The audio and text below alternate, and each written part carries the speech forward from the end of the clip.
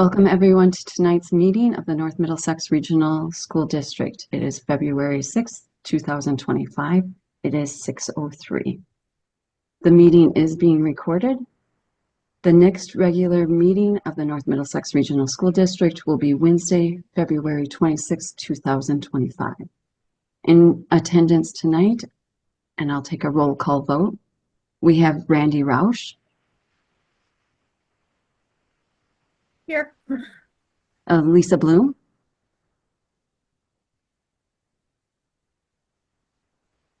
Patrick McPhillips. Here. June McNeil. Here. Tom Casey. William Hackler. Here. And Jill Twigg. Here. William Berg.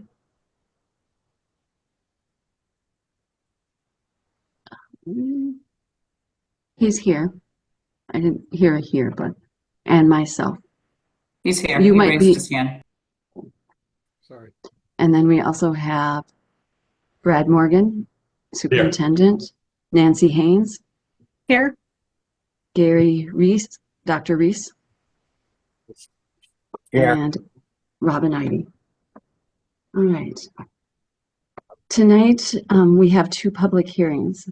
I'm going to explain first what the public hearing is. The public hearing is an input let's start that again. To gather public input on a specific proposal before a decision is made by a governing body. Tonight, we will have two public hearings. We will have one about school choice, and we will have one about the 2025-26 North Middlesex Regional School District budget. The format will be Superintendent Morgan will do his presentation on the two proposals, and all interested parties shall be given the opportunity to voice their concerns. First, we will start with comments from the committee members and town officials, and then we will go to the public. The public will start with the pre-registered citizens who pre-registered, and then I will ask audience members if they would like to speak, and then we will follow up with the citizens that supplied written statements. Questions are allowed during the public hearing, but they are to gain clarification aspects of the proposal. Votes pertaining to the proposals will not be taken during public hearing. I ask that everyone be respectful of each other's time and of each other. Please also be patient with our technology, as when we ask you to speak, it may take some time for you to be brought into the presentation. All right. Now I am going to take a motion to open the public hearing for school choice for the year 2025-2026, according to Chapter 76, Section B of the Massachusetts General Laws. So moved. That was Will Hackler. Second. And I have a second by June McNeil. All right. Randy Rausch, Yes. Lisa Bloom, Yes. June McNeil, Yes. Will Hackler, Yes. William Berg, Yes. Patrick McPhillips, Yes. Tom Casey, Yes. Bill Twigg, Yes. and myself, yes. The public hearing is now open. I will hand it over to Superintendent Morgan, and he will give a presentation and an explanation of what school choice is.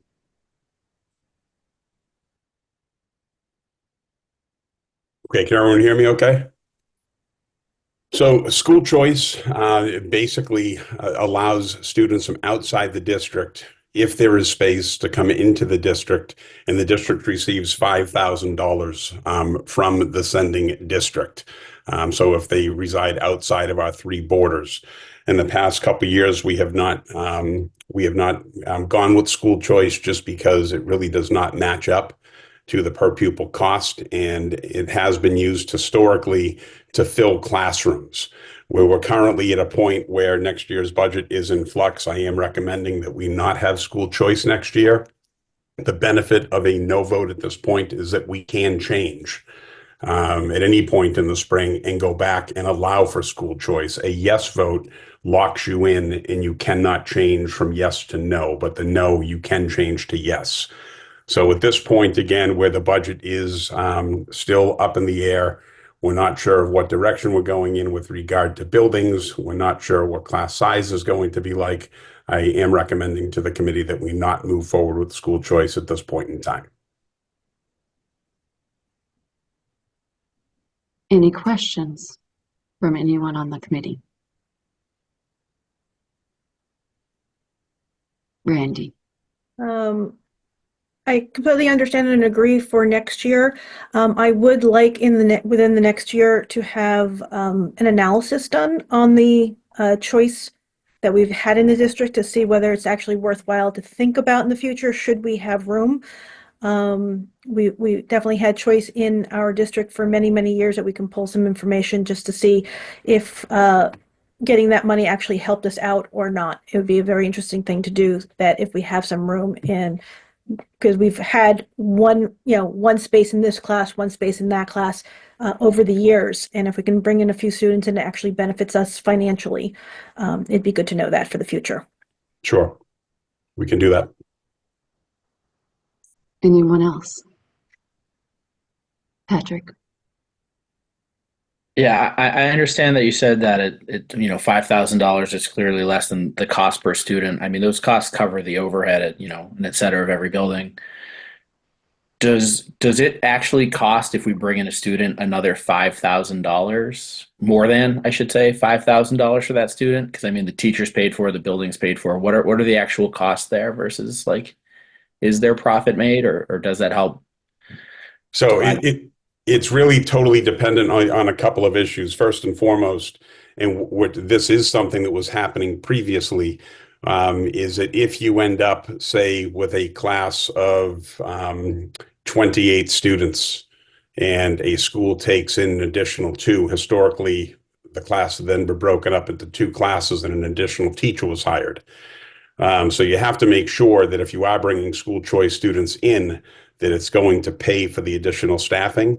The other piece is that when students apply for school choice, you don't get to pick and choose the students. It is based essentially on first come, first serve. And what you don't know is whether or not that student is coming into the district with needs.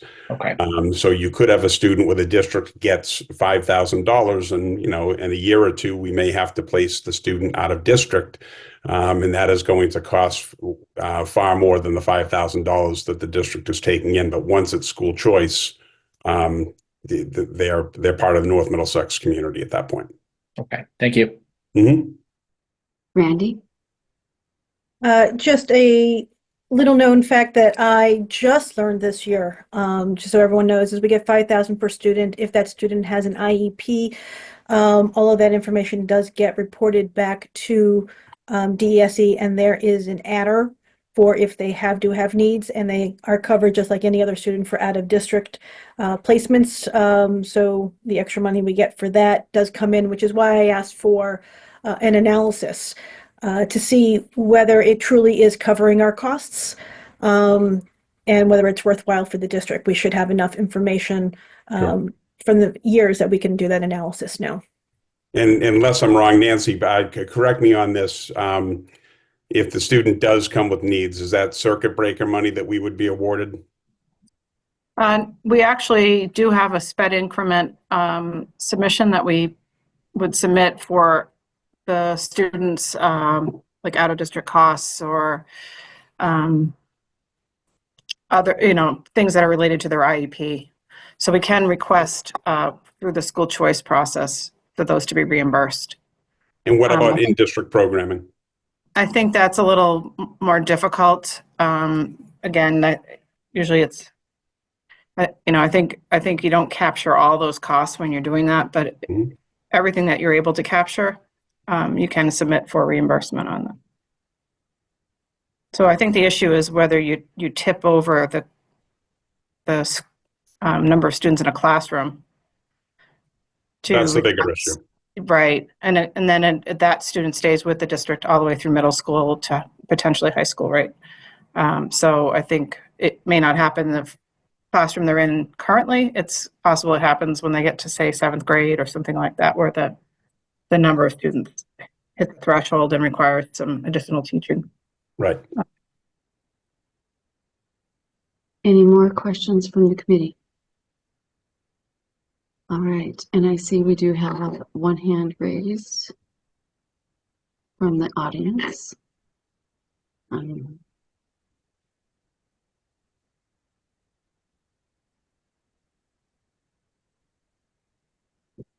Kathy, I'm looking for you.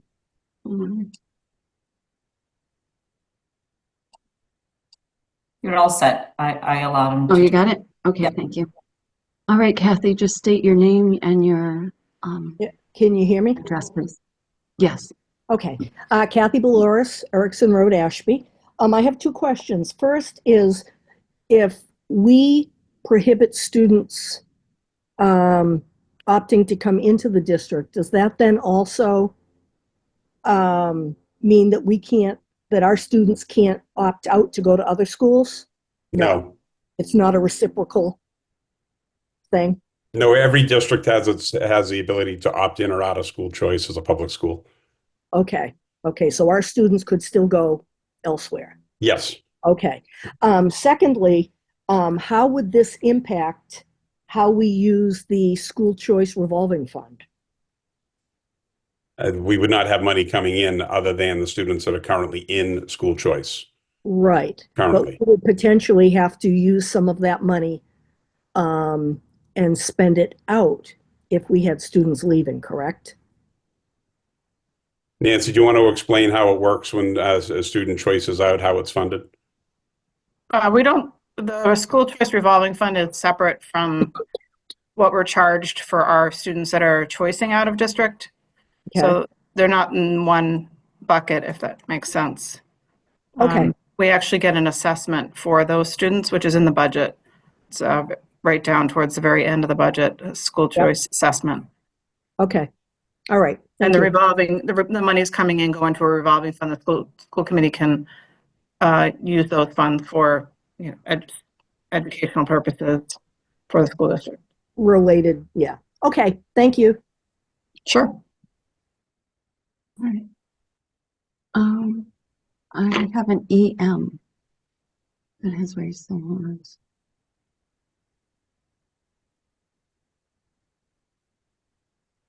They should be all set.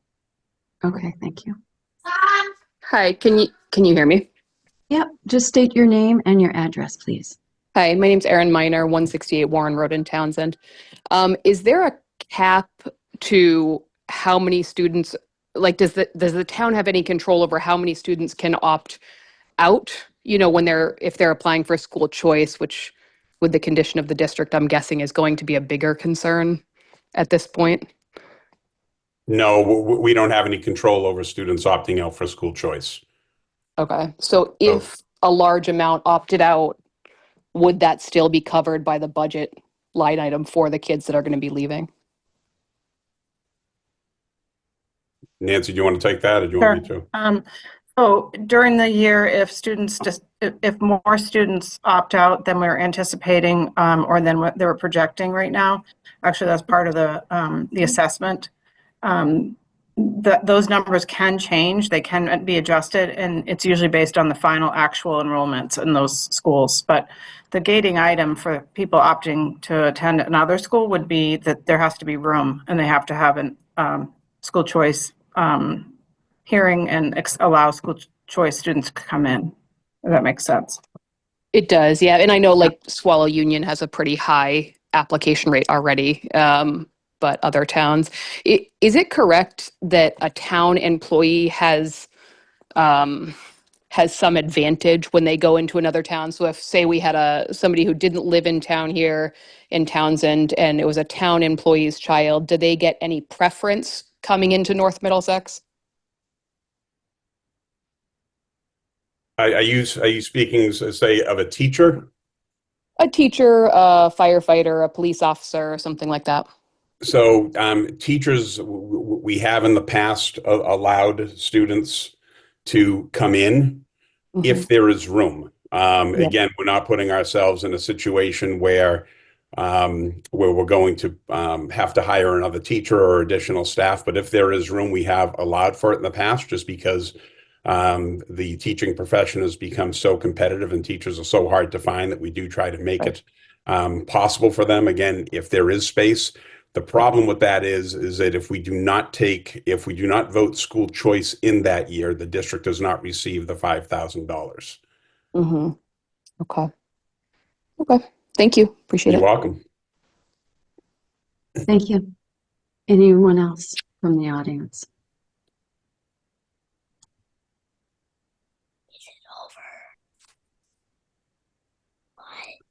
I have Pat.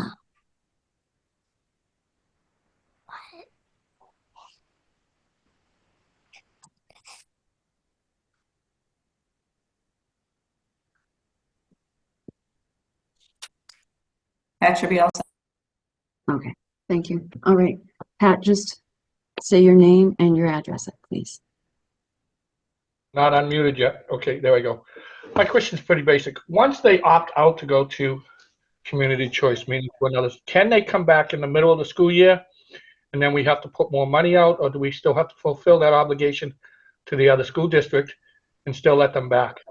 Are they also allowed to come back the following year also?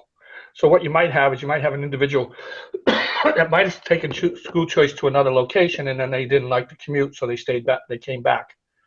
But then we've already made an obligation to that other school district, and how do we handle those funds? Because this is going to be a flip-flop for a while until people get that under control. Then the last thing is, are they allowed to? Do they have to stay in it all the way up to the 12th grade once they make that school choice? That's it for me. So Nancy, I'm going to need help with just a part of this question, I believe. Yeah. School choice students can come back at any point. The issue is that after October 1st, the district is not, that student is not counted when it comes to the per pupil cost. So we don't get any credit for that student returning. So Nancy, I'm not sure what happens to the 5K. Yep. So what happens is in April, we shore up the numbers. Essentially, we report to the DESE how many students are choicing into our district, when they started choicing in by date, and when they've left by date. So that somebody could come in for the beginning of the year and then leave or come back, that's fine. And they don't have to stay through a certain grade or 12th grade. So there is a shoring up process, and then those numbers are adjusted at the end of the year. Does that answer your questions, Pat? Yes, thank you. Thank you. All right, and there is another.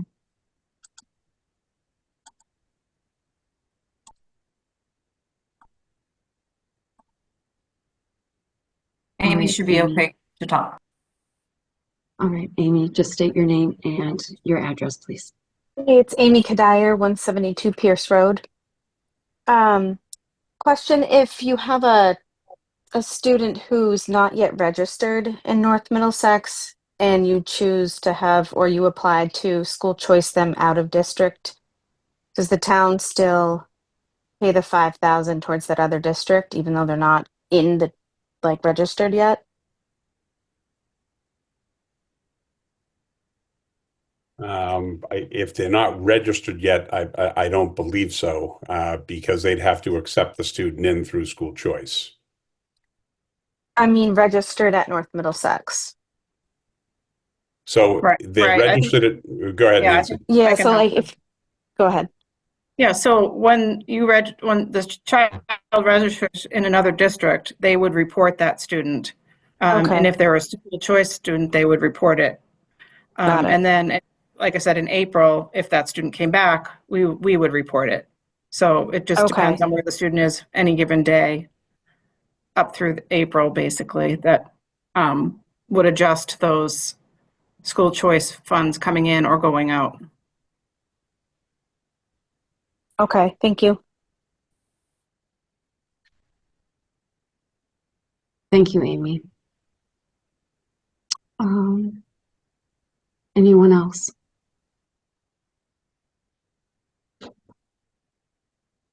All All right, I see no one else. I will take a motion to close our hearing, our public hearing on school choice. So moved. Second. And Randy is a second. Randy, Yes. June McNeil, Yeah. Will Hackler, Yes. William Berg, Yes. Patrick McPhillips, Yes. Tom Casey, Yes. Lisa Bloom, Yes. and Jill is having difficulty, I believe. We're trying to get her back on. Hold on, I'll see if I can see her. I didn't, I can't see her. Pat McPhee, can I ask you to drop and join back in? Because I think I have you promoted as a panelist. I can change it. Can you change it? Okay, thank you, Robin. All right, now we are moving on to the public hearing for the FY26 proposed budget. Do I have a motion to open the public hearing for the FY25-26 proposed budget? So moved. Will Hackler, Second. I second. and second by June McNeil. All right. I will allow Superintendent Morgan, sorry, need to take roll call, sorry. Nancy, Randy you brought Rauch? it up. I'm Yes. sorry, Lisa. I was doing. That's okay, doing too I have many to take things. roll call. I have to take roll call. So So Will are you opened taking it. I'm sorry, I didn't hear the motion. Are you taking a vote on to opt out of school choice? Or are you closing? We closed it. You closed, but now what's this motion? Are you voting on the school choice to opt out? That's usually what we've done in the past. You have the vote to opt out of the district opt out of participation in the school choice program and not enroll in school choice students for the 25-26 school year due to budget restraints and space availability Okay. is usually. Chair, I move that we opt out of school choice for the 2025-2026 school year. Second. Thank you. Okay, thank you. So that was William Hackler and Patrick McPhillips. So this is to opt out. I jumped forward on my sheet. Sorry, everyone. Teamwork. All right, thank you. This is to opt out of the school choice for 2025-2026 school choice. Randy Rauch, Yes. June McNeil, Yes. Will Hackler, Yes. William Berg, Yes. Tom Casey, Yes. Lisa Bloom, Yes. and myself, yes. Is someone missing? Just Jill. All right. Now I have to go back to the motion that we had to open Open the public hearing, the public hearing, which I have a motion on the floor which was, by that was Will Hack- and June. and McNeil. All right. Roll call. Randy Rauch, Yes. June McNeil, Yes. Will Hackler, Yes. William Berg, Yes. Tom Casey, Yes. Lisa Bloom, Yes. Patrick McPhillips, Yes. and myself, yes. So now we are open to the public hearing on the proposed budget. I am going to hand control over to Brad and Nancy. Thank you. Just waiting for the slides to pop up.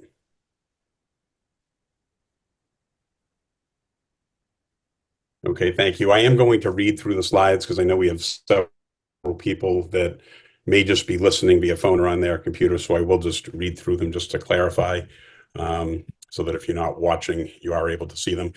But with regard to FY26, as with every year, it's the superintendent's job to advance our mission with a budget that provides the people, programs, and appropriate facilities supports energized instruction and engaged learning, pushes innovation in all aspects of the school experience, and remains aligned with our core values. The timeline for this budget was that we began meeting with town administration in August, and we had follow-up meetings in October, November, and December. We requested budgets from our departments by November 15th. The governor's budget proposal was released with MLC, the minimum local contribution, and the foundation enrollment on January 22nd. Public hearing is tonight. School committee budget adoption, I believe, has been scheduled for February 26th, so in a few weeks. And then finally, the potential for special town meetings on March 10th. Potential budget adjustments with regular and special education transportation. With the potential of buildings closing, all transportation needs are being reviewed. FY26 is in year 2 of the renewal contract for transportation services. Unemployment cost increases, those are pending final reductions that may be needed.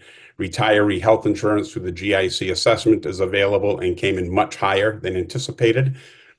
Staffing needs, the district has some positions that we have been unable to hire for. They've been filled with more expensive contracted services. There are a number of positions that may be hired or contracted. In addition, the number of students in each grades and the consolidation of Ashby and Townsend grades may impact staffing. Enrollments, our actual numbers are fluid. The projected K enrollment, we never really know for sure until the first couple weeks of school.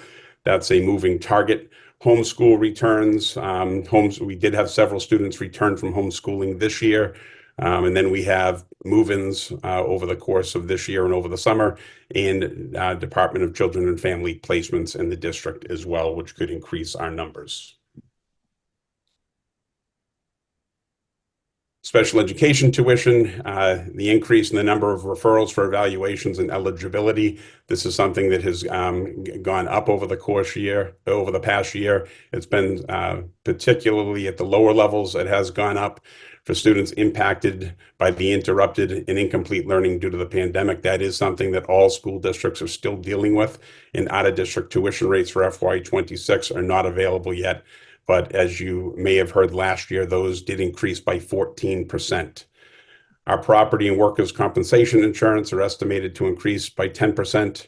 Our elementary school enrollment levels, especially the kindergarten, again, that's not something that we are fully aware of until the end of the summer. And the legislature makes revenue changes, for instance, increases in transportation reimbursement, Chapter 70, or other funding. Ongoing staffing drivers that impact the budget. New students, federal and state mandates, the influx of pre-K students who are special education eligible, the increase in our special education population, out of district placement, transportation, and social emotional student needs and multilingual needs have basically had the district responding by hiring additional counseling staff to support our students, hiring English language teachers, which is a DESE mandate. Those are the multi-language teachers that we have in the district. Hiring additional special education teachers, paraprofessionals, behavior techs, and service providers to support our students and maintain compliance with individualized education plans, or IEPs. The result is an increase in mandated staff, which ultimately means that if the district does have to make cuts, we are making those cuts to general education content teachers, as opposed to other areas.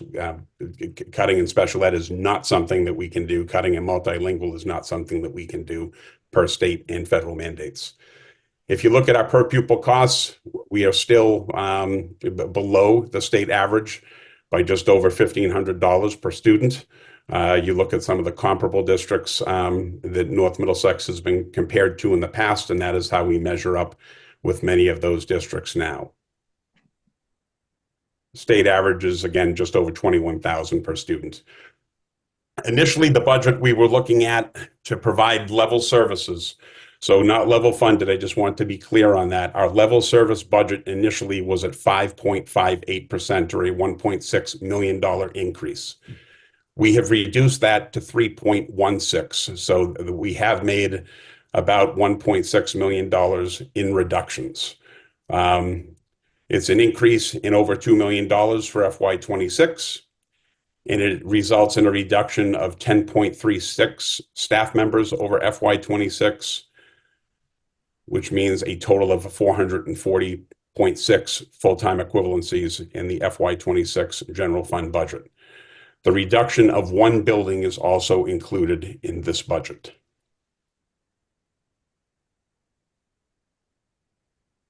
Nancy, do you want to take this one?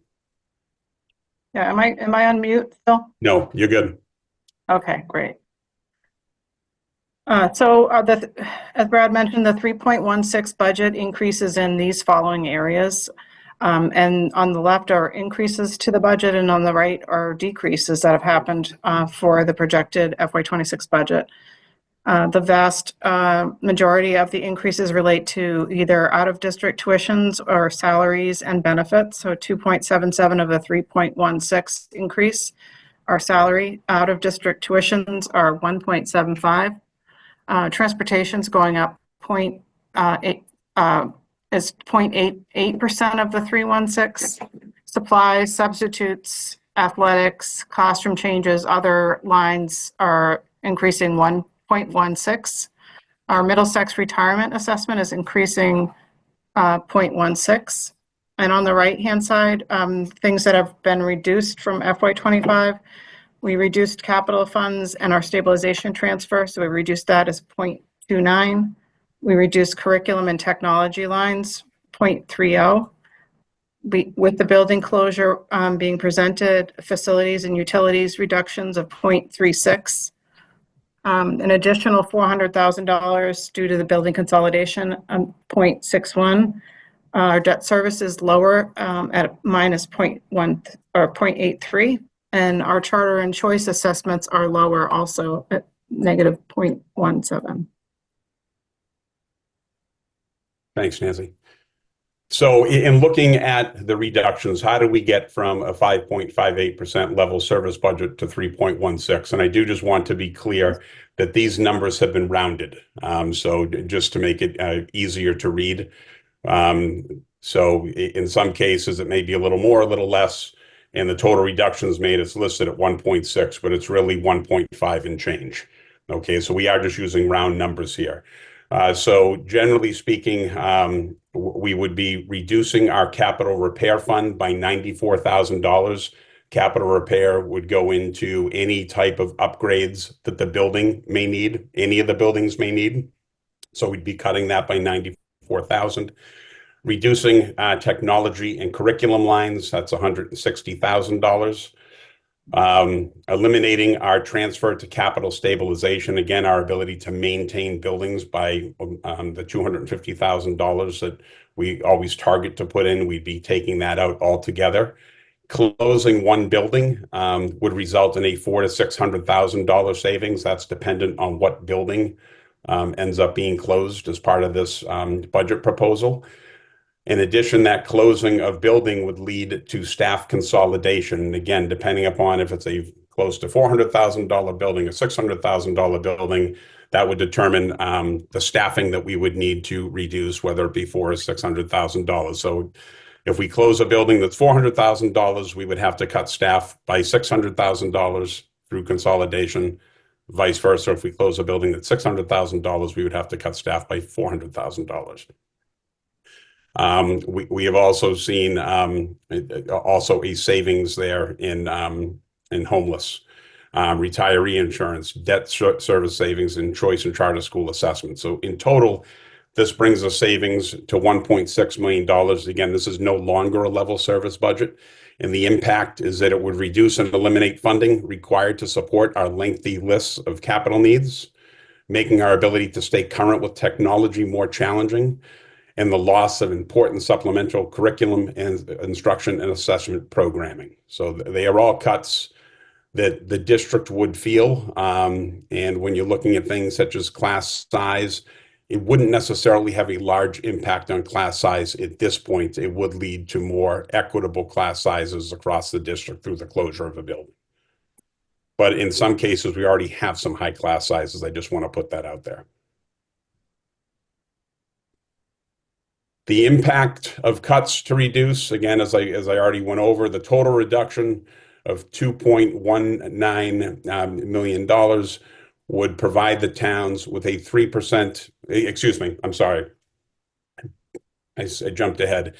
Over the summer, the towns had reached out and requested that that they not receive assessments north of 3%, so a 3% increase. In order to make that happen, we would actually have to have a negative increase over this year's current budget.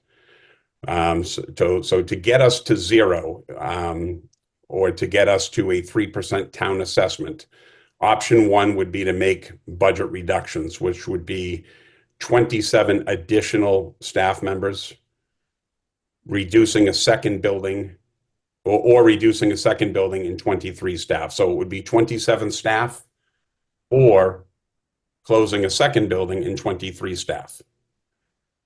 The second option would be the hope that we get increased funding from the state, increased funding from the town, or increased funding from the taxpayers through a Prop 2.5 override. So that is the situation that we are in. In order to get to zero and a budget that would satisfy what the towns had asked us for initially back in the summer or late spring, we would be looking at making significant cuts, and quite frankly, our class sizes without option two, if we did have to follow through with option one, our class sizes would go significantly, it would become significantly high, would be well north of 30 per class in K-8. And we would likely see, as we'll explain later, some additional consequences of having to make those types of cuts, but I will get into that a little later in the presentation. Staffing changes for FY 2026. We have had to add therapeutic and medical staff, speech and language pathologists, 1.6 staff members, paraprofessional staff, 1.31.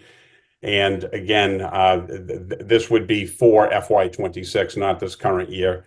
And then reductions would be the potential of, and this is closing a building, quite honestly, it would be a building that would be in the $600,000 range, having to reduce 7 teaching positions, 1.37 other teaching positions or specialist adjustments, and then 4.7 custodial or other positions in the district, as well as a loss of 0.2 FTE nurses in the district. So it would be a loss of 10.36 positions, and that is, again, if a building of $600,000 is closed. If it's flipped to a building that's not as much, the reduction would be higher. Fair to say, Nancy? Yeah. Any questions at this point? Am I being clear? Is everyone okay? We can go on to historical enrollment projections. Nancy, go ahead. So this chart, certainly you can just take a visual look from 2016 to 2026, what the top line is the district total enrollment changes, and the orange top line is Pepperell's enrollment, the green is Townsend, and the blue is Ashby down on the bottom. The actual enrollment for 2026 decreased by 104 students. That is a reduction of 0.11% in the district for Ashby, a 0.44% increase for Pepperell, and a 0.33% decrease for Townsend.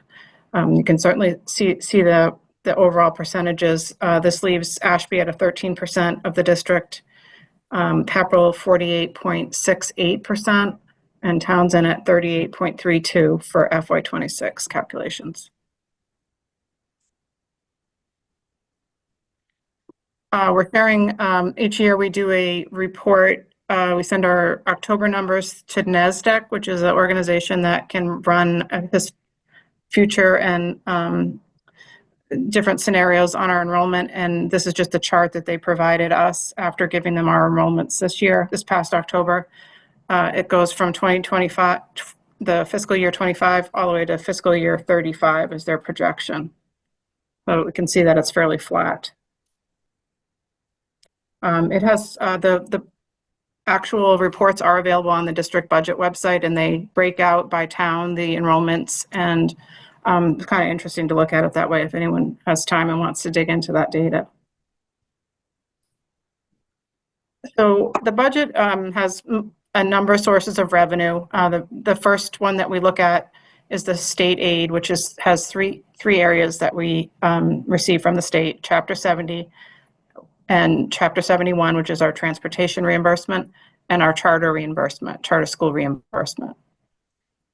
This year, the governor's proposal has a $75 per student increase for Chapter 70, so that's a 1.06% increase over FY25.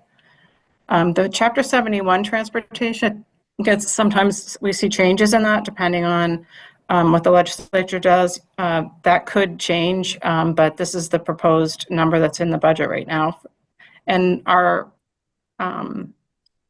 we had a year where we had no increase in our transportation costs because it was our 5th year of the contract. We had a 0%. So it is based on the cost of the transportation contract as we've spent it the prior year. So that's partly why that is going down. And then between the charter and the transportation, the state aid section of the revenue is going up 0.48%, or less than 1%. On the bottom half of this chart, the district revenue, we use typically some E&D to help offset the budget. And last year, we ended up voting the entire E&D of $2,674,000, which is right in the green column. In the blue column, $1,872,226 is what we were certified for the result of our FY24 activity, and that's what's available to use for the FY26 budget. So we see a reduction of $800,000 from E&D just due to the fact that changed. Our Medicaid, we're increasing slightly. These are reimbursements we get for submission of services for students. We're anticipating utilizing $450,000 in school choice and we increased our investment income as well. But overall, the revenue is down $754,874. The last component for the revenue sources are what are assessed to the member towns, and that's broken up into different areas. The state allocates something called a minimum local contribution, which is based on a number of factors. And I have another slide for that a little bit later. But essentially, they give us those numbers as part of the governor's proposal. And there's an above minimum contribution, which is the portion of our district budget that is over the minimum contribution, and resulting in the total operating assessment. This operating assessment gets combined with usually the way it's looked at from the towns is it gets combined with the transportation assessment. So I've just, if you take a look at transportation, it's going up significantly, and it's gone from up almost 20%, 19.15, and that's partly due to increases in costs in the contracts for the transportation, but also due to ridership, especially on the special education side. And we're continuing to look at that because those can change over time, but at this moment, this is our safe number. And then we obviously subtract from our transportation costs the portion that the state gives us up that we mentioned in the very first revenue slide. So combined with the transportation and that operating calculation, and it does get a little complicated, but the total local revenue is going up, is an increase for the member towns of an average of 9.13. And those differences in enrollment and differences in minimum local contribution are why that's not even between the three towns. The 9.13, just showing that here. And I think we already covered this on the prior slides, but to get to where the towns would prefer to have a 3.0 assessment, 3% assessment would be 2.19 million or increased revenues.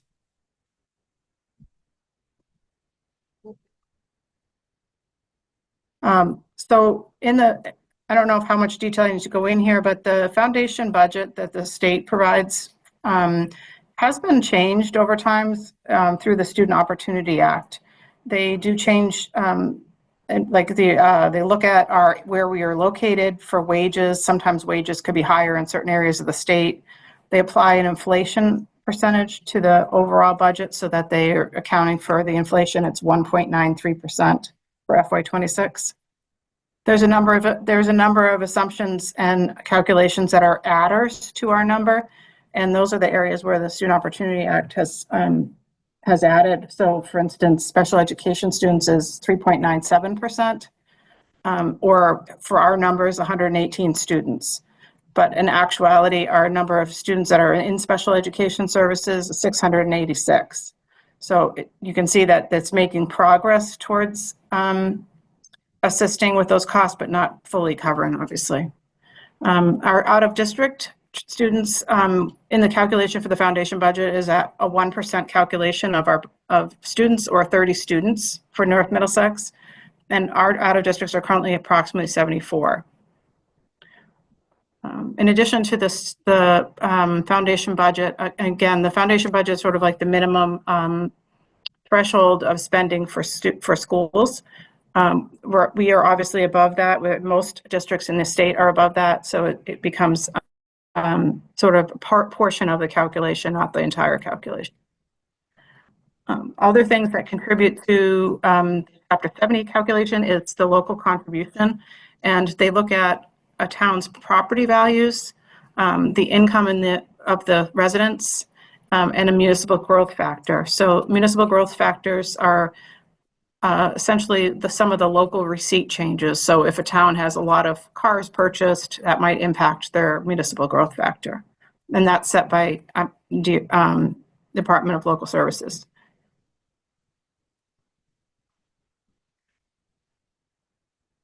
I mentioned earlier we were using excess and deficiency, or E&D. This is the essentially like free cash for our school district. And this is a historical chart of what we've been certified for E&D and how much has been used for the subsequent year's budget. And you'll see the last couple of years we've been using 100% of the excess and deficiency to offset the budget.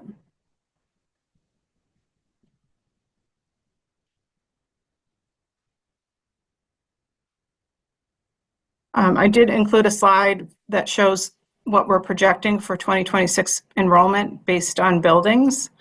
And this particular budget proposal is assuming a closure of one building, which we've represented with Spalding here, and that kindergarten grade 1 would be at Ashby Elementary for 205 students.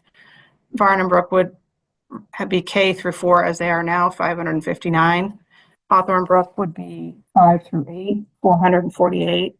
Nissitissit 5 through 8 at 518, and the high school 646.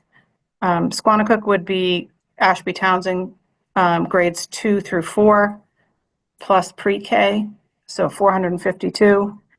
And then I'm just listing out of districts and special placements.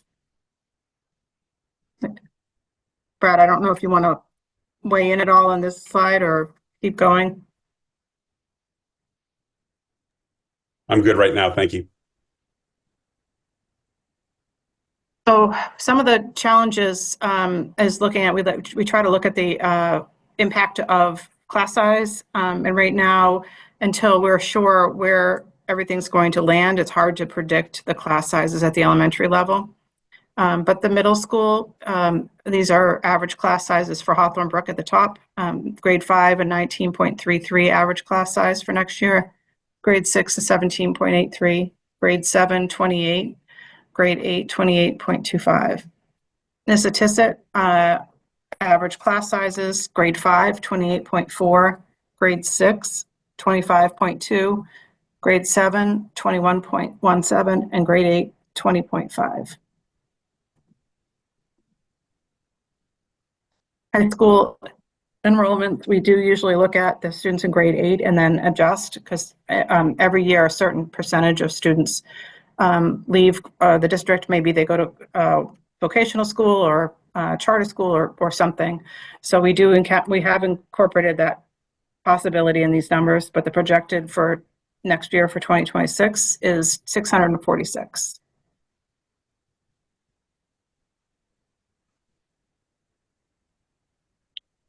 So overall, the budget summary, we would be increasing from FY25 to FY26 3.16%, or 68,176 for 23. Reduction of 10.36 FTEs over FY25. And then FY26 appropriation categories. The bulk of the cost of the district are instructional support, which is teachers, anyone working instruction. In addition to that, if you add the 44% for instructional support, you'll see insurance, retirement at 18%. And between the two, you're well over 60% of the budget is staffing related. We have 8% pupil services. Pupil services are transportation and nursing and things associated with that. We have operations and maintenance at 7%, debt service at 5%. Our out-of-district placements and the state assessments, 15%. We could see the reduction from the stabilization fund going that it's under 1% for our other post-employment trust fund transfer, and then administration at 3%.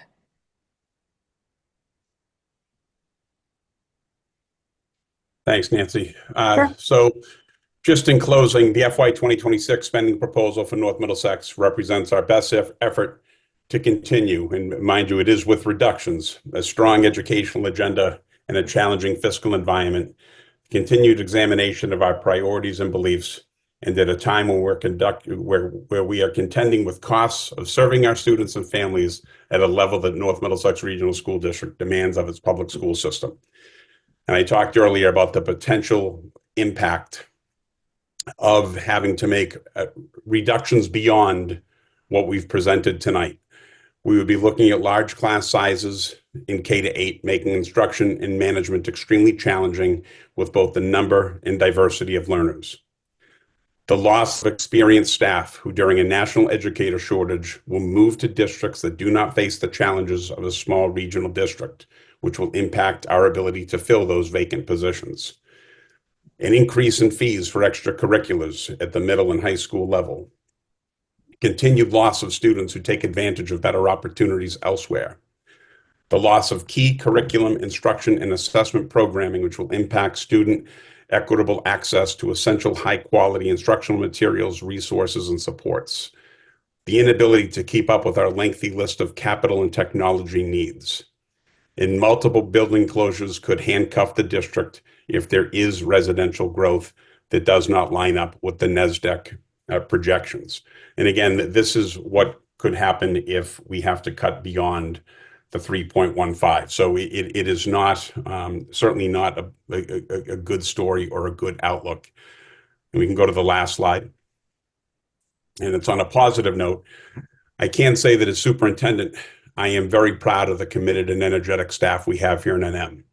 Our building and grounds, office staff, paraprofessionals, counselors, teachers, nurses, and our building and central office administration. I'm proud to be part of such a fantastic group of individuals.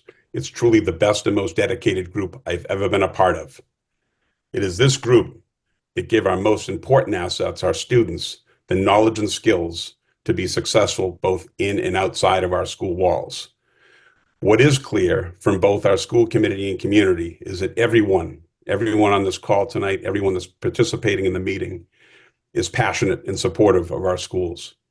Everyone wants what's best for our students, but as we know, there are different paths to achieve our goals. What is most important is that we work together to determine the best avenue forward. Thank you. Thank you, Superintendent Morgan and Nancy Haynes. I'm going to ask if there are any town officials on the call that want to join in at a joint meeting. Would they please raise their hands?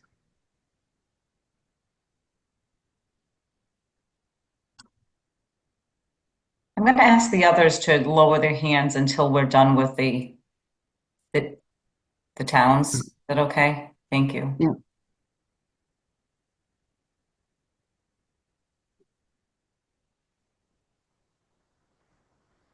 Just let me know who you want and I will. Yep, you can, we can promote them all there. Okay. They've all,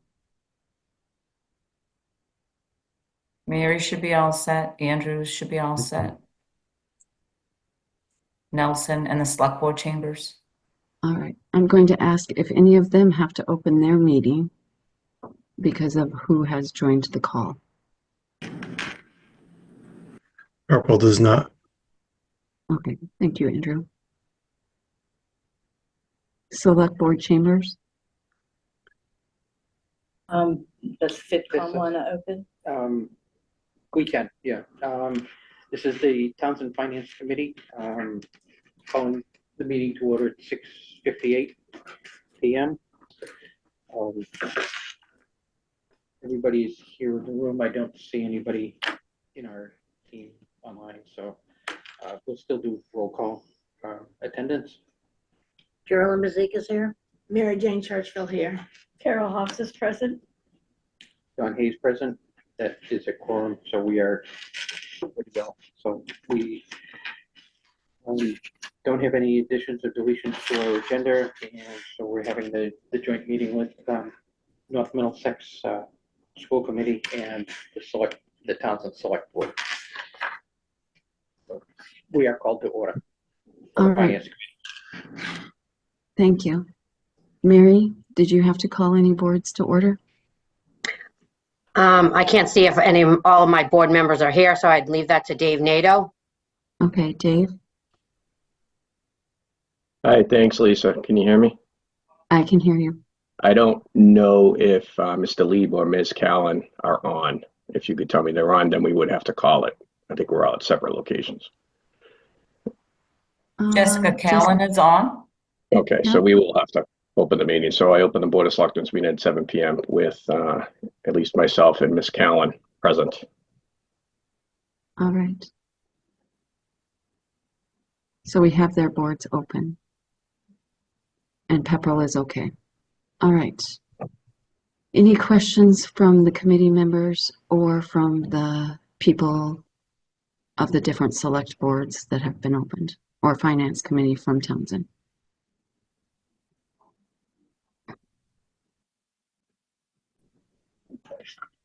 Nelson, you have your hand up. Yes, we need to call the Townsend Select Board meeting to order. Veronica and Lori, are you on the call? I think she has gone to the MRPC meeting. Laurie has gone to MRPC. This is Okay. Veronica Cal. I'm present. But Okay, we don't have enough for a quorum then. Laurie was on, so we don't have Okay. a quorum, correct? Okay. But then your select board does not have to be called, Nelson. We are good. All right. Yep, we're good. Thank you. Thank you, Nelson. Andrew. Thank you, Lisa. I was a little confused by your instructions. Are you going to call us out to speak individually? Because the way you said it, I thought everybody would start speaking at once. Well, I will call you out individually. Okay. You raise your hand. All right. But your hand is up, Andrew. My hand is up. I So are you ready for comment? You can go ahead and comment. Thank you. You're the Excellent. first hand up. I appreciate All right. that. Go ahead. So first, I want to say thank you to the superintendent and his staff for this presentation. I've been working closely with them for several years, and in particular this year. And I know it is a incredibly complex problem that we're trying to solve together. And I don't have any real comments or questions to add to this conversation. I just wanted the community to hear that, at least on behalf of Pepperell, I am happy with the effort that the school has put into keeping this budget as tight as possible. Thank you, Andrew. Anyone else or any questions from the school committee? Mary Dowdry, if I'm going to say that Yep. right, from Arizona. Doherty. Thank you. I'd like to echo Andrews from Pepperell, and I thank Superintendent Morgan for this presentation this evening. Nancy Haynes, the business manager, and all the school committee. First off, I know you dove into the numbers and broke them out between Pepperell, Townsend, and Ashby. The only thing I wasn't clear on, I didn't see the number for the debt service, what that breakdown would be. So I'm just looking for what the true cost would be to Ashby, because that assessment and the transportation, I think it's just missing that last debt service that would be assessed to the towns. Nancy. And the debt services we have that, all the documents posted in their entirety, including the revenue sheet, which has the debt service. We're still waiting for the final ban interest calculations. This is our best guess right now, but that might change slightly. I know that you had I'm sorry. I know you had all the assessments broken out. I was just curious as to why that wasn't maybe included in the slideshow. Yeah, it's just, well, because most of the time the towns are usually looking for the not excluded. The debt service is completely excluded, but yeah, we can add it, and when we post the slides, that's not a problem. Yeah, but it is posted. So okay, it's just that, not. I just wanted you to be aware it might change. So. Yep. And the budget numbers could change conceivably too. Until the school committee will adopt their budget, not until, was it February 26th? For the adoption. Yeah, because as the towns are facing the same increases and whatnot, we're trying to iron out our budget as we have to present to our board and then to our people by May, the first Saturday in May. So I appreciate that, and I appreciate all the efforts. Thank you. Thank you, Mary. Nelson? Hi, good evening. I also would like to, mirror what Andrew and Mary, and thank the school committee for all the work you've done, Superintendent Morgan, as well as Nancy Haynes, for all the hard work that you've done to create this budget. So my hat's off to you guys. Thank you, Nelson. The select board chambers. I'm assuming this is, you're asking us. This is Veronica Cal, Townsend Select Board. My question is, given that the budget will not be adopted until February 26th, is it possible that there's any change to the building that's being closed, or is it solid that Spalding is the school that's going to be closed? How definite is that? Is my first question.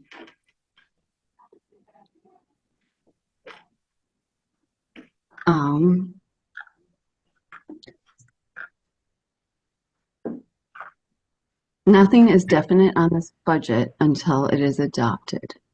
Is that the way that I should phrase this? Randy, you've been on the committee longer than I have been. Really? Wow. Yes. Basically, at this point, this is the administration is putting forth the budget that they feel that the school district needs, and basically asking for the support of the school committee.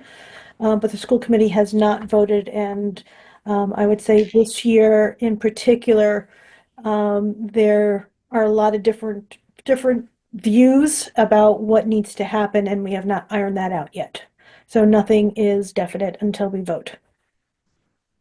All right, because there are other considerations that Townsend has to consider. There are other considerations for Townsend if, in fact, we have an empty building. And so the sooner we know what you guys are doing as far as the buildings go, the sooner we can start to address things that we might need to take into consideration in our general government budget, given what you're doing. That is understood, Ms. Kels, as we would all like to come to a consensus and give you a budget and move it forward as quickly as possible. Any more questions from the select board chambers? I guess my next question is, has any consideration been given to a budget 5 years out, for example, or even 1 year out? So if we did vote, as I believe all the select boards in the towns did, to have a special town meeting regarding an override question on March 10th. I am hopeful that we are not in the pattern where every year we are asking for an override in order to make the school budgets. So I guess, has any consideration been given or any projections been made going out further than, you know, March 10th or whatever, February 26th? I'm going to hand this to Will Heckler, as he is a finance chair. Well, I could probably help you with this. Great, thank you. Unless you want to speak first. And Nancy too. I wanna can take it help from as you. well. Just from my perspective, we do keep a 5-year projection worksheet. A lot of the numbers in there, until I have 26 finalized, I can't really roll it forward, but we do project. We need to look at some of those assumptions a little further, but we do have that document ready to go with the review of, you know, whatever assumptions people would like to look at. You know, if we get E&D that's level, what it might look like. If the towns have a 3% for the next 5 years, what does that look like? So it's kind of like a what if 5-year projection. And again, that takes knowing where we're going to settle, I think, first. But we could look at a scenario based on this budget also for the finance committee. Well, that would be helpful. So you could provide those scenario budgets to us then. And that won't tell you know, any particular town whether they're going to be able to afford the budget in that year. It just will give us a way to look at the revenue sources and make some assumptions going forward. Okay, thank you. Mm-hmm. Any more questions from the select board chambers? No, that was. Any questions, okay. I don't think you get Nothing. All right. Nothing else right now. Thank you very much. Thank you. And I'm gonna just put you guys on mute. And then Randy, you have a question. Yeah, I had a question for Nancy as I'm sitting here thinking about going forward in the question of will we need an override every year? Correct me if I'm wrong, but part of the money this year that's going to hit the towns is $800,000 that we spent in E&D that we don't have this year because we had less in our E&D. So next year, that's $800,000 that is not going to come right off the top for what we need. That's $800,000 of an increase that we actually can have for some of the things in our budget that usually go up, and for things that we can spend for the students without having to increase the town assessment next year. So like basically this year, our budget can go up really small amount because we had to add that $800,000 in.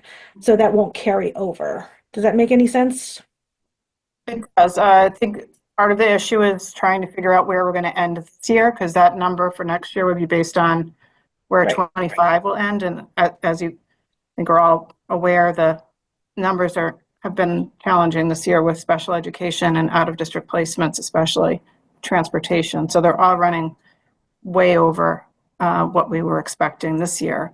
So I'm going to be continuing to watch it, hoping we can close out at least what we closed out this year, so the $1.8 million, if that happens. But we'll be talking more about it as we go, for sure. Okay. But again, that's one example of an assumption. You're making an assumption that we're going to close out at least what we closed out last year, carry forward the $1.8 million, then there'd be no loss of that revenue or excess and deficiency. There'll be no loss of that next year. So theoretically, that certainly would be a good thing. It's obviously, you can see the real issue with that when you look at that revenue page of a one-time money infusion. Thank you. Sure. Any other questions from board members or the joint boards that have joined? All right. June McNeil. Not a question, just a very quick comment. I just wanted to thank Brad and Gary and the admin team for their creative work on the budget and trying to find solutions that are most equitable for all three towns. It's difficult because in our position, our goal should always be to be looking at what we can do to improve things for the students.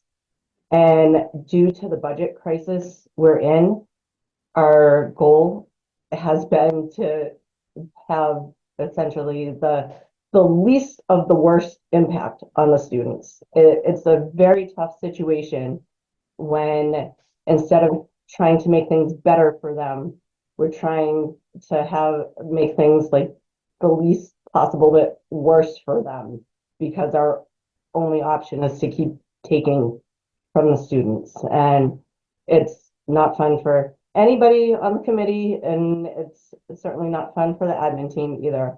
And it's something that we're just going to have to really keep working together. I'm thinking of all students to move forward. But my hope is that with the advocacy of the general public that's listening in right now and putting some more pressure on the state, maybe at one point we won't be in this position. But I just want to thank everybody for doing the best that they can in the position that we're in. Thank you, June. I'm going, oh, okay. Dave Nato dropped his hand. Patrick McPhillips, did you have your hand? I dropped my hand as well. At this time, I don't think the question I was going to ask is pertinent. All right. All right. Is everyone satisfied in the committee right now? And we can open it up to the public. Okay, I'm going to move to the public comments and questions. We're going to start with the people that had pre-registered. I have a Caitlin Marcos. Caitlin, if you would raise your hand, we will allow you to join the call.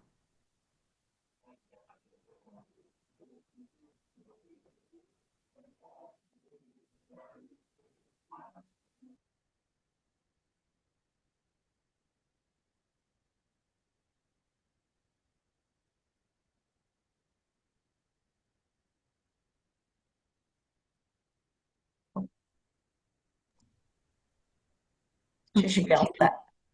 Caitlin, go ahead. Just state your name and your address, please. Hi, can you hear me? We can hear you. Okay. Hi, I'm Caitlin Marcos, 27 High Street in Pepperell.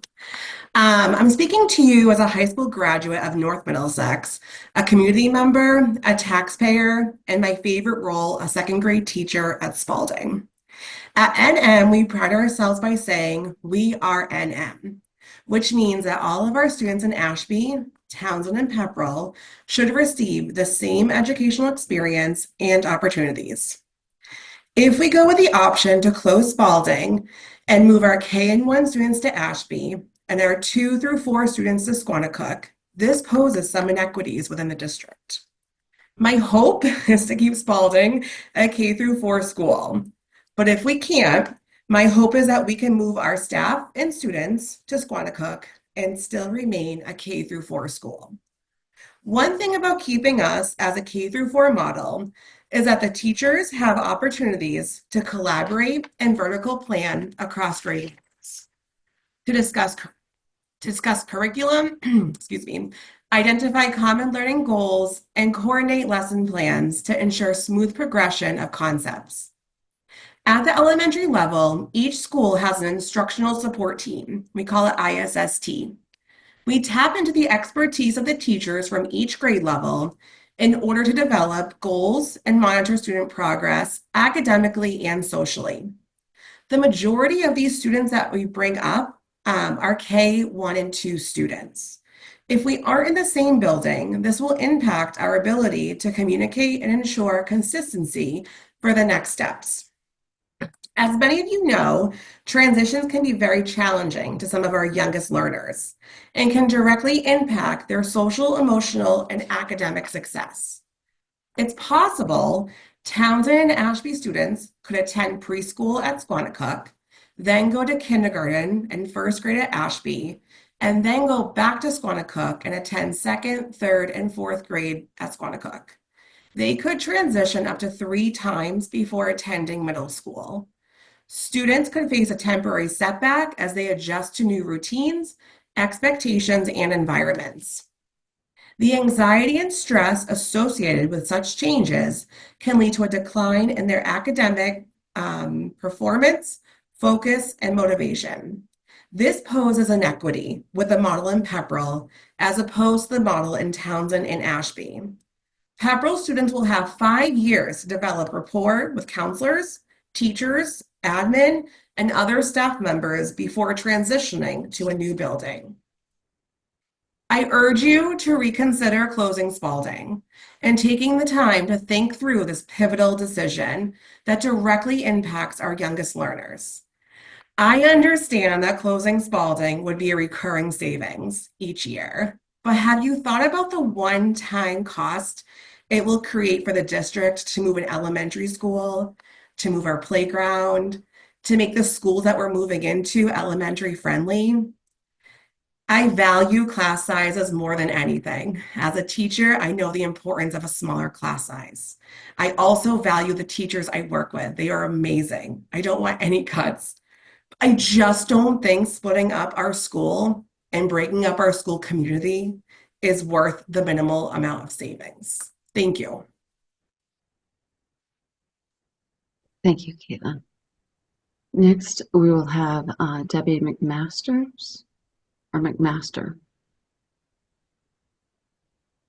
She should be all set. Awesome, Okay. thank you. Just state your name and address, Debbie.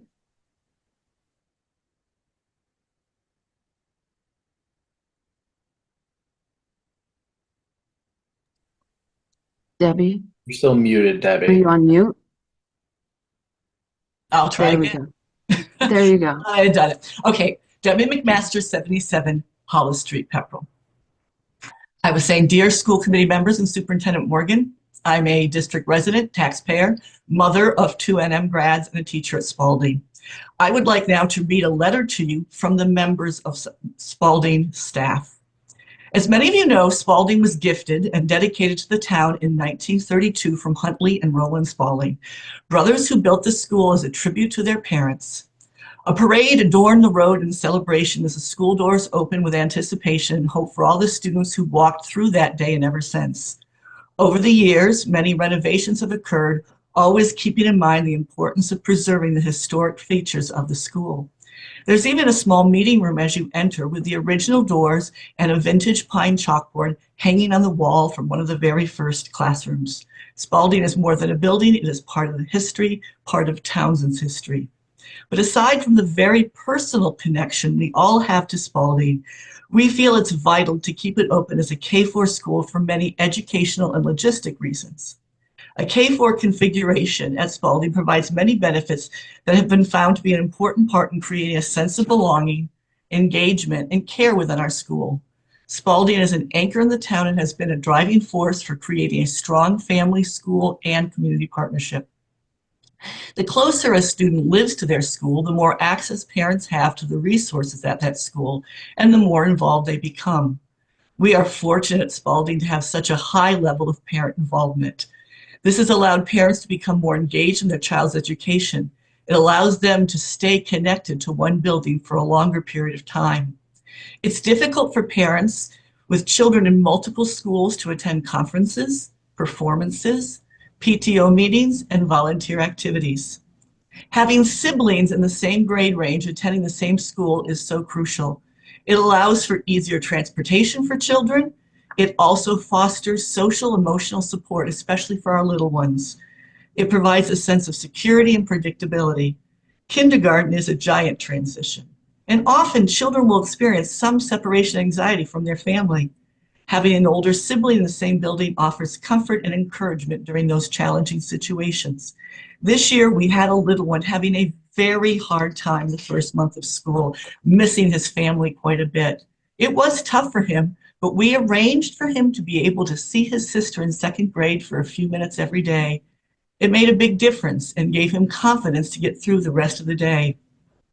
Spalding truly has a feeling of family where older students serve as role models for the younger ones. All our younger students in kindergarten and grade 1 are paired with learning buddies from the upper grades, creating a positive, powerful experience for all students. Staying in one school from kindergarten through 4th grade allows students to build stronger relationships with teachers, counselors, support staff who better understand their needs and can provide a more consistent and supportive environment. Finally, if keeping Spalding open is not an option, we really plead with the committee that you reconsider the option that would allow the grades K through 4 in Townsend to relocate to Squanicook altogether as a community school. This would keep equity and consistency in the district with the K-4 school in all our 3 member towns, Pepperell, Ashby, and Townsend. Thank you very much. Thank you, Debbie. All right, next we have Roberta Flashman.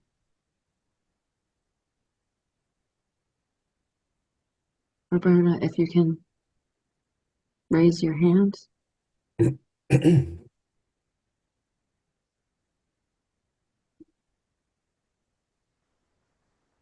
do not.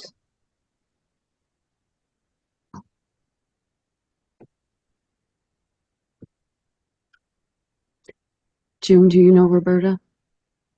It says she's from Ashby. Yes, I do know Roberta.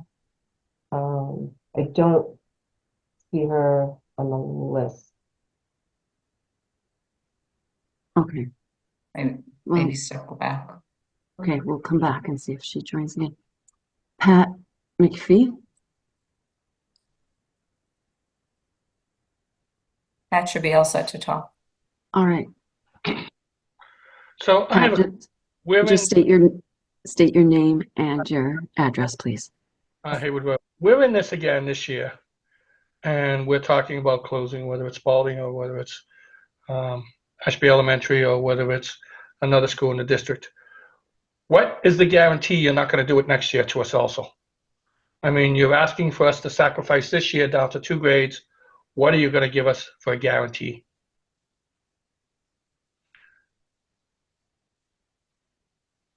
There is not a guarantee, Pat. We don't know where this budget lands this year. We certainly will not know where next year's budget or budgets will land.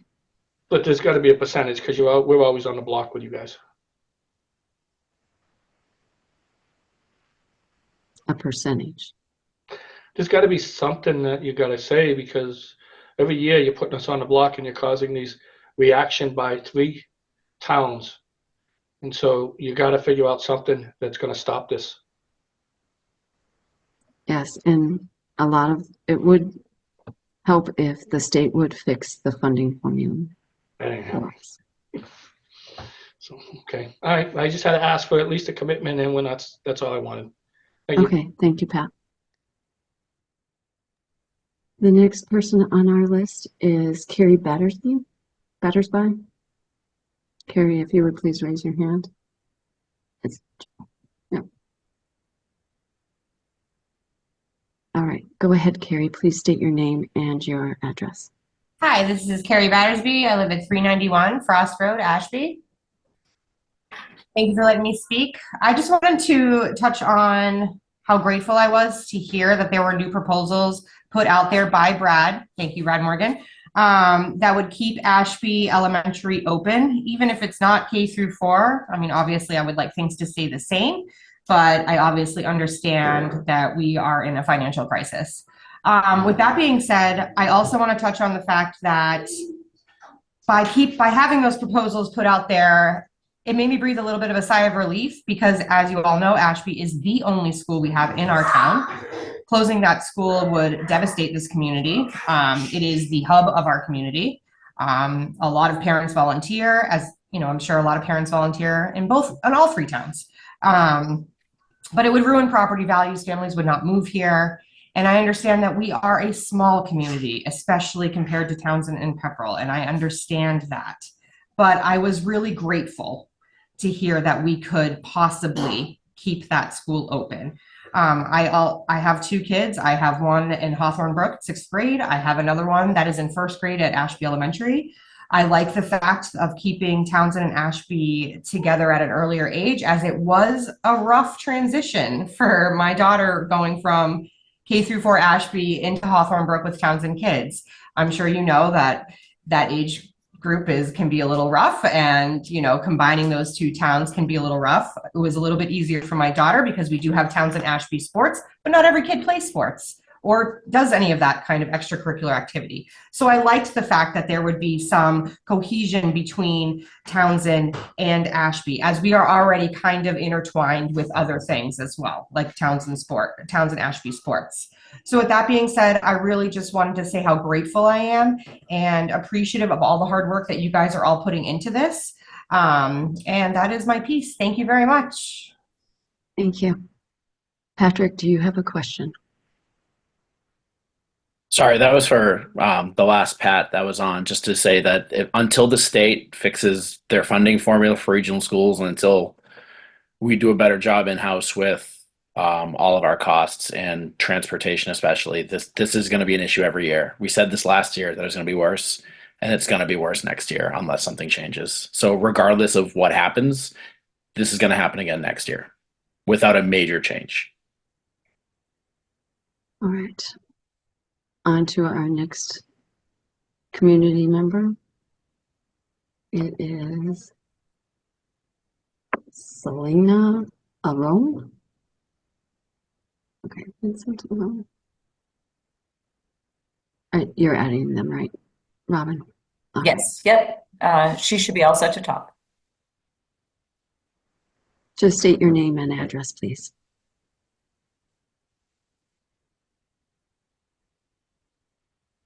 I assume it's Vincent Arone or Aroni.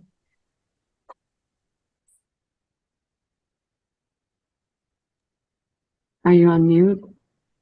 No, they're not.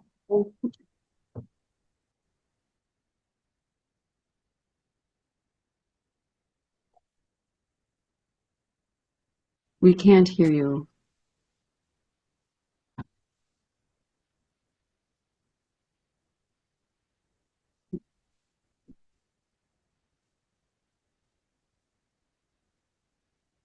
Are you able to message? Hello. Oh, there we go. There you go. All right. Now we can Sorry hear you. about that. All right. That's Sorry okay. about that. I had to get off the earbuds. Hi, my name is Vincent Aroni. That was my wife's name, Kaylee Lana Aroni, that you called. She's here with me. We live on 84 Mason Road in West Townsend. I'll try to be as succinct as possible. First off, I want to say that I 100% agree with everything that Mrs. Marcos said, with urging you guys not to consider closing Spalding. And I have a number of reasons. First off, I understand the need for a balanced budget. I understand the need to cut costs. But by closing one of the biggest buildings in the center of town, the amount of revenue this town is going to lose, because I guarantee you families will move out and families will not move in. You also mentioned in your presentation, Brad, that you will reduce cost by emptying the building. I don't believe that for a second. The building will still need heat. It will still need landscaping. It will still need facility repair and upkeep, unless you guys plan on boarding it up and allowing it to fall down, which would also cause people to leave this town. The other thing I wanted to bring up was that, you guys mentioned all the children, all the numbers, but let's take it away from numbers, right? We're talking about busing 5- and 6-year-old children, most likely over an hour by themselves with nobody but a bus driver. I personally do not feel comfortable with that, as well as the fact that in the event of an emergency, the ability for us to be able to get to our child is so much more, increased and made more difficult. One of the main reasons we came to this town 3 years ago was because of the proximity to the schools and the community that surrounded it. Spalding School is a part of this community. The Memorial Day parades, it's in the commons, it is a very visible, permanent part of this town. In terms of the students transitioning, I feel like having Ashby kids come to Townsend for K through 4 is a lot less of an impact than having our kids go to Ashby for 2 years, then coming back here to a different school for a couple years. And then, like was mentioned before, we're going to be moving kids 3 times in their first 5 years of schooling. I don't know if you guys remember as far back as when you were that little, but it is a very scary and trying time for these children. And now we're adding more unnecessary, fear and uncertainty to their day-to-day. So with that said, I feel like we can't blame this all on the state, right? I feel like we have a lot to say in this. We have a lot of accountability has to be taken, not only by the community, but by this council. This is absurd that we're talking about closing a school like Spalding. Like, I can't even wrap my head around it at this point. So yeah, with that said, I will strongly be one of the families considering leaving this town if Spalding closes, because I will not put my children. I have a child at Squanicook and I have a child at Spalding. My child that's at Squanicook is over the moon excited to be able to go to school with his brother next year. They want to be on the bus together. His brother has paved the way and will be able to help him transition into this new part of his life, this new phase of his life. And I'm sorry, without that there's the appeal of Townsend as a whole is drastically dropping for me and my family. So with that said, that's basically all I had to say. Anything you have to say? You said everything. I said it all. Okay. That's it from us. I do have to correct one thing that you did state. The school district does not own Spalding. The building would be released back to the town of Townsend. And then what would be done with it? I didn't see that in your proposal. We will close it, and then what? That would be up to Townsend to decide. That would not, because it is not a school district building. Okay. Well, I have a follow-up question. The proposal, I don't understand. We've already closed the senior center at Squanicook. There's room over there for these children to go. And consolidate them in one building, which sounds like what is your goal here is to combine and reduce, costs. Then I don't understand why that isn't part of the proposal. And I didn't see any other proposals for any other schools. You did mention that it's not definite, it's not final, that it is Spalding, but I'm sorry, your slide deck and your presentation did not mention any other school and factor that into the budgets. I'd like to see what is the cost savings with closing Ashby? What's the cost savings with closing Squanicook? Where are all these numbers as opposed to just let's close Spalding and save some arbitrary number of dollars? Will, I'm going to hand this to you. So just to answer that question, we did have a public meeting on it. We did display options on closing multiple buildings. I believe it's up, correct me if I'm wrong, Brad, but it's on the budget FAQ that's on the site. Those different options that we had gone over before. Is that correct? I believe it is. We did look at the cost of operating several buildings. Okay, so then I would urge you to come to us as a community with the truth, where there is no other school being considered at this point than Spalding, correct? If you've already assessed the others and you've already looked into all those numbers, this proposal is to close Spalding, period. Am I correct or incorrect in that assumption? This budget includes closing Spalding. As Randy discussed earlier, the school committee still needs to vote on a final number and a final decision that will, part of this discussion will come later. Part of it will just, come at the end of the month. Will, may I speak to this as a school committee member? Lisa.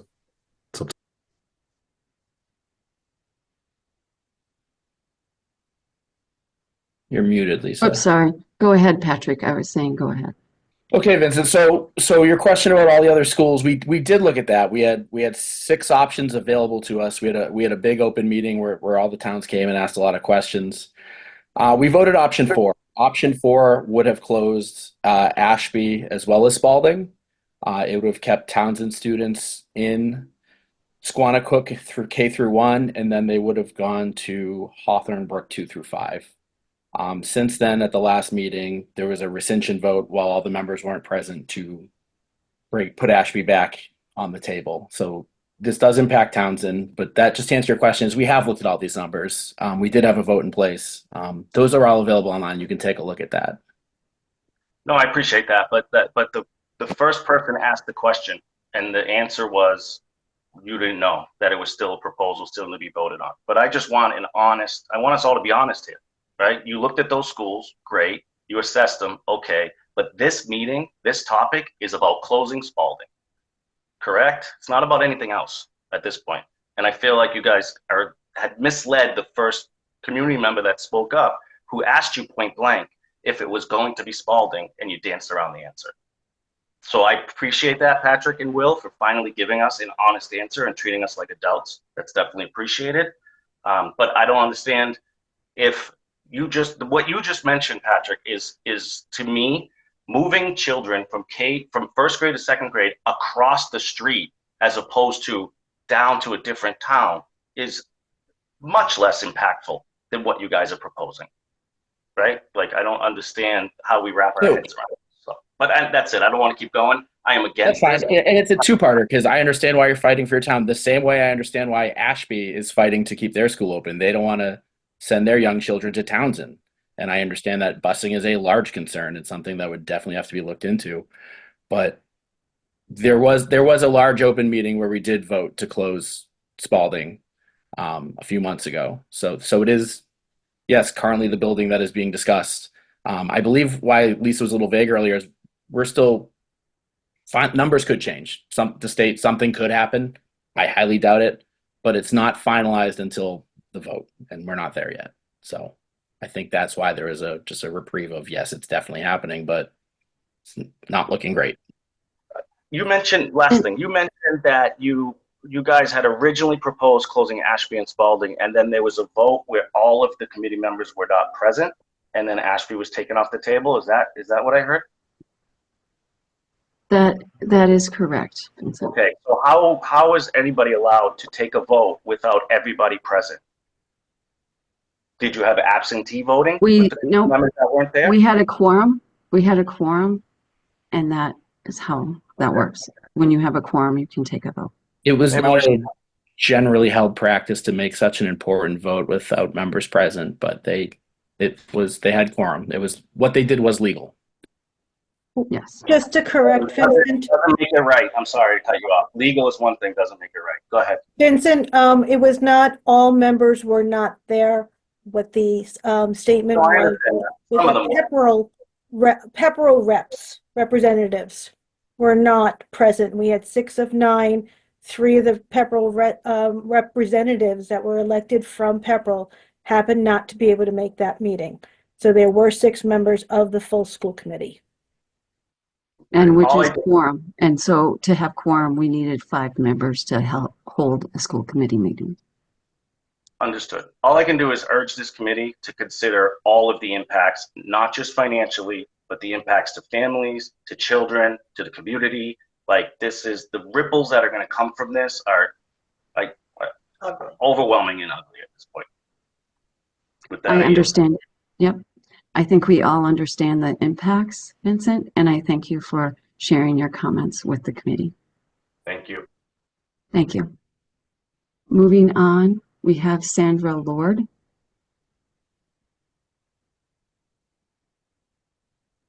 Sandra Lord.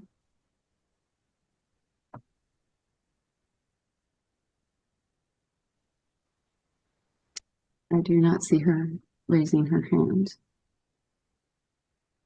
I'm going to move on to Kathy has her hand raised, and then I'm just going to move down the list. Lisa, we can do these, but we don't want to forget about the statements that people submitted. Yep. Or do we want to read the statements now, or do we want to wait until all of public comment is done? Robin, Yeah, why don't you take the public comment, the people that are here waiting, and then we'll read the statements after, if that's okay? Yep, that works for me. Okay. All right. Robin, Yeah. Can you Kathy? exit the people? Yep. Okay. And then let Kathy enter. Yes. Thank you, everyone, for your patience.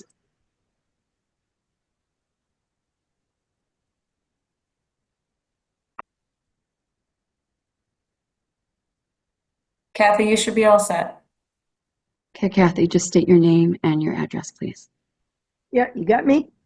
Yep. Okay. Kathy Boloris, Erickson Road, Ashby. As a member of the Finance Committee, I want to make a few points regarding the FY26 budget. First and foremost, I want to extend my gratitude to Superintendent Morgan and his team for conducting a deeper dive into the budget and building closure options compared to those that were presented on December 3rd. The vote that occurred on December 3rd was presented with no opportunity for the committee to research the details. A vote, in my opinion, never should have been taken, and certainly an option should never have been approved by any member. The options presented on January 16th provided a greater opportunity to best utilize the available funding and have allowed the school committee 3 weeks to review these options up until today, and specifically the K-1 Ashby Elementary option recommended by Mr. Morgan over the previously approved options. I asked the committee and the community to note, the inclusion of the K-1 option was approved by the Finance Subcommittee to be presented to this entire school committee by a vote of 4-1. I'm not going to get into the names, but the fact remains that 4 of the 5 members did approve this. I now want to take a moment to clarify some statements regarding the repairs needed at Ashby Elementary, and I'll ask June McNeil to jump in if I'm incorrect in anything, but I don't believe I am. A lot of these misconceptions are out in the public domain. And I must emphasize that AES does not require any major cafeteria repairs, and most of the cafeterias in the district require repairs of some sort. Currently, mobile refrigeration units are being utilized, which is a common practice in food service, and not an indication of any significant issue. Using equipment from other buildings that will not be needed can be used to decrease the overall expense. Additionally, the oven at Ashby Elementary simply needs a new thermostat, and that's a standard repair that is not excessively costly or uncommon. In early December, I took a tour of Ashby Elementary. During the visit, I was both surprised and impressed by the condition of the school. The areas visible to the public were well maintained, and even the areas behind the scenes were in good condition.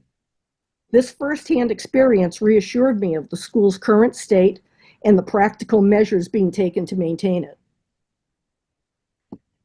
I want you to think about the fact that someone mentioned earlier about a collaboration between grades would be better. And if Ashby and Townsend in K and 1 were together, that's an even better collaboration if you look at the students overall. Keeping them separate for the sake of a collaboration within one building, to me, just, I don't know, it didn't quite seem consistent. And although buildings may change, Townsend kids will then be together K to 12. So, I mean, it is a more consistent way of keeping the kids together, even if you change the buildings.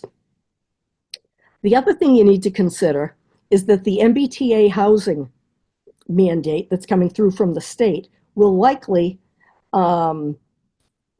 not taken into account by the NESDEC study.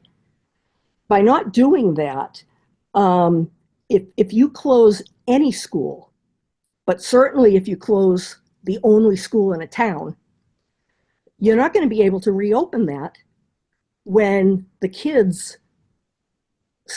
population starts increasing again.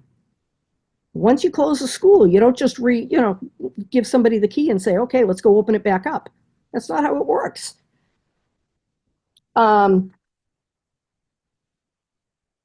Also, in terms of other cuts, please do keep in mind that Randy Roosh has suggested that other cuts can be added back in when funding allows. And those would be the probably most sensitive and appropriate cuts to try to make. So certain programs that can be cut, but when finally the state funding eventually gets fixed, be able to add them back in again. It's not something that goes away forever. Whereas when you close a building, it goes away forever. Lastly, I don't know how else to say this, but school committee members are elected by their town of residence, or in the case of our at-large members, by all three towns. The fact remains that those elected are charged with representing the entire district, not their town of residence. That's only 1/3 of what they represent. There is no Ashby, Townsend, or Pepperell School Committee. There is a North Middlesex School Committee.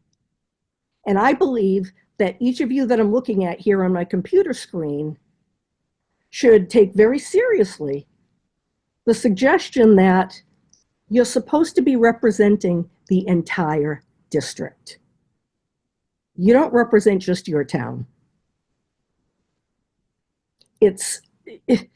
Anything else, any other kind of behavior, I believe, diminishes the ethical impact that you have on the district, and it should be discouraged.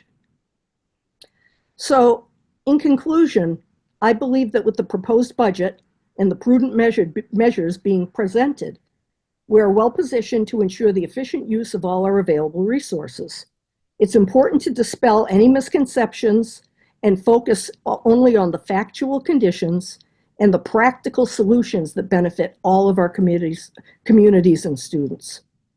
Thank you. Thank you. Patrick, do you have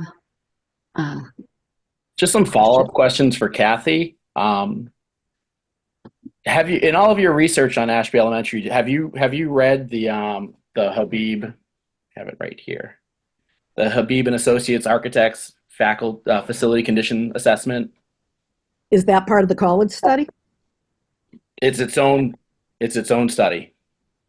It's about 66 pages. It goes into great detail on everything in the building.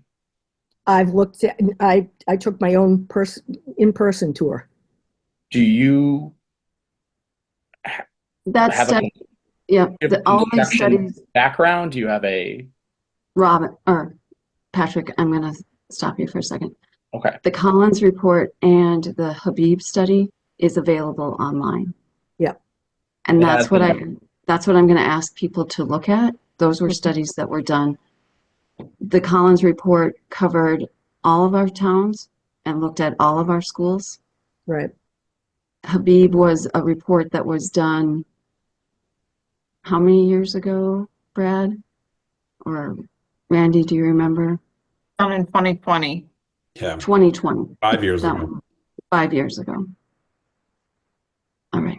So before, so that was done June before we started. A lot of the repairs and the building committee was assembled, correct? The Habib study was done prior to that. Yeah. And it estimated $5 million in repairs. That's if you did everything to make it look like a brand new school. No. Yeah. Yeah. Patrick. You said you haven't read the study. No, Kathy. I'm going to stop, Kathy. We do have other clients. I have two follow-on questions for Kathy, and that they are different and relevant and important. Lisa, can I ask a question? Was I supposed to put my hand on the Bible before I started talking? I feel like I'm being intimidated here. No, Kathy. All right. Can I ask one follow-on question? Just wait. What is your question, Kathy? I was done. Okay. I was done. But I didn't think I was going to be attacked. I'm using an indoor voice and asking very legitimate questions. Okay, Patrick. My next question is, if we do not close any more schools, where does the money come from?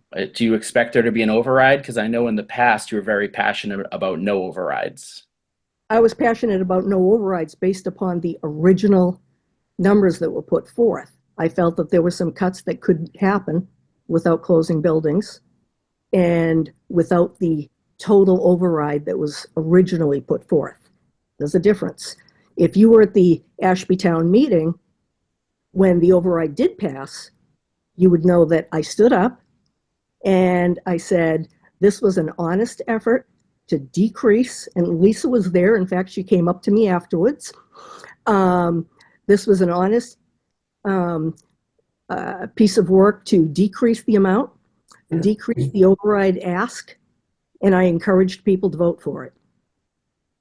Okay, thank you, Kathy. Okay, Patrick, you're finished as well? Okay, we're moving on to our next citizen member, Jen Arsenault. She is our next. Thank you, Jen. Jen should be ready to go. All right, thank you. You're on mute, Jen. Hear me? Okay. Yes, we can hear you.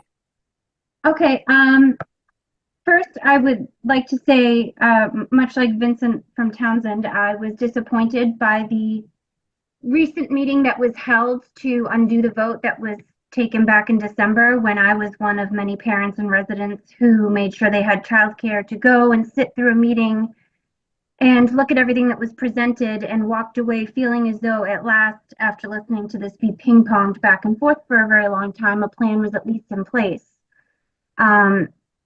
I know that just because you can doesn't mean that you should. I don't think that taking a vote without all of the Pepperell representatives being there was the right move. I think that it's only fair that every town, if you want to be quote unquote NM, every town should have a voice in the room. And I don't think that votes should be taken or undone without all those voices present. That being said, I would like to know if everyone wants to talk about equity and they want to talk about what they want for their town and what's right for them, and we're all supposed to respect each other's needs and how different these towns have grown, is there any type of process in which we could formally request that the district not renew the current school district agreement and instead conduct research into K through 8 for each town separately, and then possibly keep just a high school regionalization agreement, as other towns do, and consider the fact that everyone could keep their schools and the way they want things to be in their town, and we could all come together for high school, and maybe everybody would be better off if we could all just focus our energies and our overrides into the town's schools themselves and know where our money is going. It seems as though these overrides are becoming a more constant thing. The plan doesn't ever seem to be something anybody can agree on. And regardless of what Kathy just said, looking at all these members and you know, taking people, you know, and saying, well, you're not supporting everybody in the district. It seems as though it's because some people want you to only support what their agenda is, and that's not fair either. And if that is the case, maybe it's time to say, hey, it's been a long time, and these towns are vastly different from when this agreement was put into place. And I know there are people on my street even that have moved into Pepperell and are questioning what we're getting for our money when you're buying a house that's over $900,000. It's really frustrating to feel like a district can't get it together and have a school system where I even want to keep my kid. And I don't. So I can understand where towns and people would be disappointed, feeling as though they're investing in a property and they're looking for the feeling of a town, and they're talking about kids being bused all over the place. We have a lot of issues that don't seem to be something that are resolved, can be resolved, or that the state even cares to resolve because they don't have a formula that favors regionalization like this. And if that's the case, why are we continuing to play into it? Just because something has always been a certain way doesn't mean that's the way it has to stay. So maybe it's time everybody say equity is standing up for your town individually. Maybe Ashby would thrive on their own. Maybe you get some funds from the state, fix your building, bring more people into your town, have a little bit more energy focused just solely on your town, and then everybody has 2 high schools to choose from. You've got NM and you've got a vocational school, and those are 2 really great options. But I don't think towns want to see kids leaving because they feel as though they're lost. And I'm telling you, cutting buildings, I understand the need because numbers don't lie. And if we need money, we got to get it from somewhere. I don't want to see teachers go away. Teachers are a valuable asset. And if you ask me, they put way more into kids than any building ever could. And I know as a parent who has a child who is on a 529 plan, he's not getting as much attention as I would like for him to get. And if class sizes get bigger, he's just going to be another kid that gets lost in the shuffle. And I don't want that for him. And I'm doing my very best. He's got 2 applications right now to get into private school. And I hate to leave the district because I moved here thinking this is a great neighborhood and everything's going to be great here. But you know what? I don't want to see class sizes go up. So if it comes down to a choice between a building and a teacher, I'm going to vote for teachers. But I do understand the plea for towns wanting to keep their buildings. I do understand your concern for your property values. I do understand all the things you want for your community, but that's everyone standing up separately saying, I want for my town, I want for my town, I want for my town. We don't even agree on the overrides. Why can't we look at separating K through 8 and keep your town, make your town more vibrant, put more into it, raise it up, have people be proud to be there, and let's have We Are NM be something we can come together for a high school that we're all on the hook for anyway, financially. So let's stick with that. But if it's not working, it's time to reevaluate. That's all I have to say. Thank you, Jen. Randy? So I will just simply address the question about leaving the district. That is not something that is the district's responsibility or that the district will ever spend any money on looking to separate. That is something that a town can look into, and there is a provision in the regional agreement for a town to pull out. That provision typically has a town will need to settle up any debt that it owes for buildings that it's not keeping. And then there are other agreements to separate. I will tell you that just about every district, single districts and regional districts are experiencing huge budget crisis. This is not something that's exclusive to a regional agreement as far as the money that you get from the state and the money that you need to put in. So just going on your own may not be economical, but you should feel free to have your town have Town of Pepperell or a group of citizens take a look into what that would cost. Regional school districts usually came together for the economy of scale, for such things as the central office and other shared resources between the 3 towns. But there is a process to leave if you choose, but it is not something that the district will be paying for or looking into. Thank you. All right. Anything else? All right, moving on. Jerry Bear is next. Yes, hi, can you hear me? Yes, just state your name and your... Yeah, this is Gary Bear, Wheeler Road in Ashby. I think if you take a step back, a lot of us remember the discussion when the high school was proposed to be built, and there were graphs shown about declining enrollment, a lot of extra buildings, and structural costs going up faster than inflation and the Prop 2.5. So the flags were on the wall decades ago, right? And somewhere along the line, and I don't think it's any one person's fault, we've ended up in a situation where we're pitting town against town. There are some truisms we know. The state is not going to give us more money. We're going to get less as a regional system.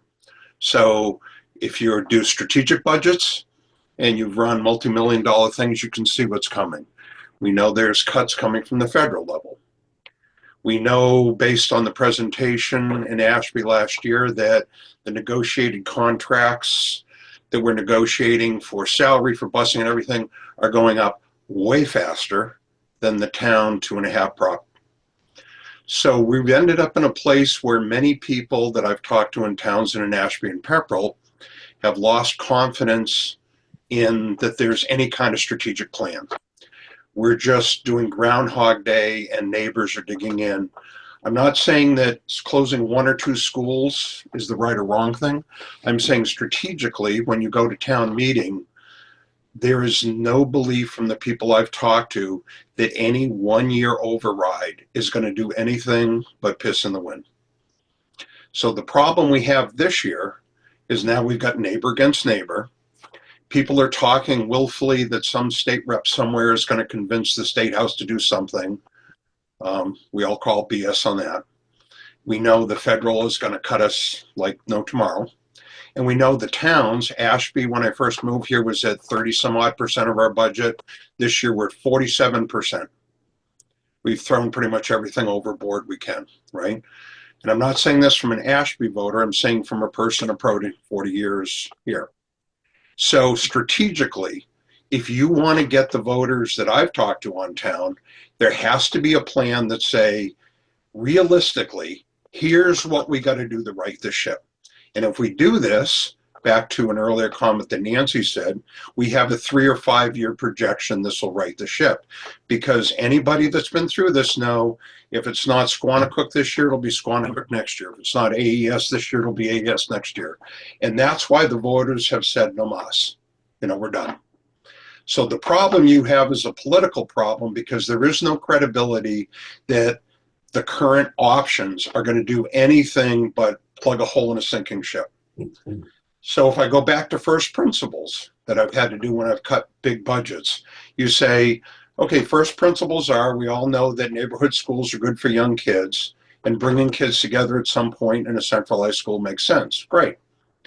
We all know that unfunded mandates should get the attention they deserve. Unfunded means we don't do it.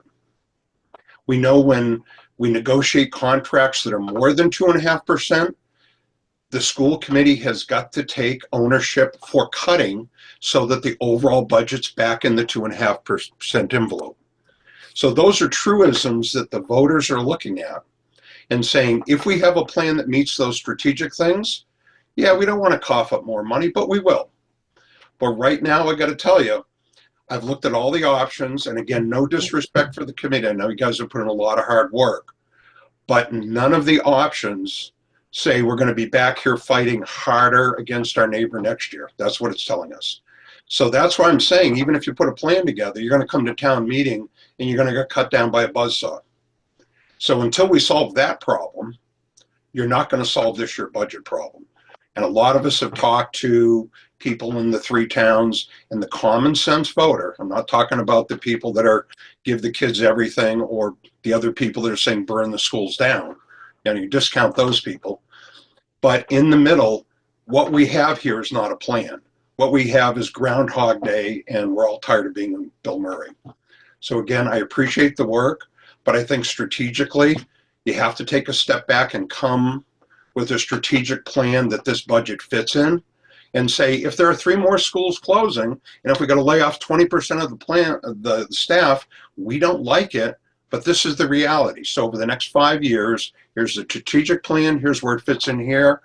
You don't have to like it, but numbers don't lie. So, and again, thank you for all your hard work, but we're all taking a tough pill right now. And I think the way forward is together, because as the old saying goes, we will all hang separately if the 3 towns don't figure out how to hang together.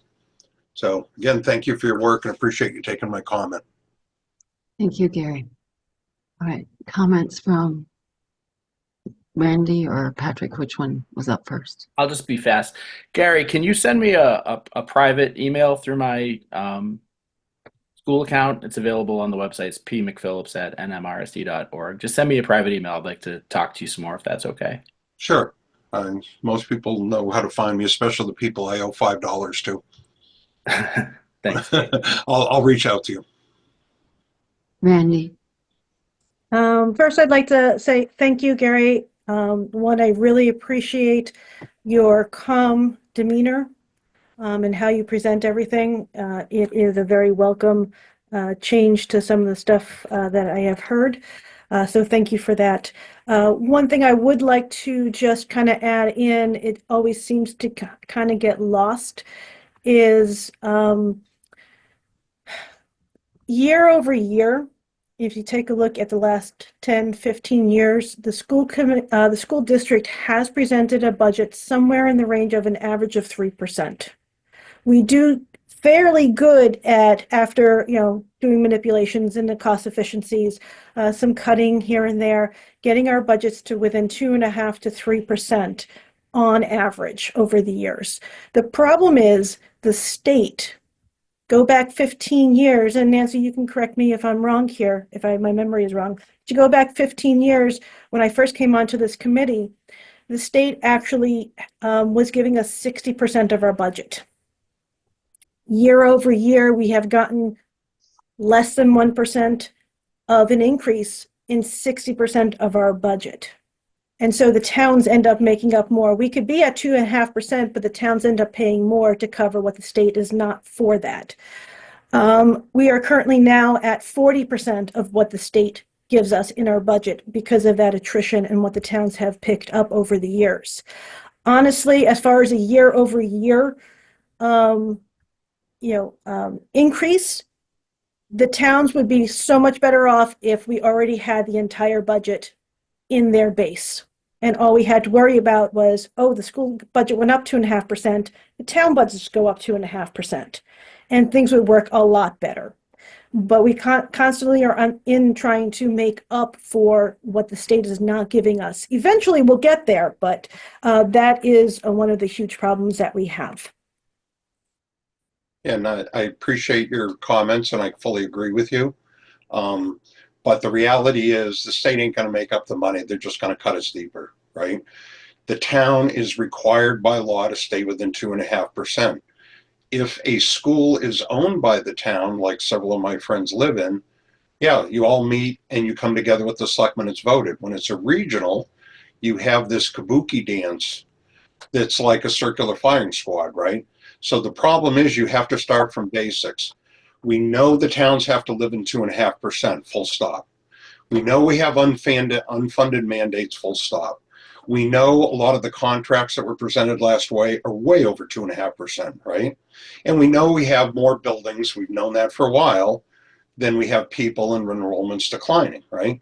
So given those the hard facts, you're going to square that circle. And none of us like it, but we just don't want to be back here for next year, right? So if I saw a plan that says if you give me X and over the next 4 years, right, this is what's going to happen. We don't like it either, but we don't predict any of this stuff's going to change, right?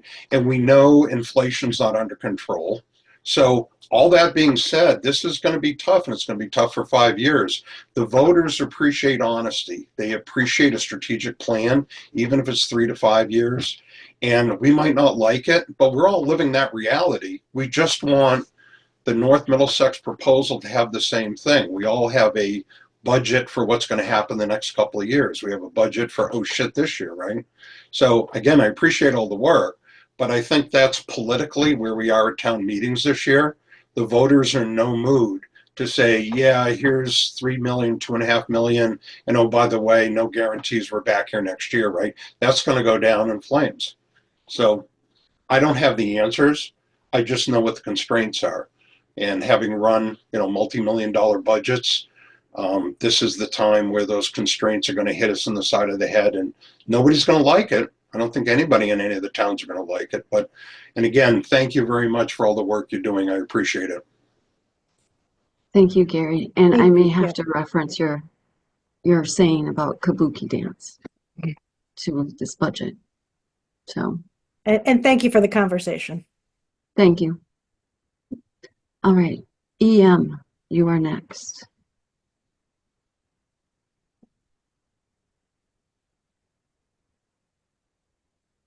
EM is all set. They'll just need to unmute. And Hi. please just state your Hi. name again. Yeah. Hi, thanks. And So it's Erin Miner, Warren Road, Townsend, Massachusetts. A lot of my points Vinny earlier in the call actually brought up, and I appreciate it. So I do want to sort of reinforce that I have significant concerns about our children personally going to school in Ashby. For us, it's not feasible. Already, our son, if he were to take the bus here in Townsend, he would not get home until 4:05 p.m. And there's no bus monitors on the buses. For safety reasons, we could not feasibly send our kids even further away. We have one child who's in Spalding and one child who would have been coming into Spalding, or maybe if we're able to keep Spalding open. For us, for personal reasons, we could not safely send our child to Ashby, for reasons I won't go into here. I guess sort of the big comment that I want to make here is, it's been brought up that we had the public meeting, lots of folks, somebody else had mentioned, you have young kids, you get childcare for your young kids, you go, the vote happened, lots of the public, made comments. We came out of that meeting thinking that we were going to be closing AES and Spalding, and the children were going to be going, the youngest children were going to be going to Squanicook. Not ideal. Ideally, we would love to keep Spalding open, of course, but at least that was something that I know for our family, we could wrap our head around, and logistically, we could make it work. Again, we have multiple kids. We're thinking about school pickup, school drop-off, volunteering. I volunteer usually at least once a month at Spalding. It wouldn't be an option if they were out of town, and certainly if my kids were further apart. And I guess my big grievance is we had that meeting, we left it thinking that we had a certain plan, and then I know that you had a quorum. I don't agree with the fact that a number of folks from the school board were missing. It was not the big public meeting that we had already had, and the script kind of flipped, and suddenly it was Ashby is staying open, Spalding is still closing, they're sending the Townsend kids out of town. Again, as other people have said, is it legal? Yes. Do I think it was the right thing to do? No. And I just want to express that I do not think it was the right thing to do. We have the complete school board here tonight. And I do hope that there's some consideration to re-vote on that. And I think that's why a lot of folks are here tonight. And I know that myself, and I personally know many other people who sent emails to the school board over the past few days as we began to find out about this. Because again, we left that public meeting thinking that we were on one page, and were shocked to find out about this new vote, and that then they were talking about sending our kids to a different town at 5, 6 years old. So again, I would just urge you to consider re-voting on that tonight. Consider keeping Spalding open, but if nothing else, I certainly want to express that I strongly object to sending 5 and 6 year olds from Townsend out to Ashby for kindergarten and first grade. Thanks. Thank you. All right. Moving on to Tara Smith.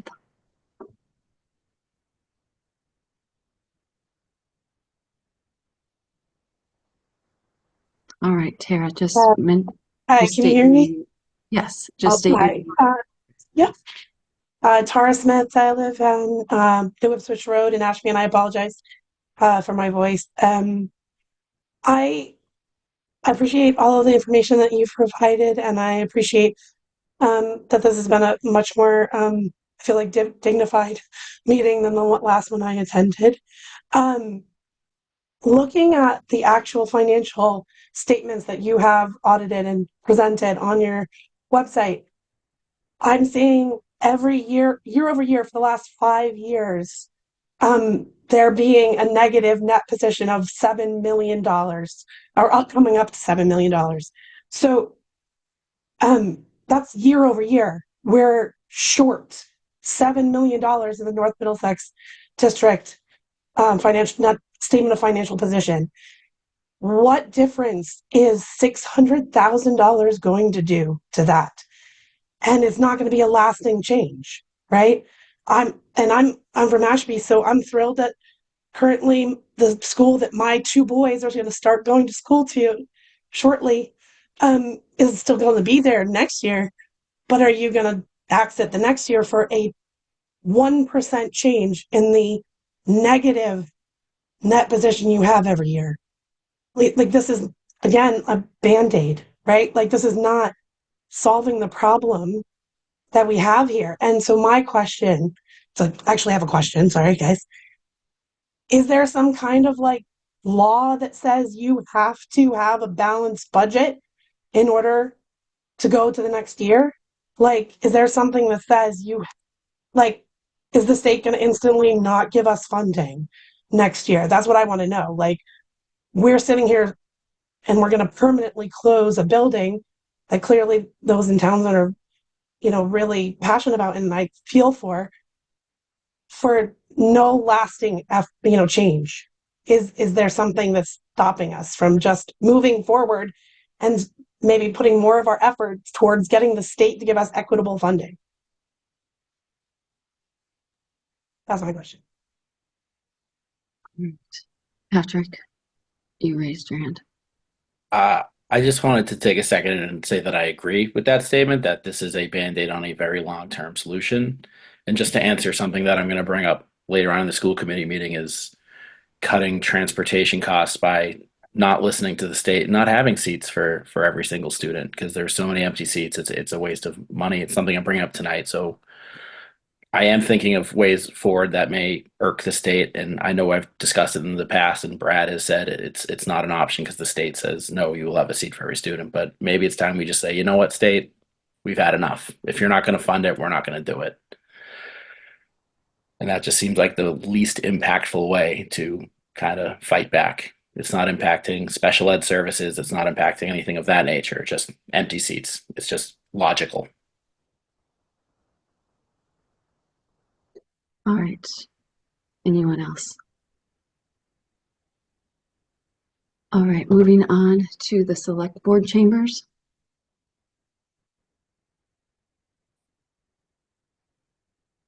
Select board chambers from Townsend. Oh, okay, yes, Mary Jane Churchville, from Main Street, Townsend. I was just going to question you if there were plans to decentralize, but that's already been discussed, so you can ignore my presence. Thank you. Okay. We are going on to Brad Hahn.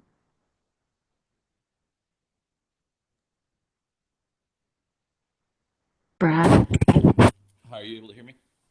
I can't speak up again. Are you able to hear me? Yes. So my name is Brad Hahn. I'm from 1 Brown Road in Townsend. You guys definitely took an ethical hit by reputation by, going ahead and doing an underhanded move by making a vote after we've already voted on something. So I applaud that. Great job. Thank you. With that being said, I'd like to make a motion that we take it to a revote if possible. You can't make a motion as you're not a member of the board. Okay, so I would like But to. you can make a someone. comment. You Okay, can make I'd a like to comment. urge someone from the board to do that. I'd also like to thank everybody at Spalding. It's really unfair to them, to be honest with you. Such a great staff. I'll be honest with you, I don't know why you guys stick around, but I'm really thankful you guys have for this long. So thank you. And then the last question that I really have is, kind of the same thing that everybody else is saying. What next? But more importantly, what's going on with the asbestos in Ashby? And the reason I ask that is because if you're asking me to send my kid there and he comes down with something as simple as asthma, just as adamantly as some of the Ashby people have talked about going to litigation there, I would be just as adamant to do the same. So I'd like to understand some of that as well.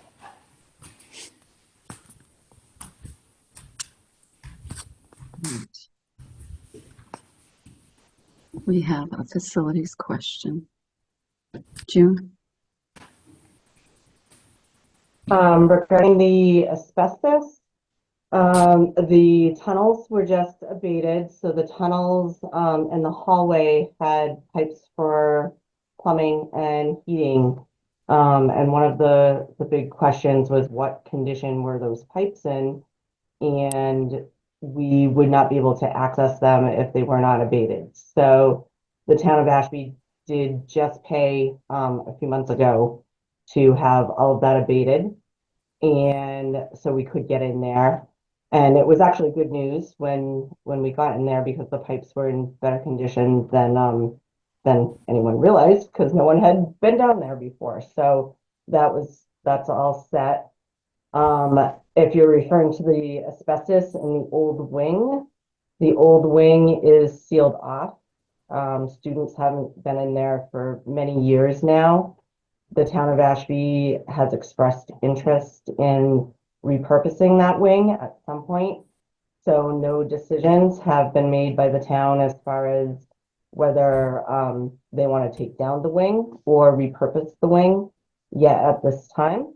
But that is not a part of the school that students are in. And Ashby Elementary is one of, I believe, 3 schools in the district with known asbestos. And at no point would students be in the building if it wasn't safe. And Brad Morgan can probably speak to that a little bit more. But I will just say too, regarding the last vote, it's kind of clear who listened to the meeting and who didn't listen to the meeting, because what happened is the superintendent brought 2 new options that were not presented at the December meeting. Both options, which did include keeping Ashby Elementary open.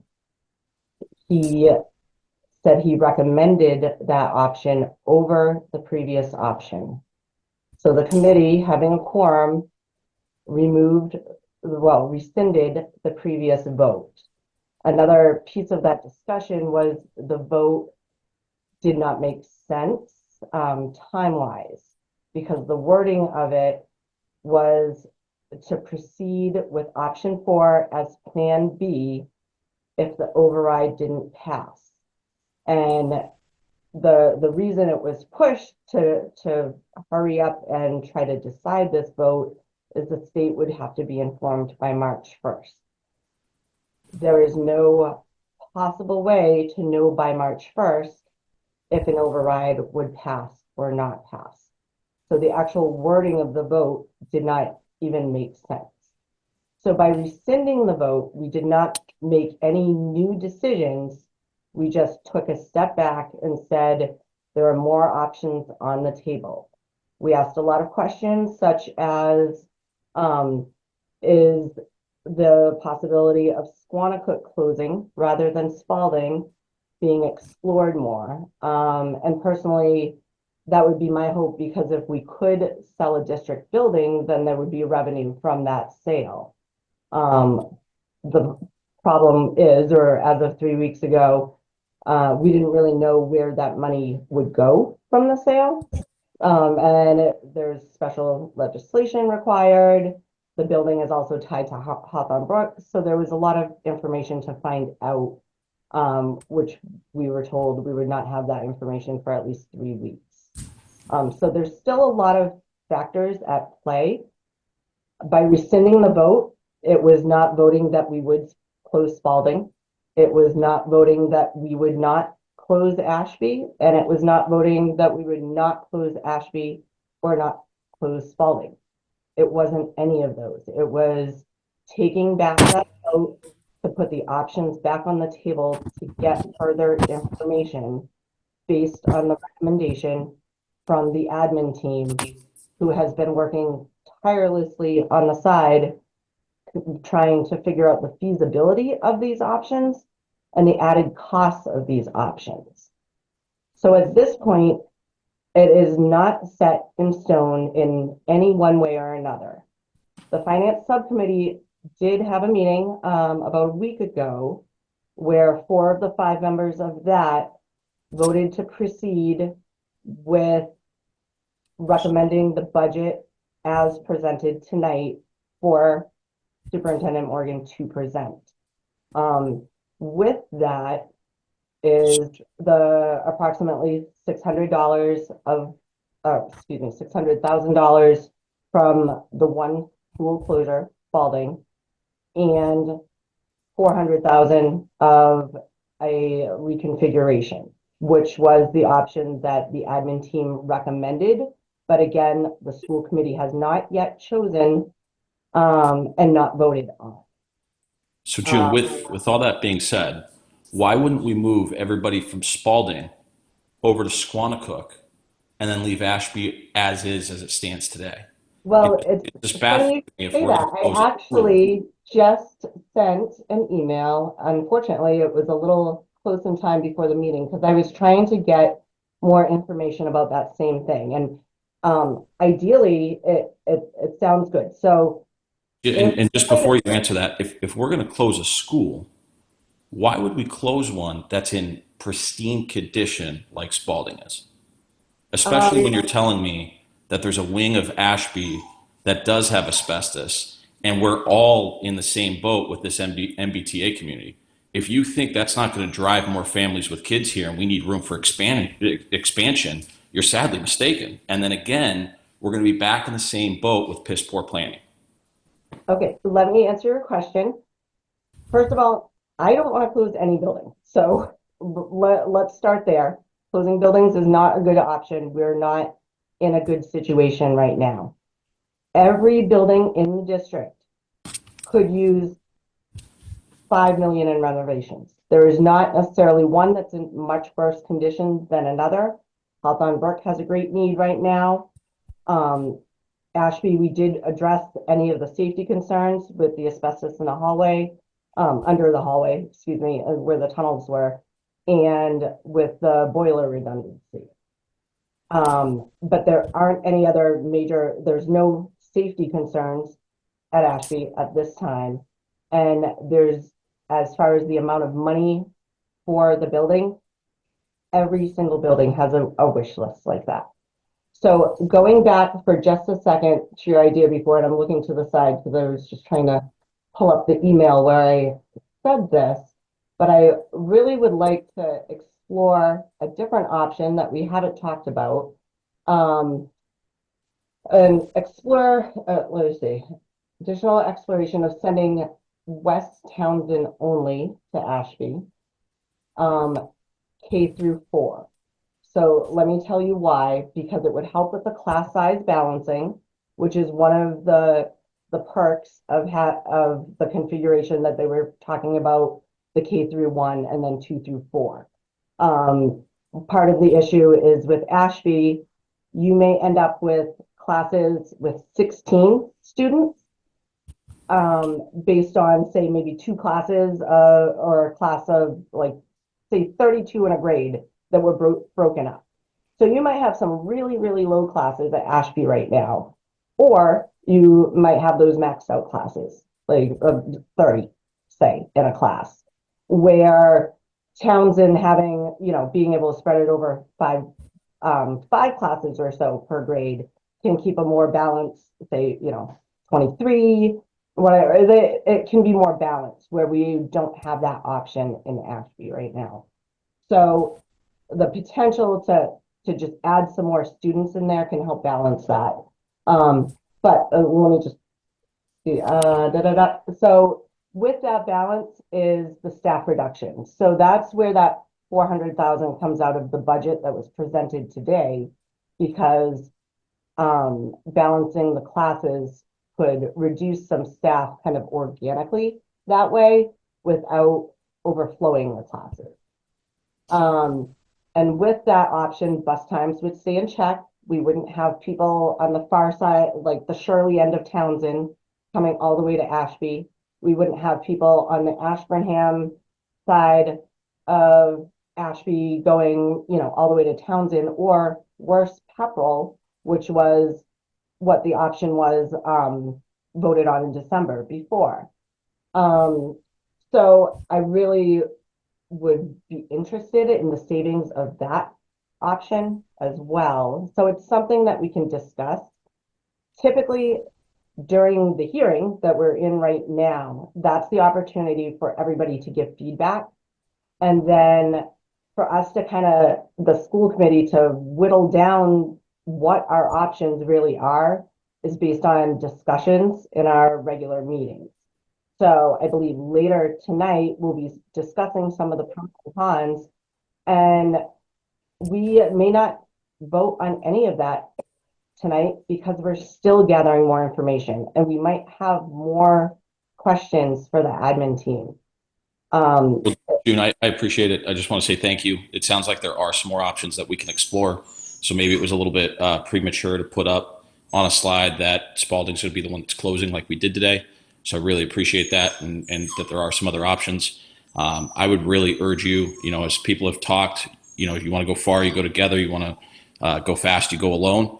We've created a lot of great synergies within that staff over there at Spalding, and I think it's imperative to find a way to keep that staff together. So if that's moving them over to another school in Townsend, then fantastic. And then last thing I'll say is, to Mr. Brad Morgan, I really appreciate everything you do. I appreciate all the effort that you put into this, and good luck, my friend. Thank you. Thank you. I am going to remind the committee that we do have another meeting after this, a regular meeting. And so I'm going to remind the public too, we do want to hear all of the comments, but we do need to consider time. All right, next on the list is Michael Kelly. Hi, Kelly, 5 Taurus Lane in Townsend. First of all, I just want to say thank you to everyone. I know this is a thankless job and that you've been hearing from all sides of our community, and whatever decision you make is not going to be the correct one in some people's eyes. I did have a question.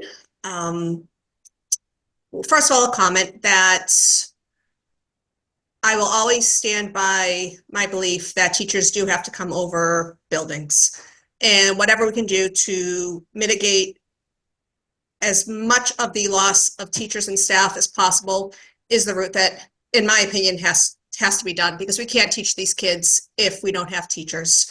And buildings are great and buildings are wonderful, but we need teachers. So that is my comment. My question is, as a Townsend resident, and I had sent this by email as well, under the proposed plan of sending Townsend over to Ashby schools, that would mean that Townsend would assume 75 to 80% of the upkeep and the repairs to Ashby Elementary. June just mentioned that all of the buildings could potentially need about $5 million worth of work. Townsend knows that Hawthorne needs work. As it stands right now, we're responsible for 2 buildings, Spalding and Hawthorne.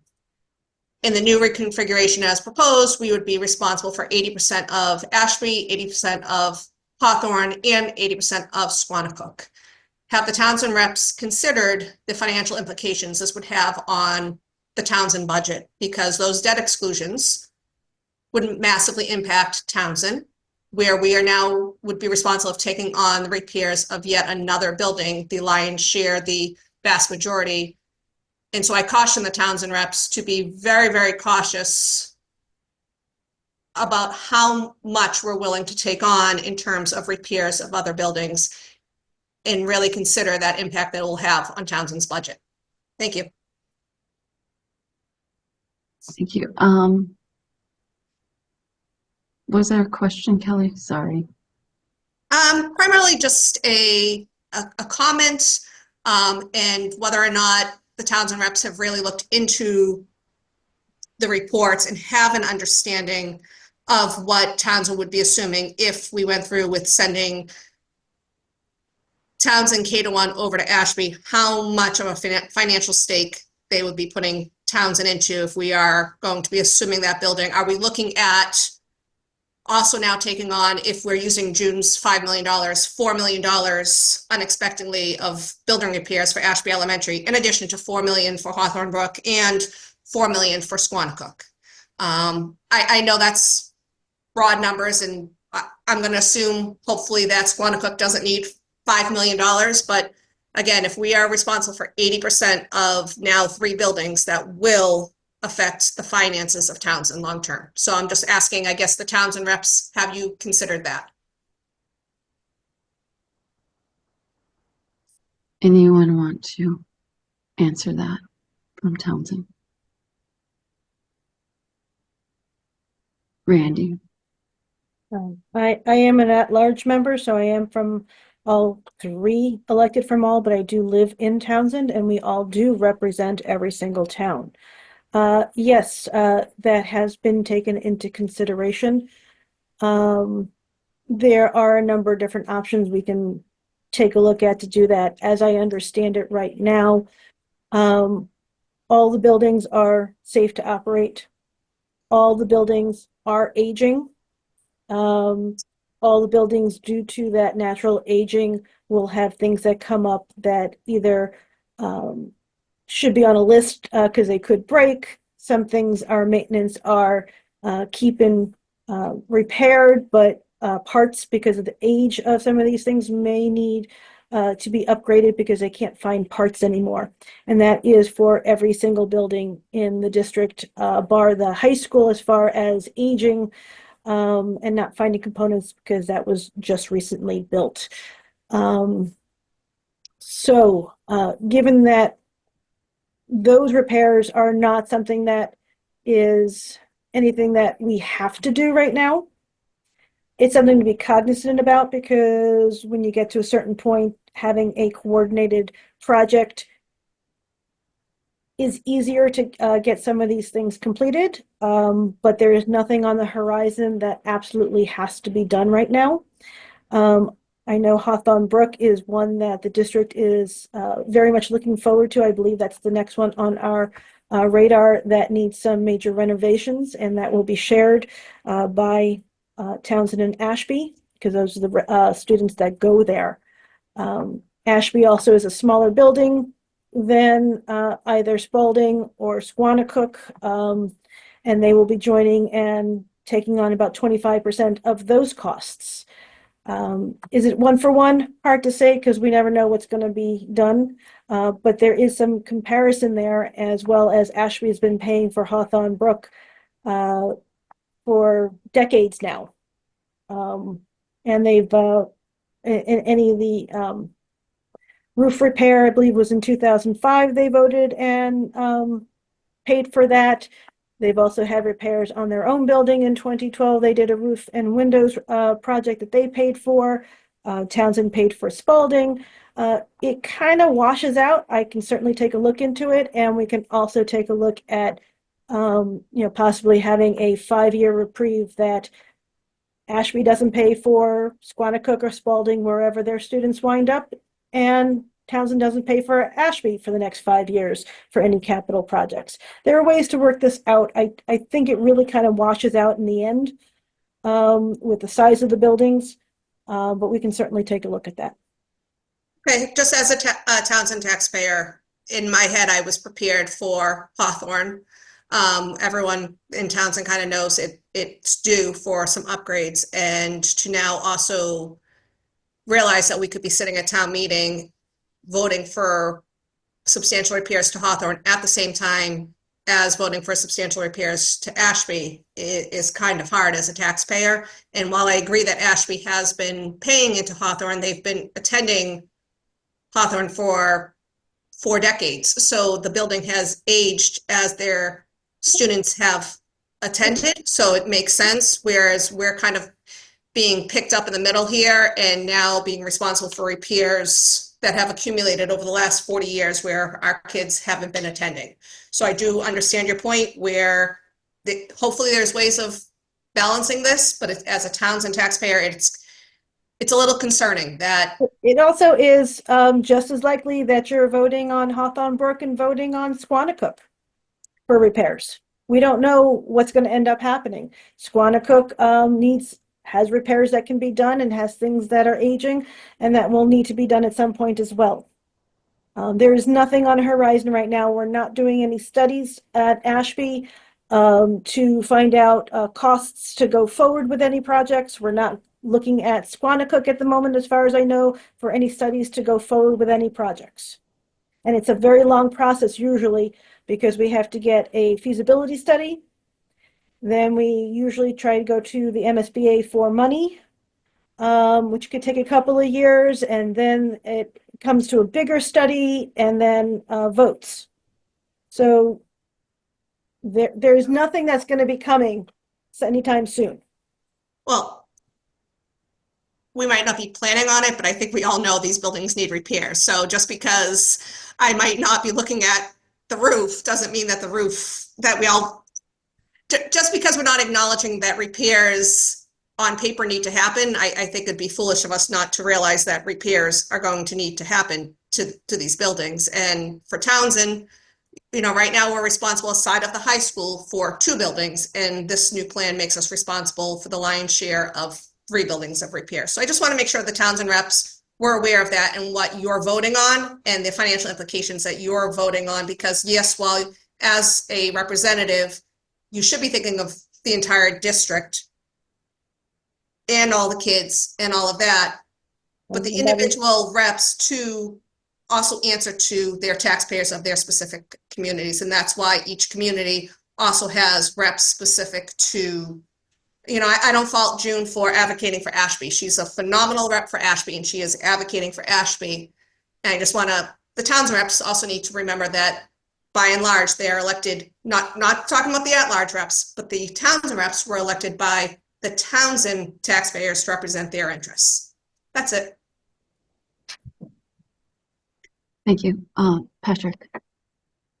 I was just curious about how Randy said it would be a wash, just based on the numbers. Ashby's 13% of the population of schools. So if Townsend takes over Ashby as well, the buildings may be a wash in cost, but that's still an excess cost for Townsend, isn't it? It's a 25-75 split when you're talking about Ashby and Townsend in the same school over at Hawthorne Brook. The 13% is of the full district. We do capital projects per enrollment in the school. What Kelly was talking about is the enrollment in the schools that Townsend and Ashby are occupying or will occupy, depending on the build or the configuration that we vote. Okay, can I interject in here? Can we take our discussion between committee members to our meeting and allow the public to vote if everybody on the committee is okay with that? Fine with me. Okay, thank you. Kelly is done. We're moving on to Andrew D. Yep. Can you hear me? Just state your name and your address, please. Of course. My name's Andrew DeRozier. I'm on Jewett Hill in Ashby. I just want to take a few moments just to address a few things that I've heard today. And the best way I can kind of address these is tone deafness. Now, I've heard things about, I don't want to send my kids over to Ashby from Townsend because somehow it's going to add an hour to your commute, while negating or missing the entire point that we would be also sending Ashby to Townsend. Going uphill doesn't make things automatically more time than going downhill. It's the same distance either way. When also looking at all of this, we're talking about integration. We are North Middlesex apparently. So, integration is great in terms of trying to get all the kids together as early as possible between Townsend and Ashby. I know Pepperell is a part of it as well. Love to have Pepperell part, but to be honest, sending Ashby to Pepperell, and I'm sure the parents of Pepperell are not going to want to send their kids to Ashby. I get that one. But trying to integrate everyone early is great for the community and for the students. And bring some kids over to Ashby kind of gets them an awareness of where Ashby is, what Ashby is about, and trying to integrate them early on. I've heard a few things as well about, we're worrying about closing one school in Townsend, whereas currently Townsend sends all of their kids for all grades in Townsend for the whole duration of their schooling. Whereas Ashby has AES, and then we send over to Townsend from then on. And to be honest, the way the current state of things are between the grades, you don't have a fuss from Ashby. But what we're asking for, and what I'm hearing, is sending just for 2 grades to make sure that AES stays alive. Other things that I've heard today is, the teachers in Ashby from the school that is being, or the teachers in Townsend that the school is currently being proposed to close, is somehow, I'm sure they are great. But from what I have heard is negating the fact that you would also be dismissing teachers from Ashby. And, I have a daughter who's currently in 1st grade, and we've had great experiences going through the AES system. You do not need to worry, Townsend, for missing teachers in Townsend for Ashby, or I'm hoping that there'll be integration between the 2 towns when consolidation comes. Also going in, sorry, I made a laundry list here as I was kind of hearing things down, and I just jotted things down and I've reordered things time and time again. So, I've heard a few things about the vote and how things were kind of upended. June, you did a great job, summarizing that and, letting that go through. I really do appreciate that. And what I've heard is that the Pepperell representatives were not there. However, the decision here, even though I value the Pepperell's opinion, the decision is going to be impacting the two towns the most will be from Ashby and Townsend. So that vote is very reflective of the decision between the two towns where this impacts the most. And then lastly, I just want to make one comment about, I guess I have two more comments. I apologize. Because I did hear one other comment too about blaming Ashby for not putting all the oomph and volunteerism and trying to make our town vibrant and going in. I just want to make a note that you have great volunteers here in Ashby. You have great community. We have the bonfire. We have, weekly concerts, much like, Townsend goes. And we're not going to say, pull your game together, Townsend, because we're talking about closing one school. That's not what this is. That was a ridiculous pitting between two towns. Lastly, and I do say lastly in this case, is that the best deal in negotiation or compromise is when both sides of the party are not happy. And like I said, my daughter's going to first grade. I currently go in annually to teach meteorology to the kindergarten class. So I'm well aware of what AES is. Both sides are not happy with this decision. I can guarantee you that. I don't want to have to send my kid over to the Townsend at second grade. However, this decision here that you guys are eventually going to vote on and make is a great compromise. And I do applaud, Brad. I know you and I have had, comments back and forth on email, having some discussion. This plan, this way that you guys laid it out makes it so no one really wins. And, it's what's needed in order to make a community regional district work. Not one town wins. Everyone kind of works in the benefit of everyone else, trying to integrate everyone in early.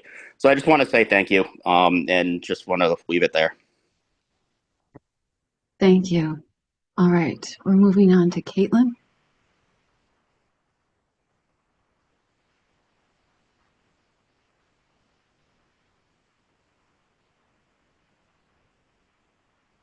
Caitlin should be ready to go. Okay. Caitlin. Caitlin. Okay, there. Whoops. We're on to Tyler. Tyler. Good evening. How you guys doing? Good. Caitlin disappeared, so it's your turn, Tyler. Point blank, I want to say we got to show up for our kids, and with this override vote, that's the first thing that needs to happen. I understand that's not the popular opinion, but we're talking numbers here, and that's what needs to happen.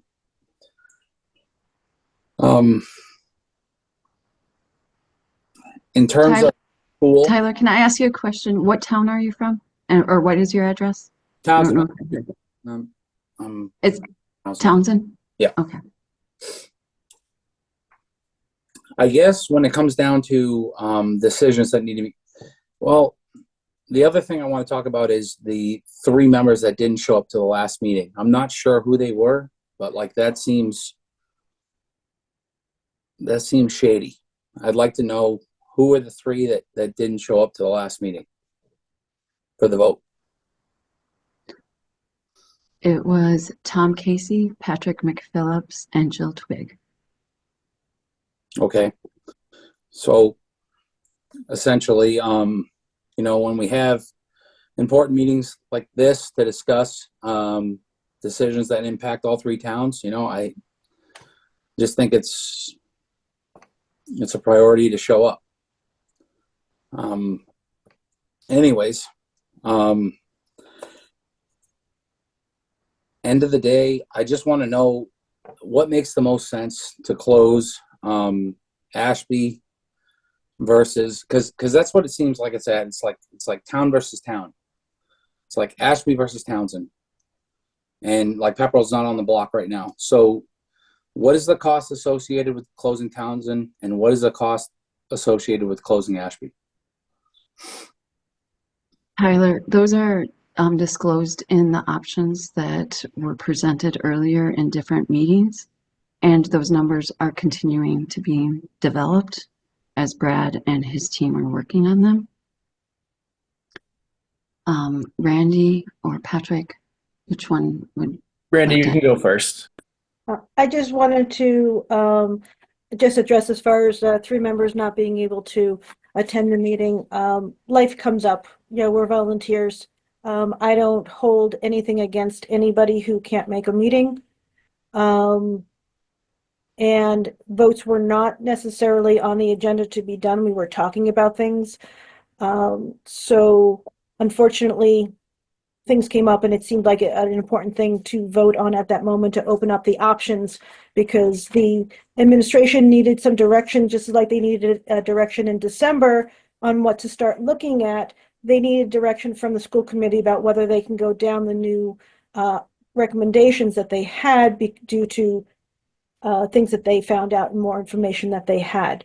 The vote happened not with their knowledge that they were going to be missing a vote. That said, by law, committees like these and lots of other committees have the right to conduct their business when there's a quorum present, and that is what we did. Thank you. Patrick. Yeah, I'm sure just like a lot of other people in here, finances aren't the greatest thing. I mean, not only for the school district, but for all of us personally as well. I picked up a second job. So I work most Thursday nights. I had to get coverage tonight to be here.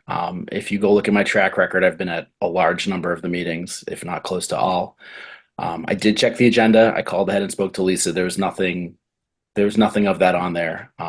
It was brought up through old business, which I get it. It came up. That's on me. This is a volunteer position. It does not pay.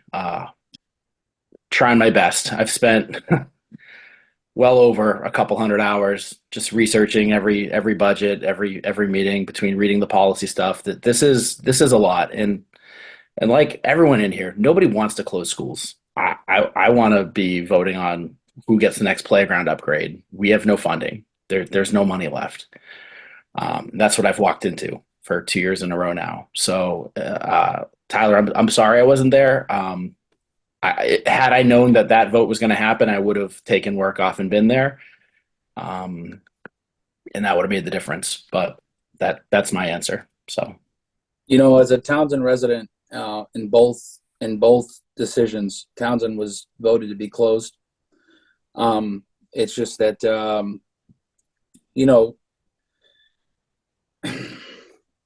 this is just pressing on so many parents and families, and trying to figure out what's best for their kids, and to take a vote in the interest of saving the most and doing the best for our district, and then a couple members don't show up, and then there's another vote. You know what I mean? It's just it seems like there was malintent, but I understand life comes up, and we're all here to talk about it. Like I said, I think we have to, as citizens, like for this region, like we got to show up for our kids. We got to vote, and we got to fund our school. And you guys are tasked to come up with a backup plan. Essentially, it doesn't look good in either direction, but I just I don't know. I just really hope we can figure out something that works for the majority of the students in this district, and not necessarily based on geography. Thank you, Tyler. All right, moving on. Craig Hansen, I believe that is you coming in next. Am I correct, Craig? Does it not say my name? It just says Craig H. Oh, okay. Okay. Well, So just state your name All right, And Craig your Hansen. I'm address. from Pepperell. I'll make this quick, just a few comments. So first, I do want to thank Superintendent Morgan, Ms. Haynes, the rest of the admin team, and the school committee for your diligence during this difficult process, to put it mildly. I know it's an iterative process. I appreciate you continuing to explore options and ensuring we get the best bad option. There are no good ones, but I appreciate you continuing to look at other ways coming at it from different angles. Just a couple observations. I strongly hope and urge the committee to, as been talked about tonight, formulate a long-term strategic facilities plan and marry that up with enrollment projections so you know where investments are needed versus not. There may be some buildings that need work today, but if we may not need that building 4 years from now, based on projections, then maybe we forego some things and put that investment elsewhere. So I think having a strategic approach, while Nancy spoke right, that we may not know exactly what budgets are going to look like, I think we can have a good idea on that with a facilities plan and enrollment projections and come up with a more strategic approach to things. May also help shift our mindset in terms of what buildings our kids are in. They are NM buildings. A lot of talk of this Ashby building, this Townsend building, et cetera, but we've got to look at this as NM. And if we send people that live in a certain area to an NM building that happens to be far west of where I live, so be it. But it shouldn't be an Ashby building just for Ashby students, a Townsend building just for Townsend students. They're all NM buildings. We're all NM students. And I think that mindset needs to shift. Our communities are really looking to all of you as the experts. You're in the fortunate or unfortunate position of needing to make the tough decision. Not going to please everybody, obviously. But I do ask for a little greater transparency and advocacy for what you as a group collectively feel is in the best interest of students. I don't want to pay more in taxes. But it feels like an override right now is critical to keeping our district focused on serving our students.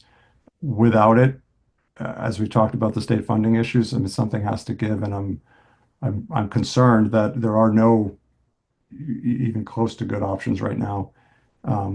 We've talked about this fiscal cliff for many years. Here we are. It shouldn't be a surprise to anybody, but we're out of runway, and drastic cuts or changes in how we operate or both need to be made without additional revenues. And I think that's the piece. We're focused on what building is closing, but the override is an important piece to prevent that. And if that's seen as an option or the best option, I think there needs to be a little more advocacy for that.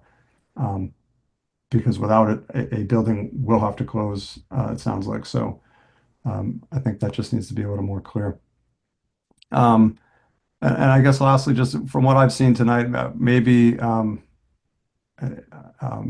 it'd be good for Ms. McNeil, Ms. Rush, Mr. McPhillips, put your heads together. The three of you have had a lot of input, a lot of good ideas tonight. I think a lot of varying opinions. And maybe there's again, a middle ground, a collaborative approach to respectfully find a path forward that is agreeable across the board, and again, unite behind that and have the committee provide a united front rather than a divided front, because the divided front, it pushes itself into our communities and is dividing our communities.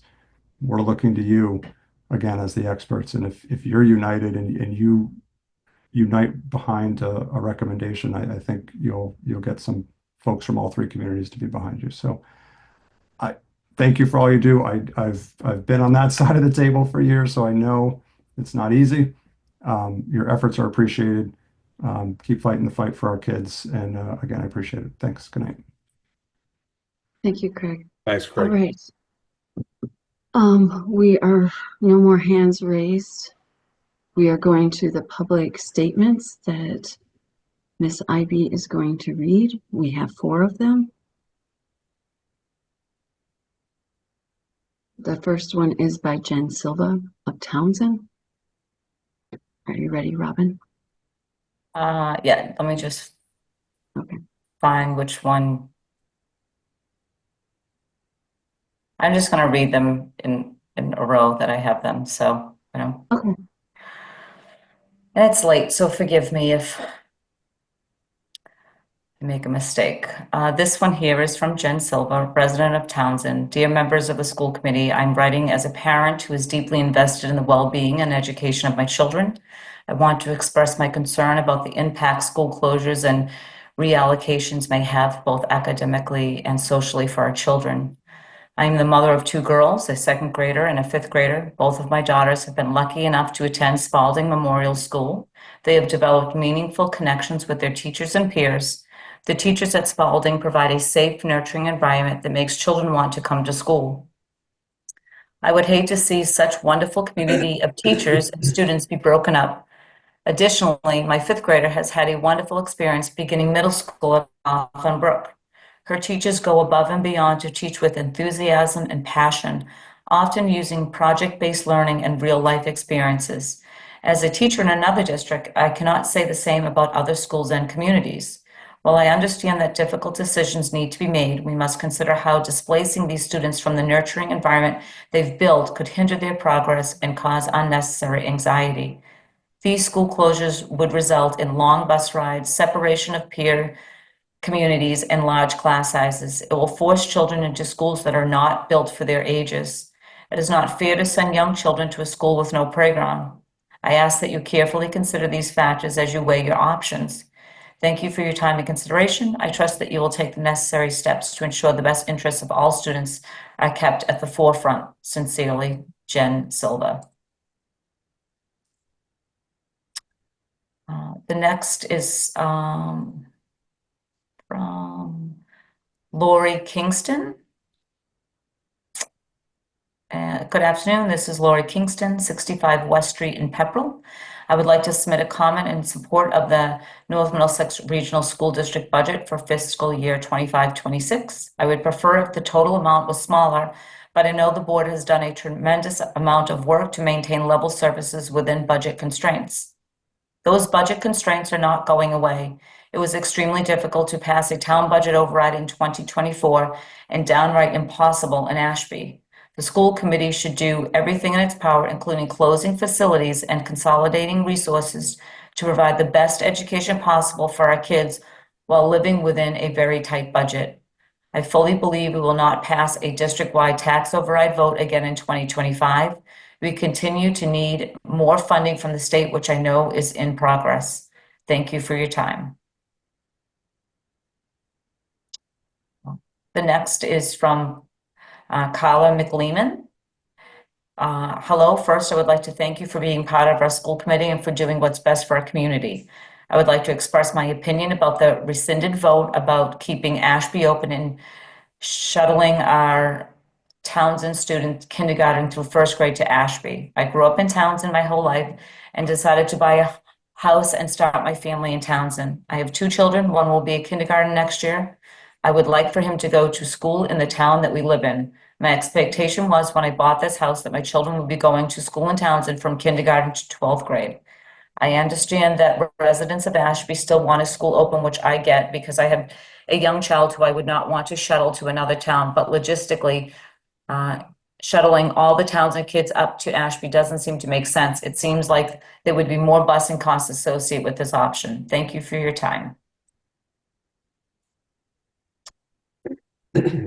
The last is from Caitlin Russell. Hello, I am unsure if I will be able to log in at the meeting. It's smack in the middle of dinner and bath time at our house, but I wanted to share my frustration at the proposed closure of Spalding. My son is a kindergarten student at Spalding. My husband and I both grew up in Townsend and graduated from NM. To say we are disappointed in this community and its continued refusal to fund our schools is an understatement. Spalding is a sweet elementary school with exemplary teachers, administrators, and a cozy, safe atmosphere. My son loves going there every day. We live approximately 10 minutes from the school, but Finn doesn't get home from school on the bus until between 3:45 and 4 p.m. We are worried that sending him to Ashby would double the length of his bus ride, considering it's double the distance from our house. We are actively looking for other options such as school choice or neighboring districts. Not only are we upset at the prospect of our 6-year-old having an hour-plus bus ride every day, we are horrified at the thought of a 1st grade class having 30-plus kids in it. This is an impossible situation for our teachers and students, and the only solution is to pass a measure to adequately fund our schools. Likely, people with no students currently in the district won't log into this meeting because they feel as if this matter doesn't concern them, but it concerns all of us. If our schools suffer, we all suffer. Our property values will decrease, people won't want to move into town, and we won't get the revitalization that we desperately need. Thank you for listening and for the work you do to support our schools. As a high school teacher in a neighboring district, I know that being on school committee is a thankless job, and I appreciate your effort and your time. P.S. Have you ever considered a later start time at the high school? Our school starts at 8:15 a.m. and it has been life-changing for all of us. And contrary to popular belief, sports are fine. Thank you, Caitlin Russell. Thank you, everyone that submitted. I do have one more hand raised over in the audience. Anne? Hi, yes, thank you. Can you guys hear me? Yes. First of all, I wanted to say thank Can you. Anne, can I have you state where you live? I live Your in address? Ashby, And your address? 420 South Road. Thank you. First of all, I want to say thank you for allowing me to speak up tonight. I have children in more than one school in this district. Some of my other kiddos go to a different town. So I'm definitely well aware of how long a commute is from Ashby to other towns. So I also wanted to say that I feel like the fact that Mr. Brad Morgan has sorry, I'm a little bit on the edge right now, a little bit nervous. It's okay. It's okay. You're doing fine. You're doing fine. So I wanted to say that I appreciate the fact that he mentioned the option of keeping keeping Ashby Elementary open and bringing our Townsend kiddos over because I feel like that actually makes us feel like we belong to this district, that we are part of this district, that we are North Middlesex slogan. And I wanted to say that I've heard everyone tonight, and every time I hear something that triggered me a little bit is that I heard some of our neighbors from Townsend saying, oh, sending our 5- and 6-year-old little kiddos to Ashby is going to be triggering. It's going to be scary for them. But how about the kiddos that live in Ashby? They go basically to Townsend their entire career because they're only in town from K to 4. And then we will be sending there to Townsend, like kiddos from the very far end near Ashburnham, 5- and 6-year-old kiddos. Their commute also matters. Their fears, they also matter. And as I was trying to express when I first started talking, the commute time, I am very well aware of how far it is from Ashby to other towns. So if they're concerned about an hour ride in the bus, imagine those kiddos that live like near Ashburnham. That's something that I really feel like everyone should think about. I don't even live that far into Ashby, but I'm thinking about those kiddos because I feel like we all should think about the kiddos in the district. And I've heard people talk about property values in their town. But yeah, they have other schools. We only have one center. Just wanted to leave this out here. Thank you very much and have a good night. Thank you. Then there is one more person on the list. It's a Zoom user. Can they please send their name to my email address? Because I do not want to admit them. Oh, whoops. Robin did admit them. Sorry. I thought you That's okay. So, Zoom user, can you state your name?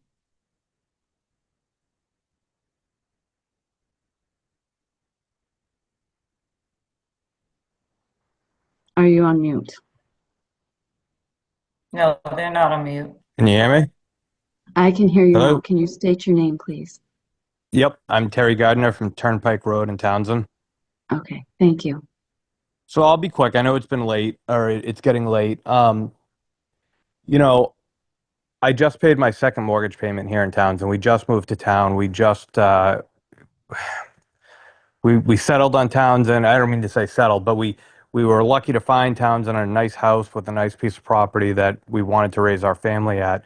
And being on Turnpike Road, one of the main selling points is being right down the road from the school that, you know, our children are going to soon be attending, hopefully. Looking online, and I know Facebook isn't real life, but looking online and some of the comments that are being made about people in the same boat as us, young families that are feeling like they kind of are having the rug pulled out from underneath them after making a major life decision, a major purchase, that they're not really getting everything they bargained for here. And I know it's, you know, it's nobody's fault, but I would just, I don't know, it's just concerning because now I think the ramifications go beyond. I know we're all here thinking about the kids, but the ramifications go beyond the just the kids, but the health of the entire town. If you have a complete exodus of every young family in town, that's going to make the issue. It's going to exponentially make the issue worse year after year after year. That's all I have. One thing I would just like to say, Patrick's idea about kind of not doing the busing. I don't know how much money that would save, but if we are paying for empty bus seats right now because the state says we have to, but the state's also not willing to meet us, you know, where we need to be to keep the schools open, then I'm totally in support of his idea of starting to just not follow their mandates if it helps the budget situation at all. Thank you. Thank you. All right. Patrick, make it quick. So quick, just in case anyone's not making it to the next thing, Project 211, Lisa, you're involved in it. We have a lot of local people involved in it. If you are mad about this and mad at the state, pay attention, look for updates for that. That is what we're doing to try to get the state to update and change our funding formula. So if you were unaware of it, just keep your eyes out for that. Robin, take a minute of that last one in the notes because I don't think anyone's ever said anything nice about me in one of these meetings. So take that. All right. Okay, I'm going to take a motion quickly before anyone else raises their hand. Not that it's getting late and So we need moved. to move forward. What's the motion, Lisa? You got to tell me what the motion To close out the public hearing. Lisa, the chair, I would like to make a motion to close the public hearing. Thank you, Will. Do I have a second? Second. Oh, who was the second? Okay. William Berg is sorry. All right, I'm going to take the vote. Patrick McPhillips, Yes. Randy Roush, Yes. Tom Casey, Yes. June McNeil, Yes. Will Hackler, Yes. William Berg, Yes. Bill Twigg, Yes. Lisa Bloom, Yes. and myself, yes. The public hearing is closed, and I thank everyone for their comments and their questions. All right. Now we're moving on to the regular meeting. I am going to ask that we remove the minutes from the consent agenda. We will bring those back at another meeting. I am going to not do a chairman's report. Superintendent Morgan, do you have a report to do? I do not. Do we need to vote on the rest of the consent agenda? Yes, please. Oh, geez. All right. Teamwork. I know. I was trying to make it fast here. All right. So let's vote on the consent agenda minus the minutes from 12/3/2004 and 1/16/2025 as well. Do I have a motion? So moved. Okay, so that's Randy and Will. Do you want a second? Yes. Okay. Randy. Yes. Roush. Tom Casey. He's Yes. saying yes. Ma'am. Okay. June McNeil. Yes. Will Hackler. Yes. Patrick McPhillips. Yes. William Berg. William? I think he I said said yes. yes. I did say yes. Okay. Right. Lisa Bloom. Yes. And Jill Twigg. Yes. And myself, yes. All right, so there's the consent agenda. Moving to the new business, can I Lisa, I ask just that, wanted, whoops, I'm sorry, Lisa, I just wanted you to know that the Valley Collaborative FY26 budget and tuition rates was just put there so that the committee knows that it's there and they can access it. It's just for review. It's really not for any discussion. okay. So I am going to ask the committee if we can bypass the new business, because it is getting late, and bring the school committee norms back to the next meeting and the Valley Collaborative as it is just a placeholder for you guys to review. Would that be okay with everyone? Yes. All right. All right. Now we are going down to the subcommittee reports. Finance, Will Hackler with the budget. You have it. We haven't discussed the budget. Well, we have discussed the budget. We need to give next steps for the budget and how to proceed.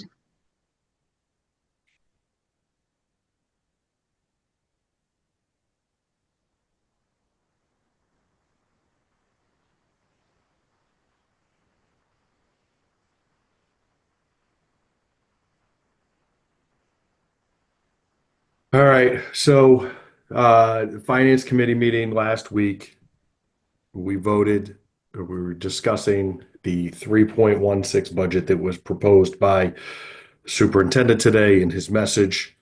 Obviously recommended to bring that to the committee to discuss that and put that out there. So I guess that's our starting point for right now.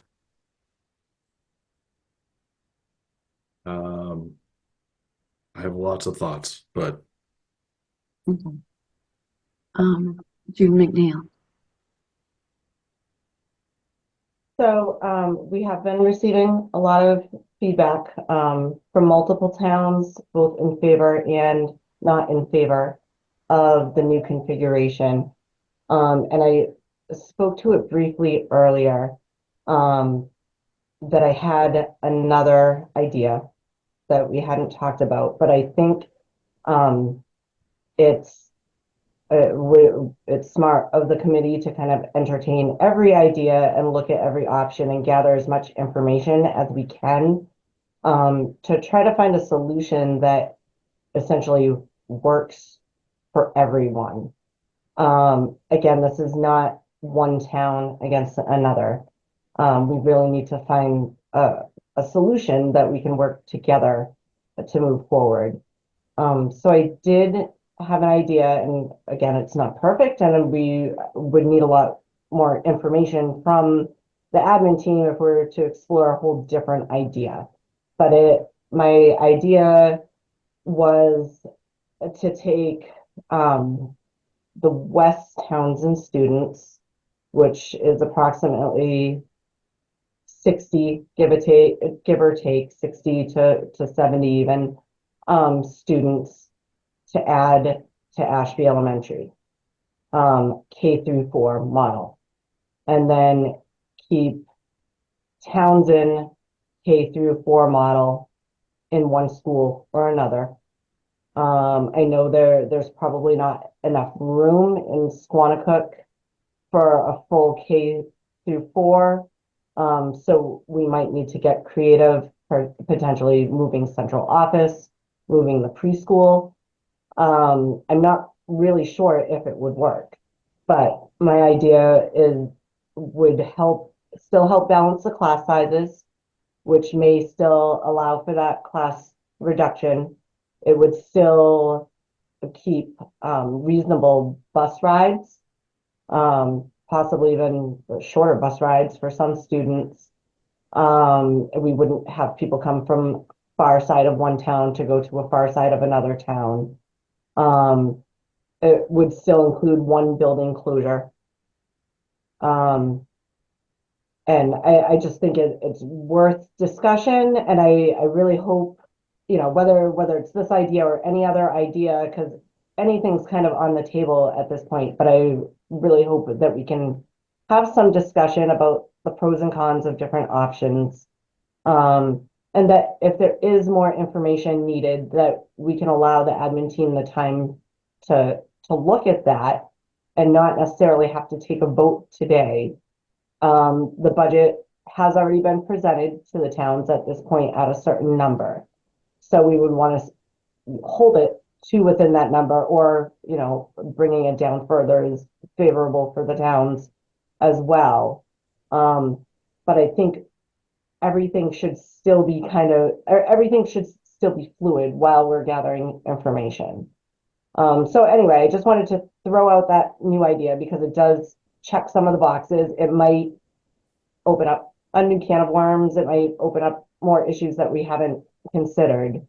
But I just want to put it out there for people's thoughts. Again, we'd still see that savings from the closure, and we may see some staff reduction savings from a consolidation in that manner.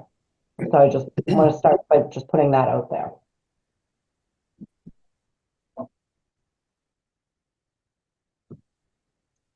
All right, others?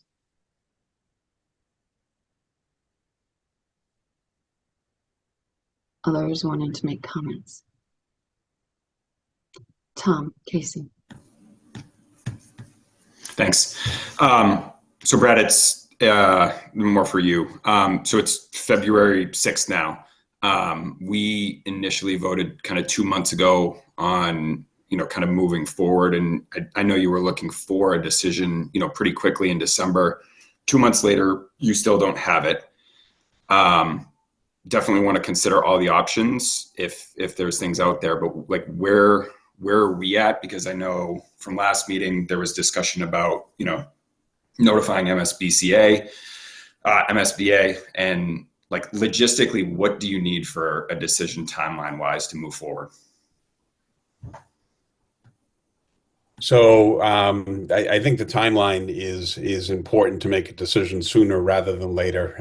Really on a few different fronts. Is that first and foremost, we absolutely want to give families an idea as to what next year is going to look like for them, because families will need to plan.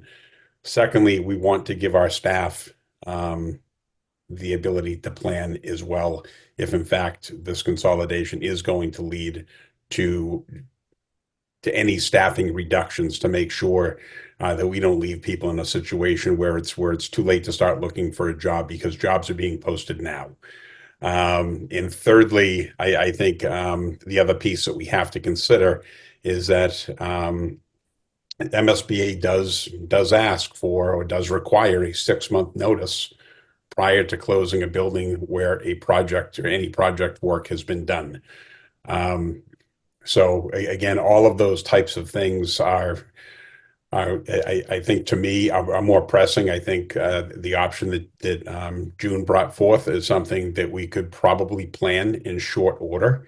It really is. It's something that has been discussed, previously as far as redistricting. And that's something that the school committee can certainly, it's within the committee's purview as I understand it.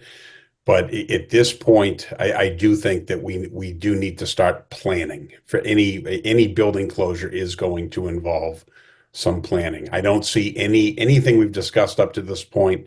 We have not seen anything significant from the busing company with regard to increased costs. We have not seen that. Though the questions that are out there realistically as far as cost is, what is the cost going to be for a move? If we do have to move a playground, those discussions have been had with our own buildings and grounds department, but we have not put out an RFP for a move or anything along those lines at this point, because quite honestly, we're just not sure of the direction. So I think once we get the direction, we can start taking action if and when, whatever the decision is requires it. So I would like to see a decision made soon. I would like to see a decision made in advance of our budget adoption meeting, if at all possible. I do know that I've got a lot of staff that are questioning their future. And that's with this 3.16 budget passing.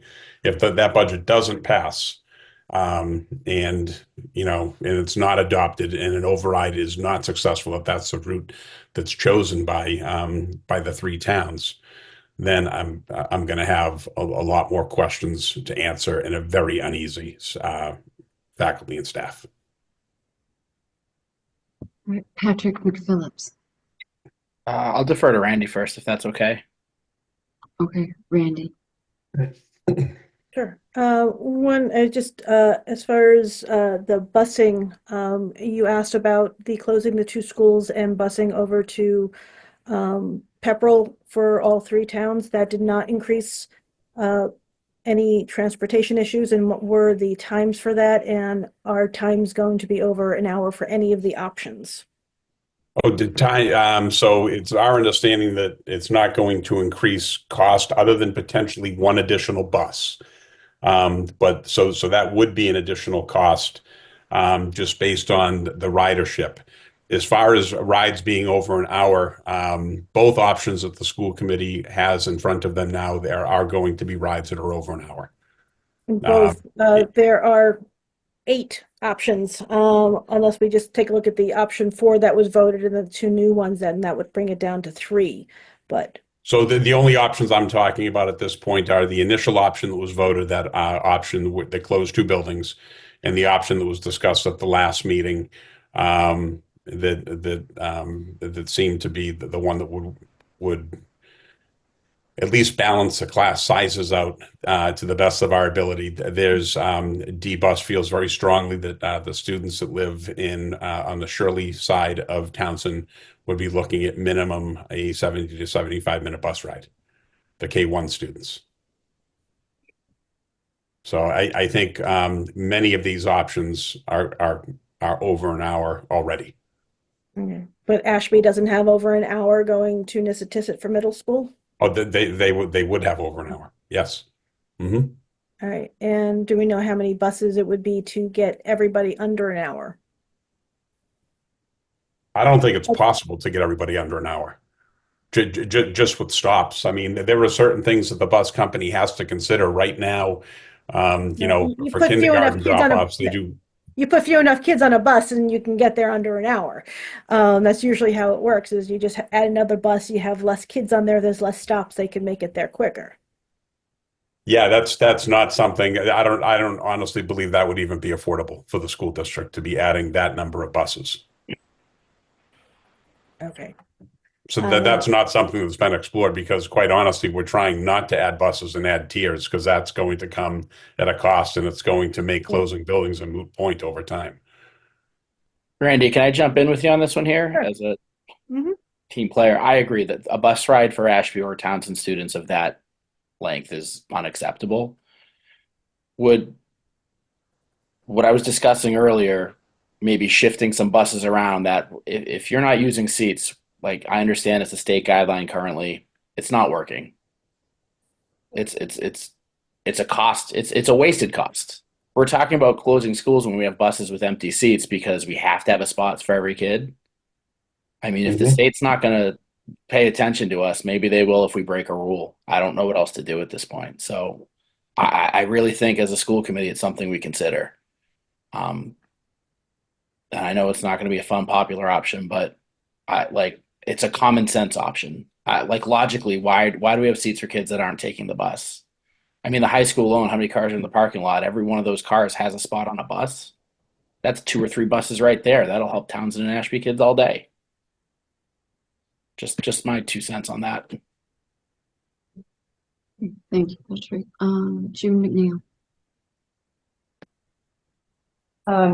Yes, I was wondering if there was any additional information yet about the potential sale of Squanicook rather than closing Spalding, because again, I know there's special legislature required. We were kind of unclear as to where the money would go. I'm also curious the value of that building and potential revenue from a sale.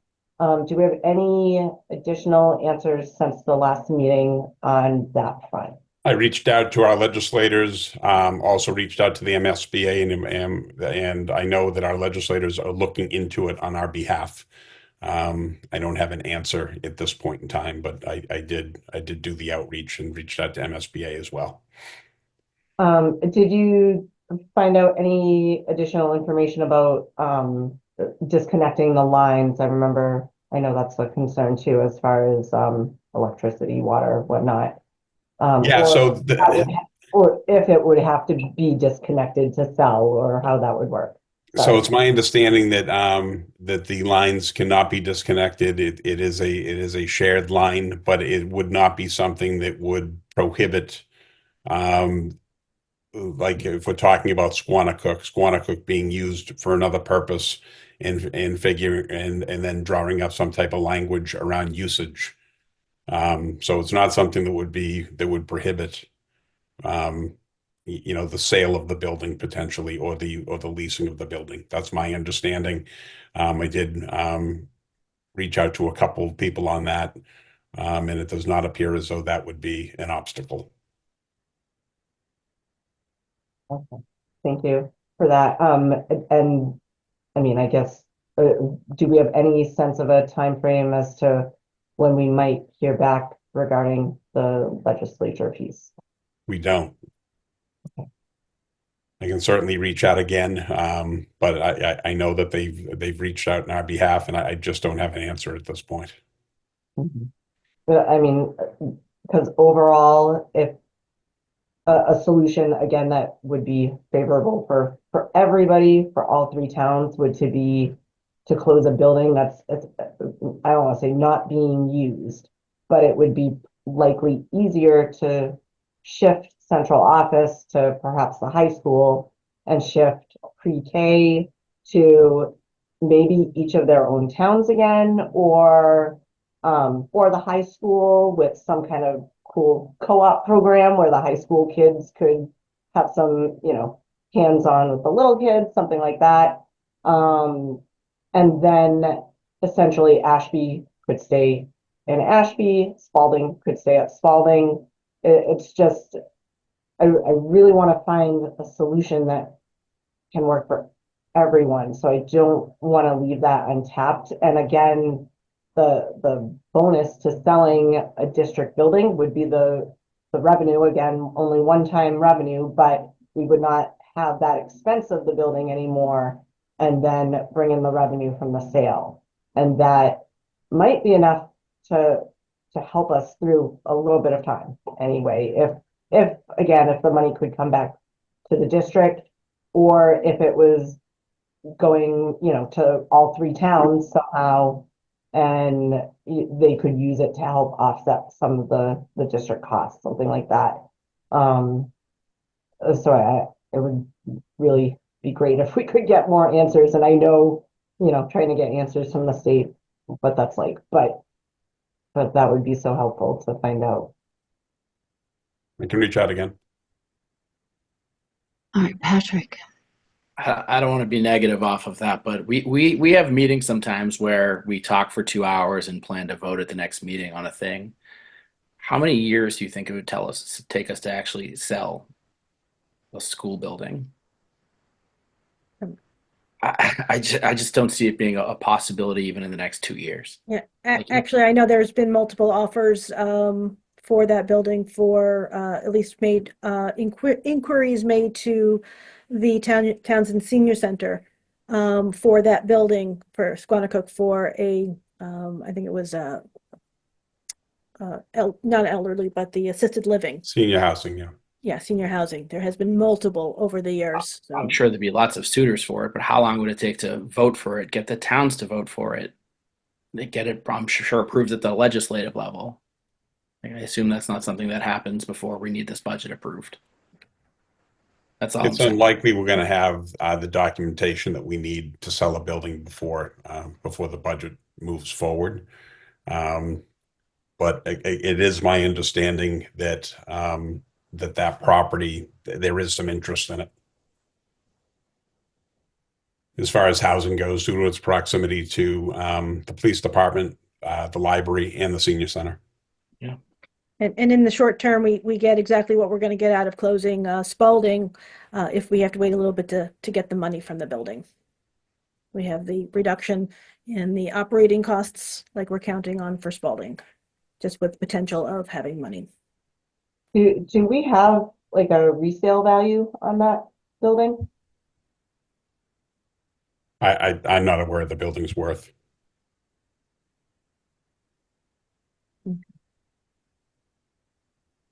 So how do we find that out? By actually paying for an assessment, or is there another way to determine the value of that building?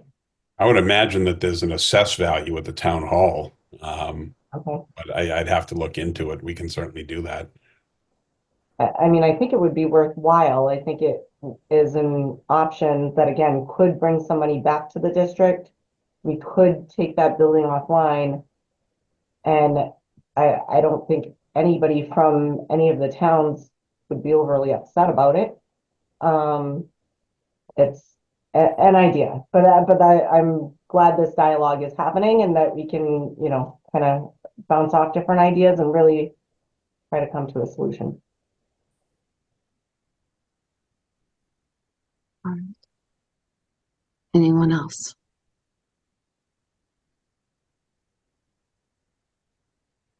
Will. Yeah, I mean, I think you're wishing and hoping for a solution that could be years away here. From the comments that I've heard, from the logistics of this piece of it, I can't vote as a Townsend resident, a Townsend, representative for this, for the option that keeps Ashby open and sending Townsend students to Ashby, when for years kick the can down the road on capital projects that need to be done and haven't been done. And now you're going to populate that school with Townsend kids. And now, because of the regional agreement, your Townsend's going to become responsible for sending money to fix the Ashby school because Ashby hasn't done it for all these years. Who kicked that can though? Because Ashby approved every let me project. finish, I'm just June. saying Ashby Let said me yes. finish, June, please. Hey, June. What I'm June, saying to you everyone's is, going to speak one at a time. One at a with time. that being known, I cannot vote for a situation that keeps Ashby open and sends Townsend kids there, because now, because of that regional agreement, the Townsend residents are going to have to spend money for capital projects that may or may not come up, whatever, but that have been kicked down the road for years when we know it's happened. Craig made the point about talking about strategic planning. Well, Lisa and I and others were on the building committee. We were trying to put strategic plans together years ago that got all blown up because we have no money for capital. So it's not worth doing a strategic plan for capital situations when we don't have the money.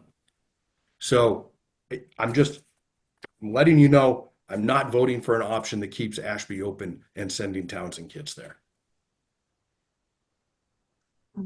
Randy. I would like to dispel the myth that Ashby won't pay for their school. The schools are in charge of the towns.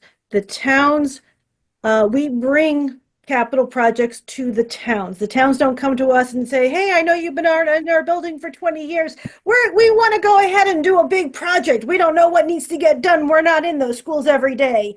So it is up to the district to bring capital projects to the towns for the different schools.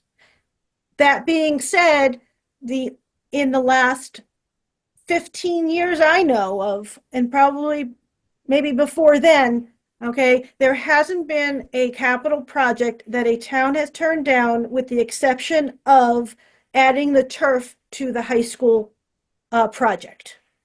That being said, Ashby we brought a capital project to them in 2012 for a new roof and windows and doors. They approved it. We brought a project to Squanicook, which was for all 3 towns in 2018 for roof and windows. All 3 towns approved and are paying for it. Spalding, we brought a capital project to Spalding for a roof in 2012. They approved it. For Varnum Brook, just recently in 2019, we brought a capital project to them for roof and windows. They approved it. Hawthorne Brook has been a little bit longer, but in 2005, Ashby and Townsend approved a new roof. In 2018, approved windows and doors and HVAC. Nissitissit was built in 2002. Pepperell approved that capital project. Okay, so to say that Ashby is not keeping up their school is a lie. If we don't bring the capital projects to them, they don't have an opportunity to put money towards it. Okay, if anything, it says something about the district not bringing it to them. Okay, we have not told them, or they have not told us we won't invest in the school. They recently were going to put $300,000 towards a feasibility study, and we talked them out of it. And so they were doing projects to bring the safety up, to get another boiler and do some of the asbestos on the pipes and a few other projects. They are willing to spend money. We have not brought these projects to them. As far as Townsend paying for it, fine, go with my idea. Let's talk with the 2 towns and see if we can get 5 years, 6 years, that Townsend won't be responsible for any capital projects that come up. If that is all that is keeping you from sending Townsend students there, we can solve that issue, but don't put it on the town that they are the only one that's not approving and improving their schools. Every town has accepted and taken on the cost when we've brought them to them. Okay, I do have to correct you on one thing, Randy, and Yes. it's when we went to them through Ashby 3 years ago, we asked them to do a feasibility study. Ashby said, no, we can't afford the feasibility study, or their selectman and who was the chief at the time, the fire chief, I think he was the acting admin, said, no, we can't afford it.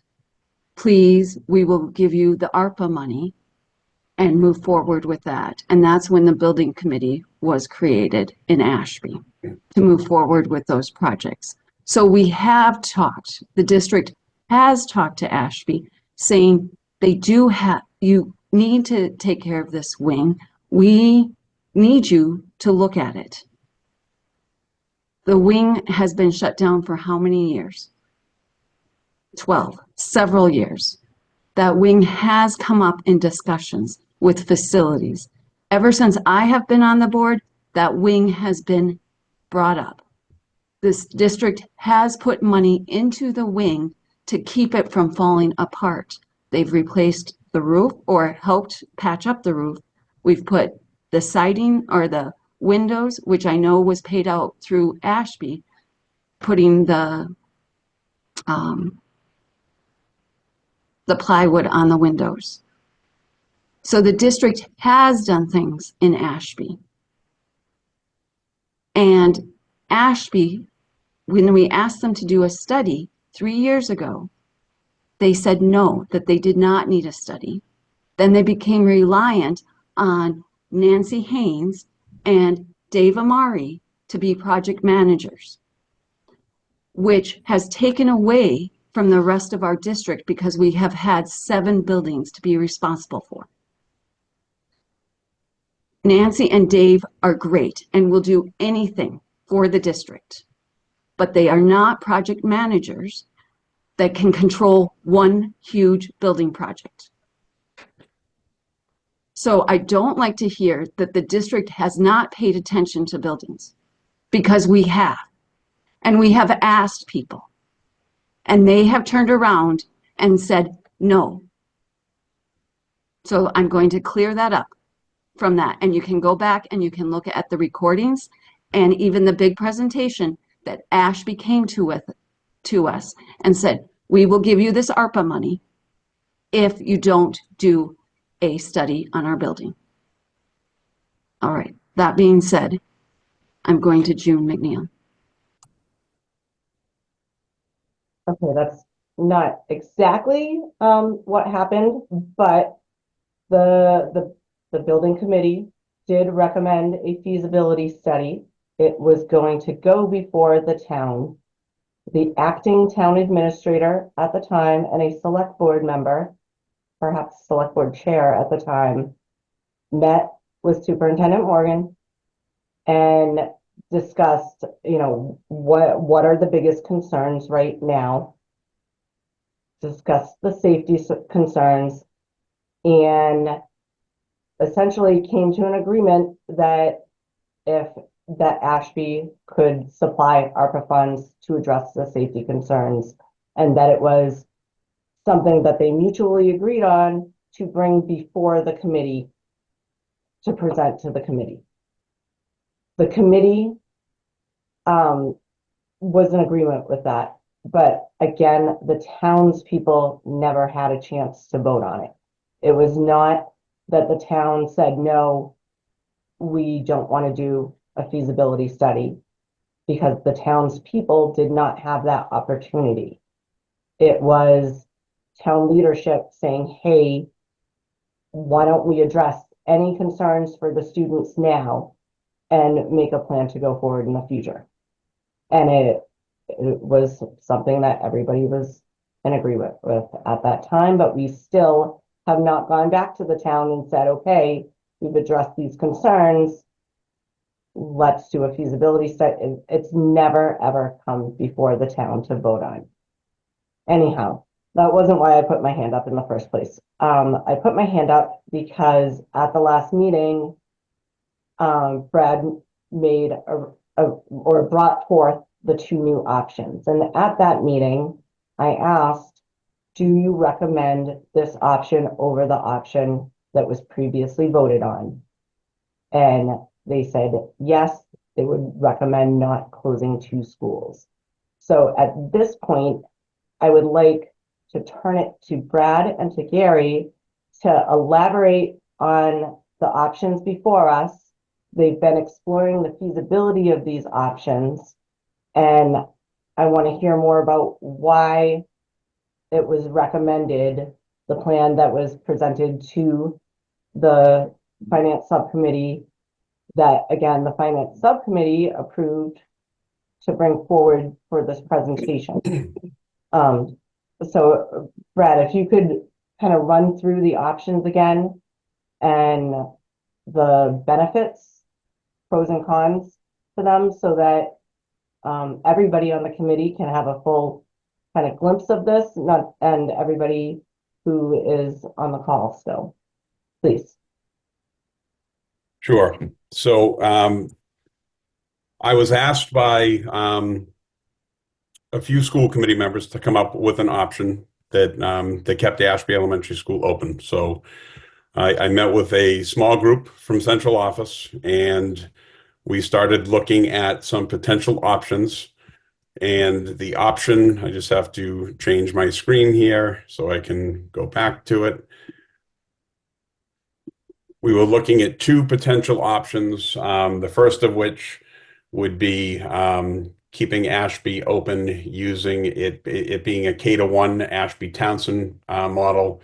Both, again, all of Ashby, all of Townsend. Squannacook would remain open with a pre-K being district-wide in grades 2 to 4, Ashby and Townsend. And then Hawthorne Brook would be 5 to 8, Ashby and Townsend, as it is now. There would be a potential savings in staff, as we talked about.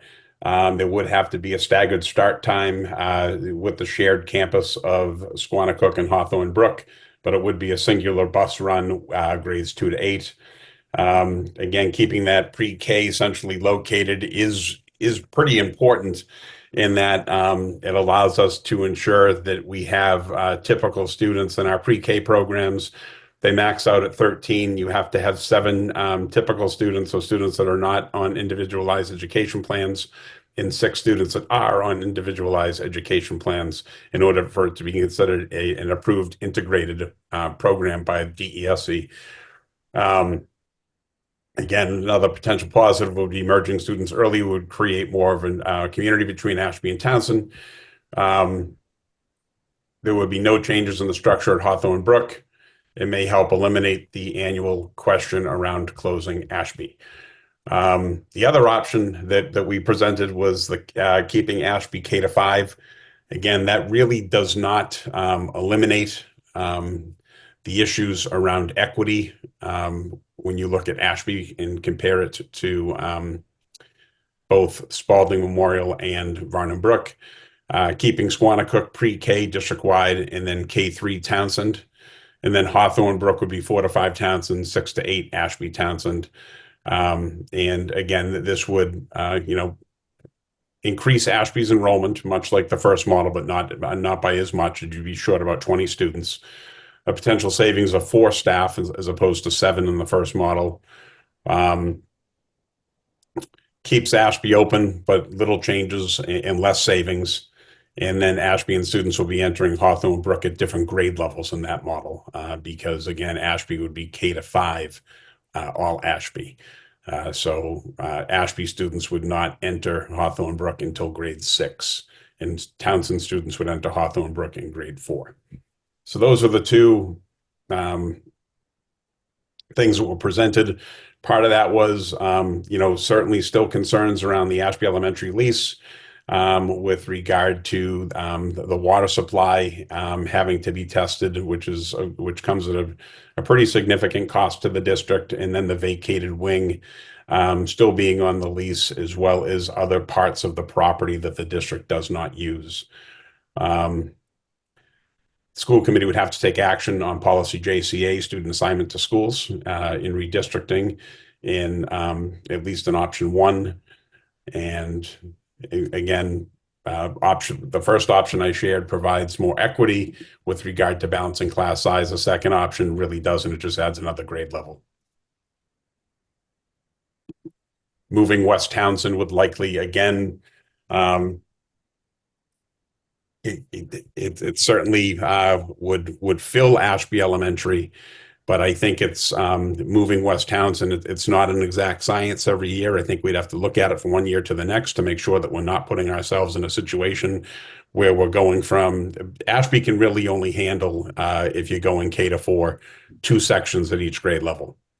It would leave them with 1 extra classroom, I believe. So that if you get to a point where a 3rd classroom is needed at more than 1 grade level, it would not be doable. So that could create issues with moving West Townsend. So we may have to look at the map and how West Townsend is defined on an annual basis based on space and Ashby from one year to the next, if that makes sense.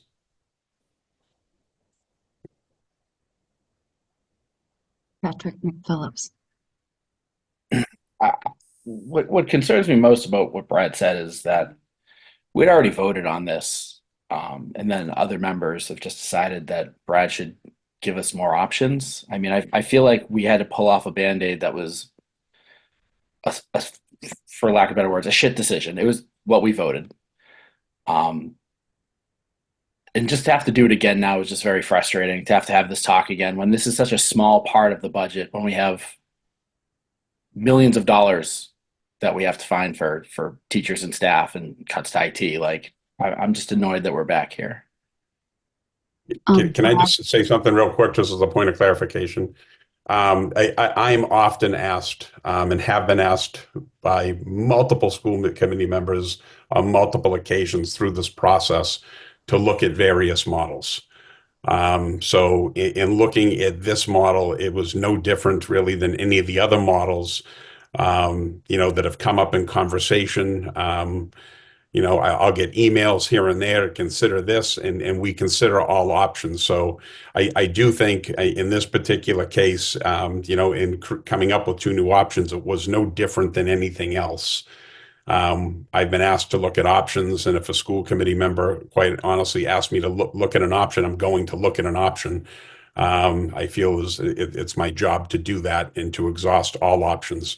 And that's really how we came up with all of the other options, or people sharing ideas and opinions. So I do want to clarify that. Coming up with these other 2 options was no different than any of the other options we've come up with. I'm asked to explore something, And I asked the team to work with me on it and explore it. Okay, and I just want to make sure, June said that you personally prefer this new option over the old option 4, or you think it makes more sense? So what I would like to do is find a way, and again, I don't think there's any exact science in doing it, is find a way so that we can balance class sizes across the district. I think that that's very, very important. And right now, that's not something that we have. Is K1 the best answer? I don't know. Could 3-4 be a better option? Possibly. Is moving West Townsend into Ashby another option to consider? Yes, but it does create potentially an issue if you need a third section at a particular grade level. But I do think what's very important is that when you have 3 elementary schools, it's very hard when some schools have classes of 27, 25, 24, and then others have class sizes of 16 and 17. That's a significant difference in an elementary school classroom. Not that it's not at the middle and high school level as well, but at the elementary level, it's significant. And it's always been something quite honestly that has come up from town leaders when we present the budget to them as well. So just trying to find a way to best balance class sizes, but also recognize the fact that all 3 communities want to maintain a school in their community as well, which I fully understand. I would want the same thing if I was a member of any one of the 3 communities to maintain a school in the community in which I lived, especially at the elementary age. Thank you. All right. Randy, were you? I think it was you or June. June, is it okay if I speak? Okay. One of the jobs of the school committee, and it is in our policies, is that we must look at the long-range educational plan for students. Okay. It certainly is a tough job, especially when there are immediate budget issues and immediate needs.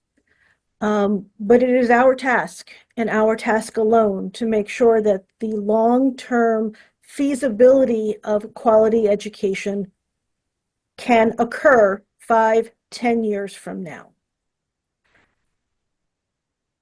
With that said, with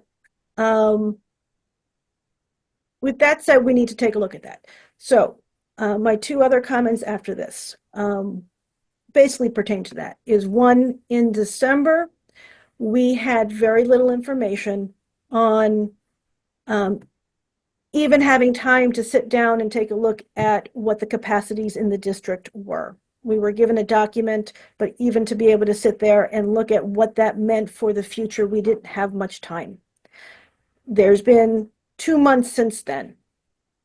The administration has been able to look into a lot of different things as they go down on how they can make that feasible. Committee members have had time to look down to kind of come up with some other ideas and look at and put things together and process everything that's been happening. We've had a lot of time to sit and listen to the community members and hear a lot of different things. To sit back and say, we made a decision in December. We must stick to it no matter what information we get. We must stick to it no matter what else comes up, is irresponsible for this committee looking to keep the quality of education as high as we possibly can. There's nothing that a committee can do worse or a group can do worse than to ignore new information when it comes up and better information when it comes to us. I have had the opportunity to sit and create a table on what the configurations and what the enrollments at each school would be for each configuration. If I'm allowed to share my screen, I will share it with everybody so everyone can see a visual. Okay. Let me see. All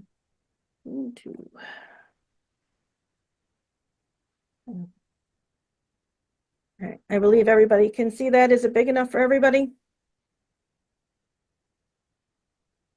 Okay. This first box has our current configuration. A is Ashby, T is Townsend, P is Pepperell. So Ashby K-4 at Ashby Elementary has 152 students. Squanicook currently just has the pre-K with 89. Spalding has Townsend K-4 with 413. Hawthorne Brook has Ashby and Townsend 5 through 8 at 449. Varnum Brook is Pepperell K-4, 606 students. Nissitissit is Pepperell 5 to 8 with 494. This second box here is the option for configuration that was voted in December that closed Ashby and closed Spalding. What it would create is Ashby and Townsend K-1 with the pre-K at Squanicook would increase the enrollment to 295. Hawthorne Brook for Ashby and Townsend would convert down to an elementary school 2 to 5 with 498. Pepperell and Varnum Brook would have K-5 instead of K-4, increasing their enrollment by 80 to 684.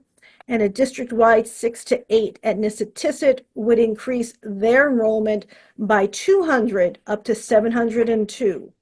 All of these enrollments keep all of the special education programs that are there now, and Nissitissit will be getting a new LEAP program, middle school LEAP program starting next year. All I hear from the community members and even some of the school committee members is Varnum Brook and Nissitissit are overflowing. They are full to capacity. So that's fine. Our numbers from the administration say that they can fit in these schools, but it is adding 80 students to Varnum Brook and 200 to Nissitissit over what they currently have, which means a lot more buses. And we'll ignore all of the other issues that we've already talked about as far as busing Ashby to towns and things like that. Looking at option 1 of the 2 new ones keeping Ashby open. Pepperell and Varnum Brook and Nissitissit in both of these cases remains exactly as they are now. K-4, 5 to 8, with the special education programs with the same enrollment. It's 548 and 484 because that's what the predicted for 2026. It goes down a little bit in all the towns. Ashby and Townsend, K-1 in Ashby, the enrollment goes up to 204. Ashby, Townsend, 2 to 4, and the pre-K at Squanicook, and it goes up to 466. This model also could work going at Spalding, whereas Spalding and Squanicook are basically the same size, but the current option has Spalding closing. Hawthorne Brook would remain the same with Ashby and Townsend 5 to 8, 477. The last one is Ashby K-5 at Ashby with 186. Townsend K-3 and the pre-K at Squanicook for 423. Hawthorne Brook would have Townsend 4 to 5, Ashby Townsend 6 to 8 for an enrollment of 538. And like I said, the Pepperell schools remain the same. All right. My concern with closing 2 schools is the capacity issues. If we have expanded students in our in-district special education programs, do we actually have rooms available to create another special education class? Do we have rooms in the district to bring in new special education programs that can reduce the budget for the schools? Okay, that's a budget reduction year over year. That is sustainable if we can bring programs in. That's why we have these programs in-house now. They have saved us money from out-of-district costs. Do we have room for any increases in population in any of the 3 towns due to the MBTA, due to just an expansion, due to, Pepperell had a 100-unit complex that was not approved, but doesn't mean that it won't come back and get approved in another year or 2 or 3. Do we have the room for those students for any kind of expansion in the next 5 to 10 years? And I would argue that we don't. And I think it's irresponsible from the long-range planning that we need to do for quality education to sit here and take our space capacity to the point that we cannot handle anything new or any cost reductions in the special education arena. That is my concern with closing 2 schools. Do we have excess capacity in the district? Yes, we actually have excess capacity in just about every school, including the Pepperell schools, and that's why we have the special education classes there, because they had the room. If you take general education, most of the schools are 50 to 60% full. So do we have excess capacity? Yes. Special education does take up a different type of space, which we need to take into consideration. So some of that excess space for general education is being used for cost reductions in the district right now. And I think we need that 2 schools cuts it down too far. And that is my concern with the 2. Thank you, Randy. Any more? All right. I am going to let Jill Twig. Where did she go? Jill. She's not able to raise her hand, and so I'm going to allow her to speak here. Thank you, Lisa. Can you guys hear me okay? It's a little loud where I am. Yes? Yep. Yeah. So one thing I wanted to say about special education, as a special education advocate and a special education parent, one of the things in Ashby that the STEPS program had was K was in a classroom by itself, 1 and 2 was in a classroom by itself, and grades 3 and 4 were in a classroom by themselves, which only took up 3 classrooms. It allowed for less transitions for the kids, less teachers for the kids, more paraprofessionals, and therefore would add a ton of extra space in a school that you're saying is way too crowded. You know, now you're freeing up 3 extra classrooms, which are super large anyway, as you know, if you go ahead and look in the Barton Brook schools, it can more than capacity hold 2 different grades. So, you know, that's my 2 cents about special education. You know, we can definitely start pairing them up, save with, you know, teachers, add paraprofessionals, and save space so that there is extra room, say for grade 5 at Vernon. That's it. All right. Thank you, Jill. Patrick McPhillips. You're on mute. Yeah, sorry. Question back for Randy. When you did that spreadsheet, did you work with Brad and his team to go over those numbers? Because I know when they came up with these options, they looked at all of that. And my just concern going through your first 2 options quick is the sums don't even total the same amount, I don't believe. So I'm just like, I have more faith in Brad's numbers that the option works than. Those numbers were straight from projected enrollments from Nancy. Okay. It's just strange to me that they changed. Okay. The current configuration is FY25 numbers. The other ones are FY26 projected. Okay. Okay, that makes sense. So as far as expansion, for Pepperell, if Pepperell gains more students, that having Ashby open doesn't help us at all with that, because Ashby only has room for like 3 more classrooms. If it's already at 4 or 5 classes, they'd be going to Townsend. So if it comes to growth capacity expansion, I'd just assume keep Spalding open and then close Ashby. Like that just makes more, if growth is truly your concern. There's not much space in Ashby. And just my last question, just based on, I know I asked Kathy earlier, do you have you read the Habib and Associates report? Like, I know you keep saying that there's nothing wrong with the building, but I mean, that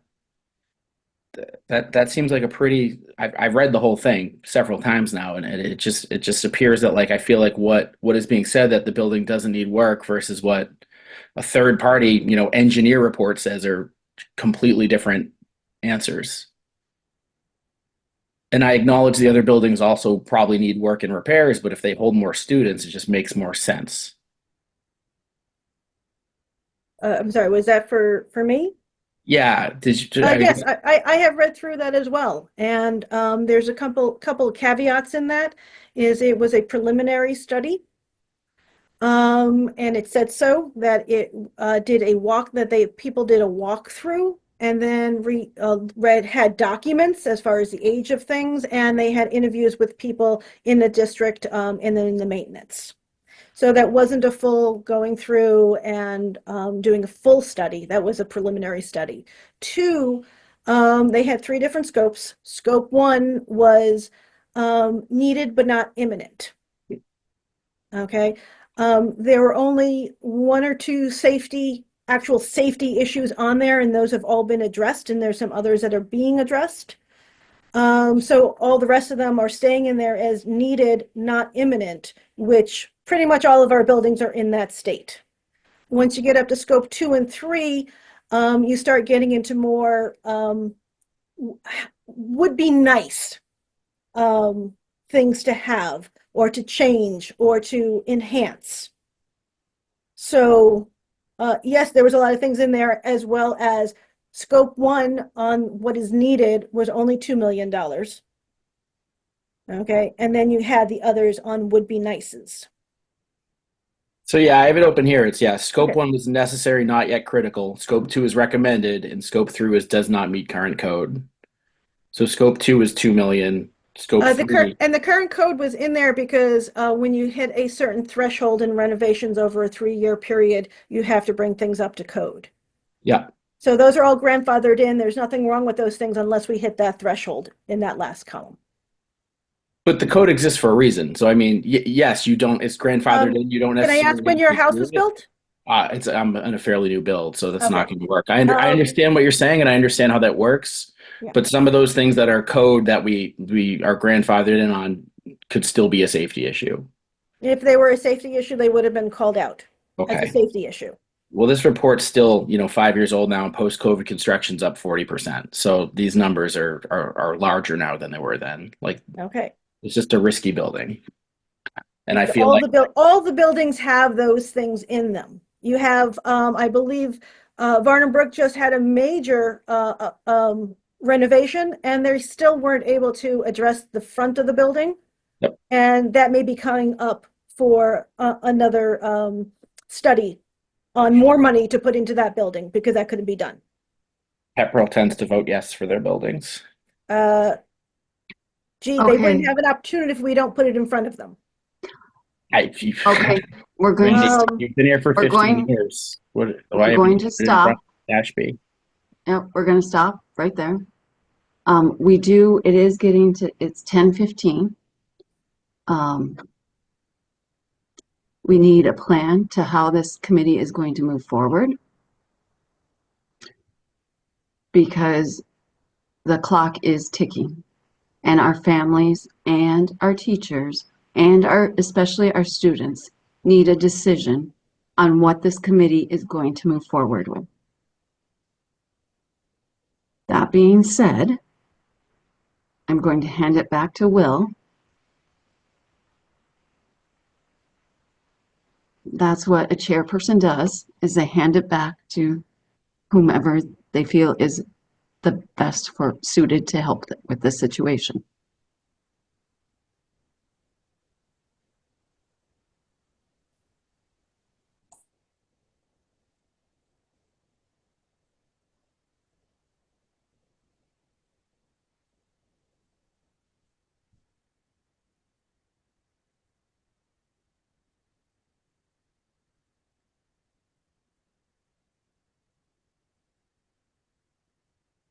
Like me to do, Chair? Well, I'll start if you like. we need to come up with a contingency plan. If we're not handing this to the towns, and if they're not going for the overrides, things of that nature, where do we go next? I think buses, we should talk about that again and just vote on that of yes, we should cut those seats if anyone has no problem with that. That's an easy one that's not gonna give everyone too much heartburn. And then I think we have to talk about Ashby again.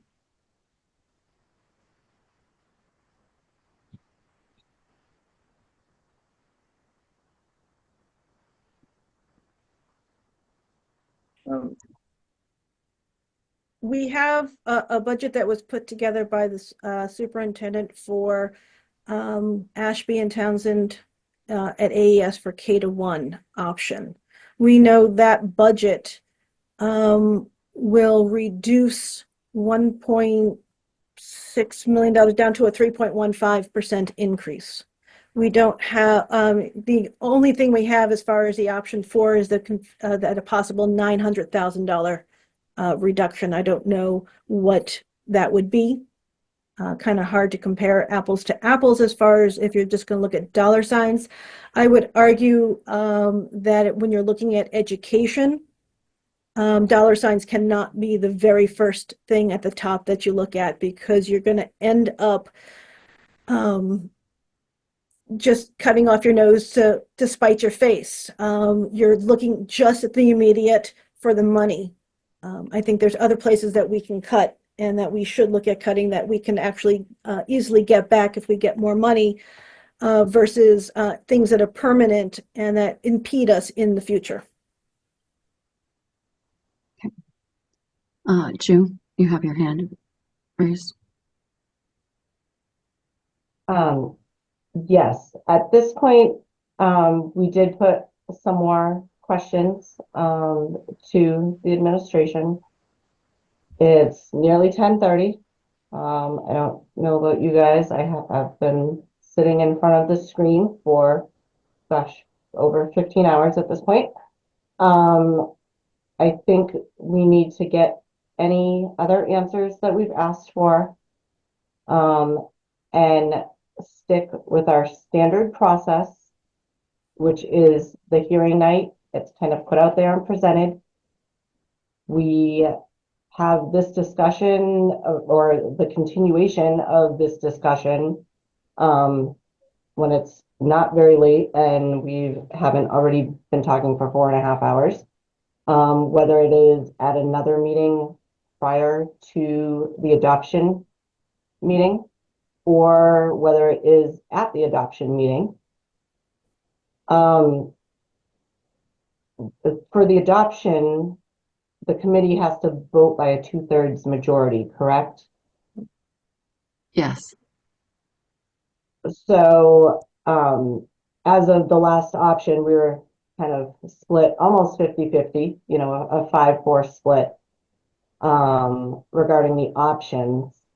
My guess is if the option remains the same, that's kind of where we'd land with the budget, which would not pass the budget, which would mean it would not go forward to the towns.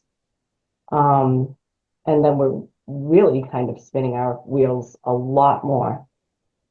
So what I would recommend is we kind of all just step back again, get any other information, have an additional meeting either before then, or we just, you know that our next meeting may be just as long as this one and we'll have more discussion. But as it stands, I think if we're trying to, again, force some sort of vote tonight, we're not going to move forward in any direction. And if we don't have a budget that we agree on for the towns, then we're not even going to be giving them an opportunity to vote on an override until we do have one that we agree on. So I recommend that we do kind of just step back and give ourselves a chance to sleep on this and open the discussion again on a fresh day. We can schedule another meeting. No, we just did this for 4 hours. We can't leave with no more results. I mean, We need to have other discussions. but Randy, we've been having other discussions since November. We haven't been we've been Keep having the looking same for discussion more over and over again. information, more this, Oh my more that. It's kicking the can again. It's Yeah, exactly we have just been having the Okay, same. stop. It's the Stop. same Stop. conversation. Exactly. We need to have For 4 conversations on months. other cuts. We need to have conversations on what the number for the override is going to be. We need to have discussions on lots of other things in this budget other than just the buildings. I understand what you're doing and I respect it. Randy, is there any scenario where you close Ashby? Or is this just the hill you die on? Because I don't understand. You said we all need to work together and that it's about figuring out what's best. Like ripping the Band-Aid off this again for pushing this till when? Till it's too late to do anything this year? Till like no one's even talked about the 2.1 we're still looking for. Right, No and one's those are concerned conversations about. we should have because No that one's impacts concerned a about lot of all the other teachers we're things. letting go. No one's talked about the staff at all. It's been Ashby for 5 months now. Can you stop it? That's all you And it's spoke not about, just, Randy. That's all you spoke about for Steph, 5 it's months. not the only way we can cut. There's more than 2 ways that we can cut money out of our budget. It's not I buildings know or you used staff. all the There's E&D lots of last other year, things. which kind of caused this even more. So like, yeah, no, I get there's other ways, but they're not good ways. There are good ways. Then why haven't you told them to us yet? What are you waiting for? Because I'm waiting for the administration to put them together and give me an estimate on some of what they were. I have suggested a insurance opt-out again. We did that twice in the last 10 years or so, which saved the district, at least the first time, it saved a significant amount of money. Wasn't as popular the second time, and we're going to try that again to save several $100,000. Or actually, rather, I don't know if we're going through with it, but it was a suggestion. Okay? We have to put our heads together. We have to work together and not just sit back and say, staff, there's no other good ways. $10,000 here, $50,000 there, $100,000 won't do anything. It saves staff. Okay? And it's worth the work to save staff, to find, even if it's little things that add up. But nobody wants to put the work in. The easy things is buildings and staff. We all had to sit down together and went through the line items. We have Brad, we have Jeremy, we have a great team working on this budget. Like you keep saying these things are going to appear. When are they going to appear, Randy? And the answer is they're not going to, and I'm sorry. Well, I need the administration to chime in on that because I can't talk for them. They've done a great job on all of the budgets. They have been doing a fantastic job. I have no complaints. They have been working tirelessly trying to find ways to save staff and save this budget and save education for the students.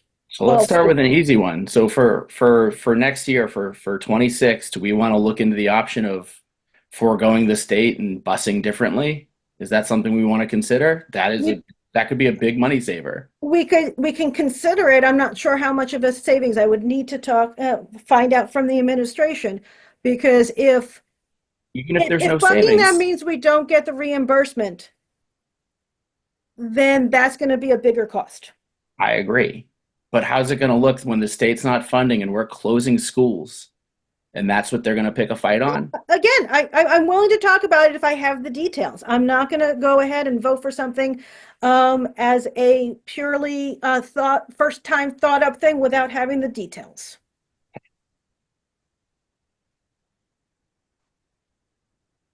Okay, that's all I need. Give me information is all I've been asking for here, and then we base all of our stuff on information. I vote to reinstate option 4 as our way forward. I second.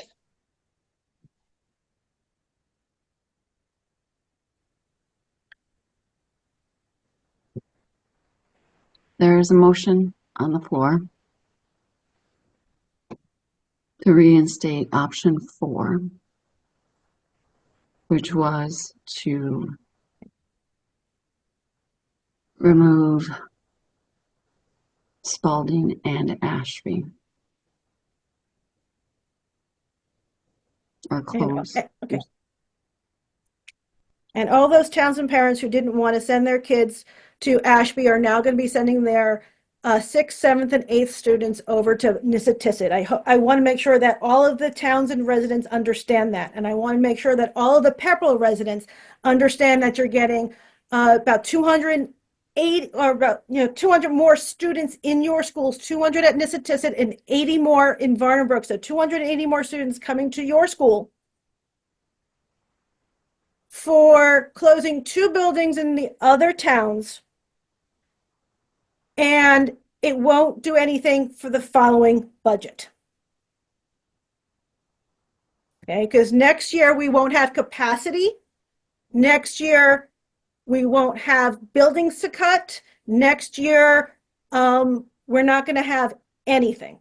And the costs are still going to go up because the drivers are still in the budget. And we'll go And to the if state. we vote this tonight, the override won't save the two schools. The override won't save anything that's being voted right now. Have you talked to anybody in towns? No one's voting for an override. That's Nobody- fine. I'm just like, there are some people who are willing to. I don't know how many. And it probably all depends on how it's marketed and what it's saving. Teachers. Teachers over buildings. And if you don't have the room for the teachers to teach, we're either going to end up having them in the currently do. hallways, having them double up in classrooms eventually, or having to go and get mobile classrooms. We started the night with a That is plot poor projection. long-range planning. We started with a plot projection tonight of the last 10 years of growth in the schools, and it's been a decrease. It showed the next, I think, 15 years of growth potential, and it was stagnant.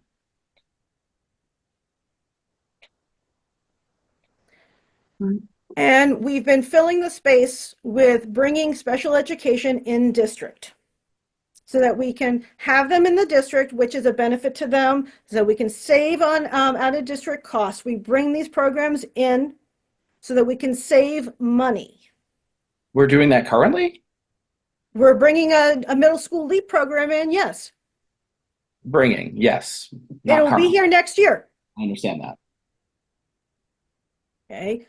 You go back 15 years or 20 years, we didn't have any of these programs or very few of these programs in district. We have been bringing them in to save money. That's a smart long-range planning.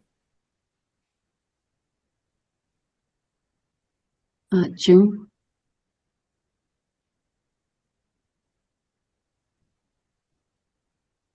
Whoops, you're on mute, June. Sorry, I lowered my hand and forgot to mute. So with that option, again, we'd be adding 300 kids to Pepperell schools, almost, including almost doubling up the students in the SPED classrooms. We would be taking a school away from Townsend, taking a school away from Ashby. We would be losing any support from Ashby for an override ever again. We would be not doing any building projects ever again, because again, all three towns need to pass a building project no matter which town it's in. So Pepperell will not have any improvements to their schools ever. Townsend will not have any improvements to their schools ever. And again, Ashby would have no school and essentially not be part of the district anymore. That's what you just put on the table, you're telling me. So what you keep screaming is we are NM, but you should be saying it's we are NM as long as Ashby stays open. As long as Ashby is included in NM, yes. And again, They're still included. Admin made a recommendation that they recommended above this plan. So you don't want to go with the admin recommendation. Correct. Even though that was included in the budget hearing that was just presented to all of the towns. Which so sound like it. somehow you would have not to go over. add in that $1 million back in, which would be more teacher cuts, I guess. If the only two line items you're looking at are buildings and teachers out of all the possible line items. Well, we already made all the other cuts we can in that 1 point. Well, it's funny you say that. 1.536. You've been here for 9 months, Patrick, and the process that we go through year after year, you keep saying it's so much more dire this year. It's not. This is the process that we go through to trim it down. We go back and forth. We discuss ideas. We realize maybe this one idea isn't the best idea. We go back and explore another idea. How many years have you been here, June? Well, in the district a long time, but on the committee. committee just about 6. Okay. Well, what you guys Although I was at meetings what you before guys that. have been doing isn't working because I've been here for 2 years now, and it's been a nightmare my 2 years here with cuts. Well, we haven't been hurting the students the way that this would propose we hurt the students. Because you guys got to cut everything else. And I was saying this last year when you used all the E&D. It said it's going to be worse next year. Nothing's changed. And now you're saying the same thing. But now you're saying the same not the same thing. as hurting a student. That's an emotional attack without, yes, it admin impacts at this students. I point. understand that. I'm sorry, I thought attacks you aren't called on great. me. Excuse me, I really thought I had the floor for the moment. I've been cut off all night. Superintendent Morgan and Dr. Reese, could you speak more as to why you made the recommendation that you did? Lisa, we have a vote on the floor that was seconded. Yes. We're going with the protocol of meetings. Yeah, there's allowed for discussion, which is what's happening. All right, everyone, I know that it's late, and I know that this is an emotional topic. I'm going to ask everybody to refrain from talking over one another. Everyone has a valid point to make. So just be respectful to one another. All right? All right. Superintendent Morgan, do you have more information for the committee? I don't have more information other than what I've shared. I think that the one thing that I would say at this point, I reviewed the two options to keep Ashby open. In looking at everything and having more time to really look at the numbers and look at the flexibility, I would not recommend closing two buildings. I do think that we could end up in a really difficult spot if anything happens with regard to growth. I look at Pepperell. If a housing unit goes in, we could end up not only having to move the special ed programs, but potentially having to redistrict parts of Pepperell to Townsend. Both Varnum and Nissitissit are, we have a lot of students in them. But I know that 250 unit housing complex has been put on the table before, and I know that that's potentially years down the road. But we also don't want to be in a situation where we don't have any buildings in which to use, which we could end up in that position, which I would not want to recommend. Anything that happens in any of the towns with whether it be the MBTA or any type of housing project that could put us in a situation where we don't have any flexibility at all. I do think that we need to close a building. What building that is ultimately up to the school committee. We've shared some options with the committee. Ultimately, it is up to the committee to decide which building it happens to be. I know we heard from many parents tonight wanting to keep Spalding open, and I've heard the Squanicook put out there as well as something to consider. I would say that if we are going to close two buildings, and that's something that the committee moves towards, we would probably want to look at Squanicook as opposed to Spalding being closed, because Spalding, I believe, has 5 or 6 more classrooms than Squanicook does. So it would provide a little bit more flexibility. So we would want to look at, or you would want to look at Squanicook, I should say, as opposed to Spalding if we were to close two buildings. Because Spalding just has that much more flexibility because it is larger.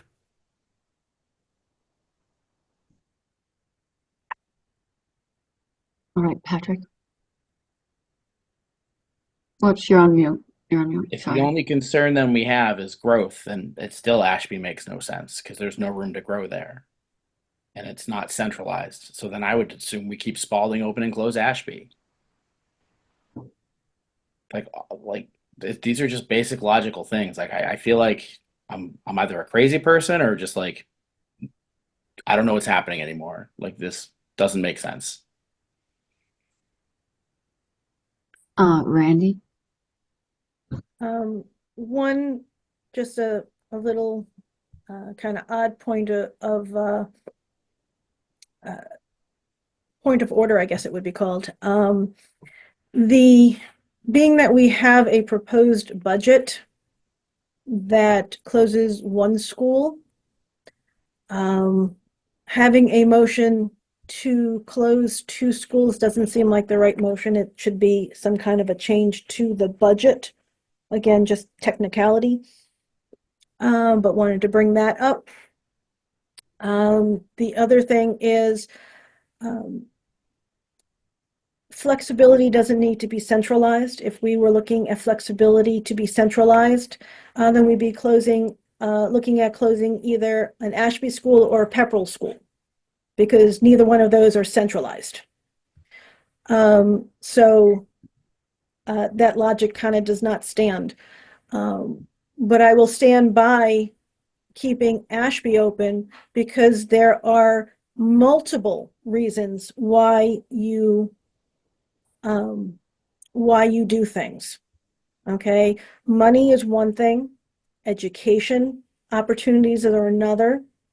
But the communities count, unless we are just lying to all the communities that the communities actually, are something that we want to preserve, that we want to be part of, that we want to encourage to grow, that we want that all three communities are part of something. And when you're dealing with that, you can't just go and ostracize one of the towns and say your community is very welcome in the other two towns, but we're never going to come there. We're never going to do anything for you. That does not create a welcoming opportunity for that community. It's ostracizing them. So that needs to come into the considerations when we're looking at all of these things. We're looking at every child. Are you really going to sit there and say that Ashby, you have to go and travel to get all of the opportunities? We value like everybody else, but you have to go and travel for all of your grades, for everything to come to us because we're bigger, we're better, and you just don't have enough numbers to make it a point for us to come over there. Which is what you're trying to say, saying that it's a small school, there's no room for growth. There is room for growth. If you take a look at the percentage that you're talking about in each town, they're a small town. The percentage that the other towns were talking about the growth, they can handle that with 2 classrooms or 3 classrooms. So I don't take that argument very well. There are many, many facets that we need to consider, and I hear all too often from people 1, maybe 2 of the facets being considered and the others discarded. June? And we would have a problem with this because closing Ashby reduces the budget by $380,000, and the recommendation that was brought forth by the finance subcommittee and presented to the public tonight had $1 million in savings. So that leaves us over $600,000 short from what we just told the public we were looking at. So that more staff that we're looking at reducing? Where would that be made up? Because you're essentially asking to add money back into the budget now for that closure. Can I speak now? I don't know who that question's for. Brad, do you want to answer first? Yeah, so the budget had, again, just using round numbers, accounted for either a closure of $400,000 or $600,000. And then the flip side would be a reduction in staff through consolidation of, if it was a $400,000 building, $600,000. If it's a $600,000 building, $400,000. Again, we used round numbers. If Ashby or Squanicook were 380, 390, we called it 400. And if Spalding was, I think, 585, we called it 600. Right. So still, the $1 million is still a combination of a building closure and staff reduction. But the staff reduction was organic due to the balancing class sizes and the reconfiguration. It wouldn't be just an additional cutting of people somewhere and adding, making essentially bigger classes. I think any closure would account for a consolidation of staff. Any one of them would, because it's a combination of custodial and operational costs. So the custodial costs were in there, as well as some other as well as some other positions, and then some teaching and/or support staff were also included in that. So the closure of any building would result in a reconfiguration, or not a reconfiguration, but a consolidation of some sort. That makes sense. Patrick. My goal would be to make as many cuts as we can and then try to get an override for like $1 million, because that's possible, especially if it's to save teachers. I don't know if I'm able to rescind the vote I requested, just to make more sense based on the budget and based on Randy saying it's against policy. I vote that we change the closing building from Spalding to Ashby, because that will alleviate the growth concerns. It allows us I know Townsend doesn't want to send kids to Asheville, and they made that perfectly clear tonight. So maybe they will vote yes for an override if they're that passionate and strong about saving a school and saving teachers. That's my 2 cents on it. I think we're wasting our time on the small beans when we still need to figure out if an override will even pass, or if we're just in trouble either way. It really is damned if you do, damned if you don't. So I vote we close Ashby instead of Spalding. And Townsend reps, I really think you should listen to what your constituents said this evening. All right, Patrick. I'm going to ask Tom. Tom, did you have something to say? You did raise your hand earlier. You don't have anything to say? I did, but it's fine. We've gone on long enough. June? So again, closure of Ashby is the most minimal of savings of any of the options at that 380. And we are likely adding multiple buses as far as the district-wide pepperell. I mean, I'm not even sure how this would work now, what the new option would be. I mean, are we still looking at district-wide pepperell? Are we looking at, or Ashby could stay at I think with just closing A3, I think that gives Brad so many options. I think that gives them so many options. We'd have to come back with a plan. I mean, at this point, it seems like it would be appropriate to table the discussion until admin comes back with a plan. They made a plan for closing.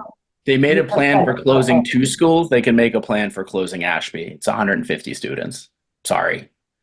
Like, you could have also tabled a rescission vote and chose not to. Like, it's time to vote. I'm sorry. We're not kicking the can anymore. We have bigger concerns than which school closes. We still have to find $2.1 million. Well, you will not have Ashby's support of an override. I never assumed we would. But, well, you would have before. I mean, this was on the table last year and they voted no handily. No, yes. Townsend lost by 4 and Ashby voted no handily. And this was on the table last year. So that's not true. That's not true. They voted to pass the budget, which had the money for the school in it. Ashby approved the school budget. It doesn't matter where the money came from, whether you're asking them to pull it from the taxpayers or pull it from department. They approved the budget and came through with the money. All right. Lisa Bloom. I just want to say, Yeah, Patrick, I really feel that you've been very disrespectful to a lot of school committee members tonight, to public. You're putting more division into our district. Ashby is part of the district. It's a 3-town district. Each town needs to have a school in it to be a community. That's it. So what would you recommend, Lisa? The new option 1. So you didn't hear your Townsend constituents tonight? Okay. No, I'm an at-large seat, Patrick. Okay. I Okay. represent all 3 towns. Okay. My And apologies. I always will.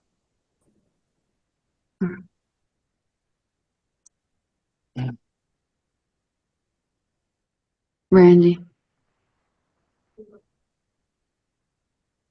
As far as who we represent, it is in our policies that we represent the students.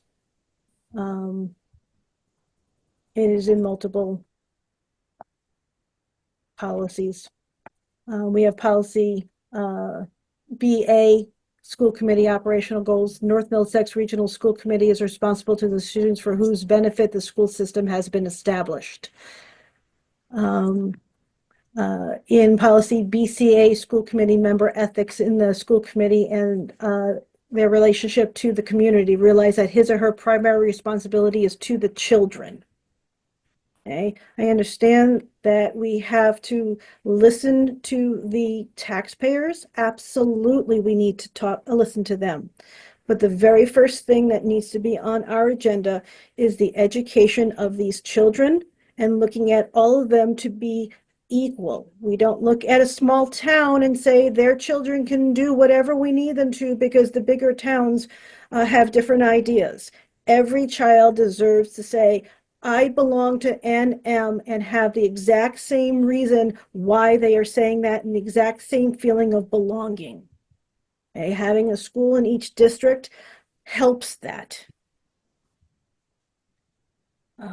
I would be open to looking at Squanicook over Spalding. Of course you What would. I heard tonight was there was a lot of passion about Spalding. But like that gentleman had said, any kind of a compromise, which is what we have to do here looking at this budget, is a compromise, means that not everybody gets everything that they want. So we can't look at one constituency and say, oh, you don't want that? Don't worry about it. We won't give that to you. The other constituents will do all of the problem and all of the stuff. All right. By asking Townsend not to change anything, we're asking Ashby to change everything. Okay. We need to come up with a compromise. And I think that this comes up with a very good compromise that maintains educational quality, maintains the long-range planning that we need and the flexibility in the district, and it solves a lot of problems that we have with the class sizes and other things. So that is where I stand. June? I know I said this already, but if we want to pass the budget by a 2/3 majority to be able to move it to the towns, we're going to have something that is more agreeable on the committee. Otherwise, we're still going to be on the same split and we're not going to move the budget forward.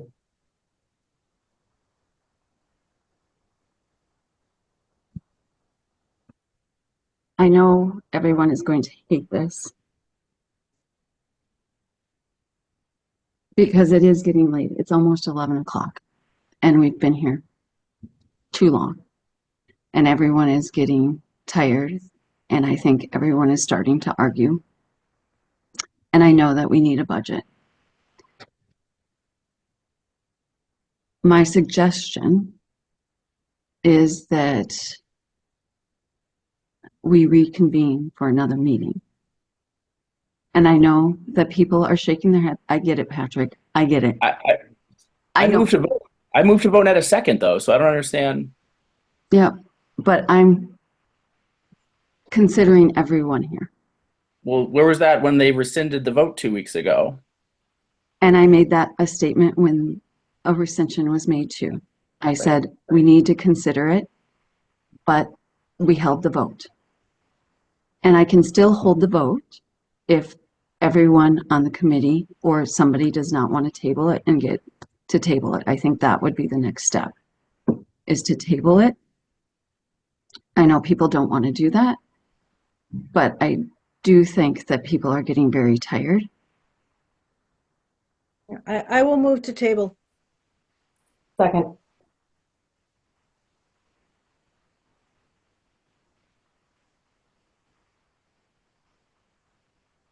Okay, now, though, there has to be a time that everyone can meet.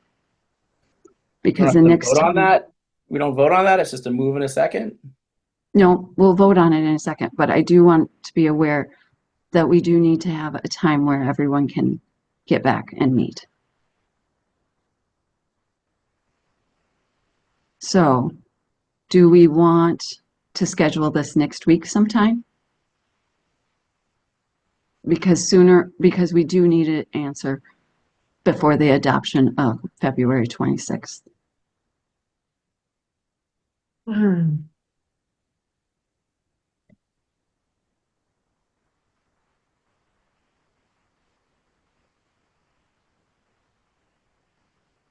I mean, we can vote down the table if everybody doesn't want to table it. We need to vote for that. Because people can continue if we want to continue.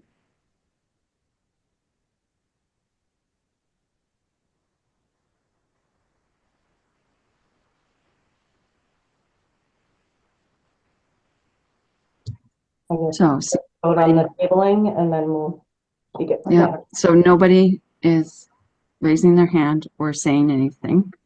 So I'm going. Regarding tabling it, I thought It's I a made table. myself perfectly clear. No, I know, but we're going to vote on the table. Okay. Yes. Thank you. All right. Okay, Lisa Bloom, Yes. Bill Berg, Yes. Tom Casey, No. Will Hackler, No. June McNeil, Yes. Patrick McPhillips, No. Randy Roush, Yes. Jill Twigg, No.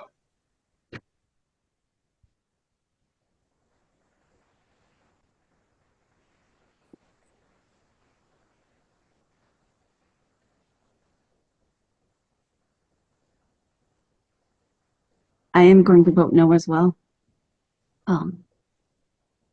Because we do need a decision and our families do deserve a decision. And I'm sorry that this meeting is going to go longer.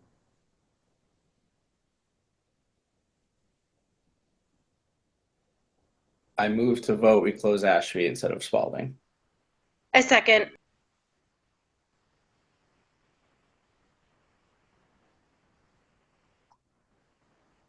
Okay, a motion is on the floor. It is to close Ashby and not Spalding. It was motioned by Patrick and seconded by Jill Twigg. All right, I'm going to go down the list again. Here we go. Lisa Bloom, No. Bill Berg. Bill, I can't hear you. Bill?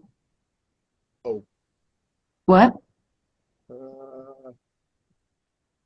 Should be able to hear me. Yep, I can hear you now. No. What did you say? I said no. No. Okay. Tom Casey, Yes.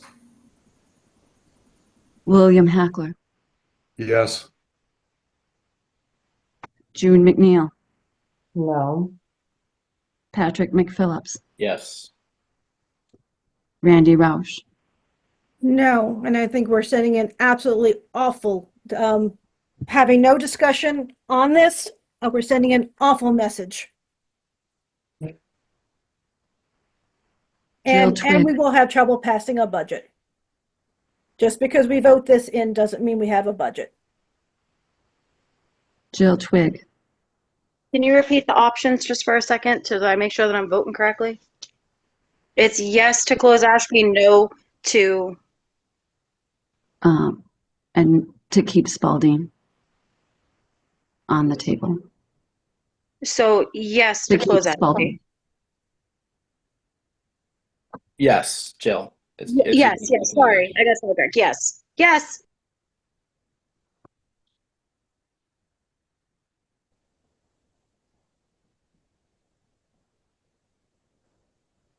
Did you get that, Lisa?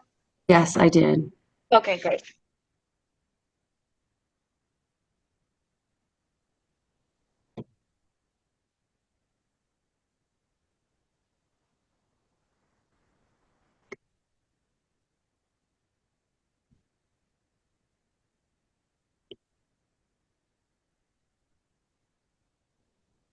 I do not make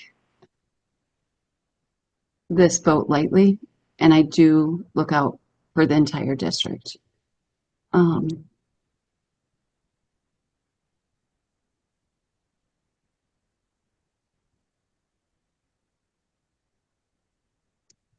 My vote is yes.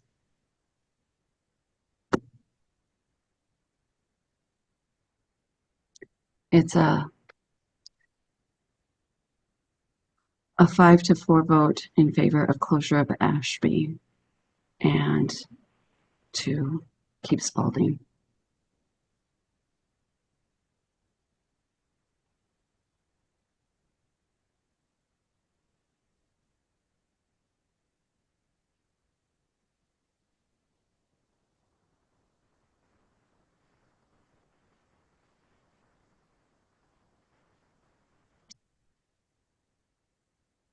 Next steps, I think Brad and his team need to go back and look at the proposal and the budget, and we bring it back to the committee. I do recommend that we probably have another meeting, as we do need to have a budget, and we need to have a budget by February 26th to send to the towns.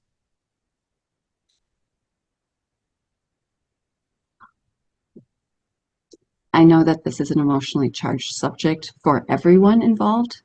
These are not light decisions that anyone makes.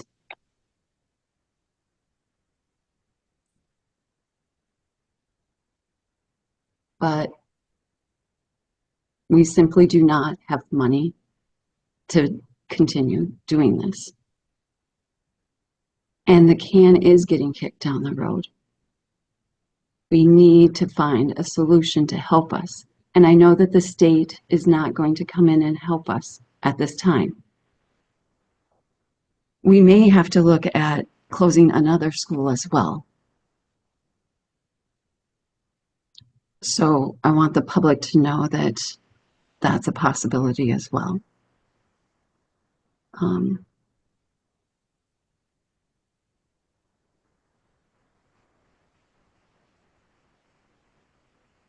Does anyone else have anything to add?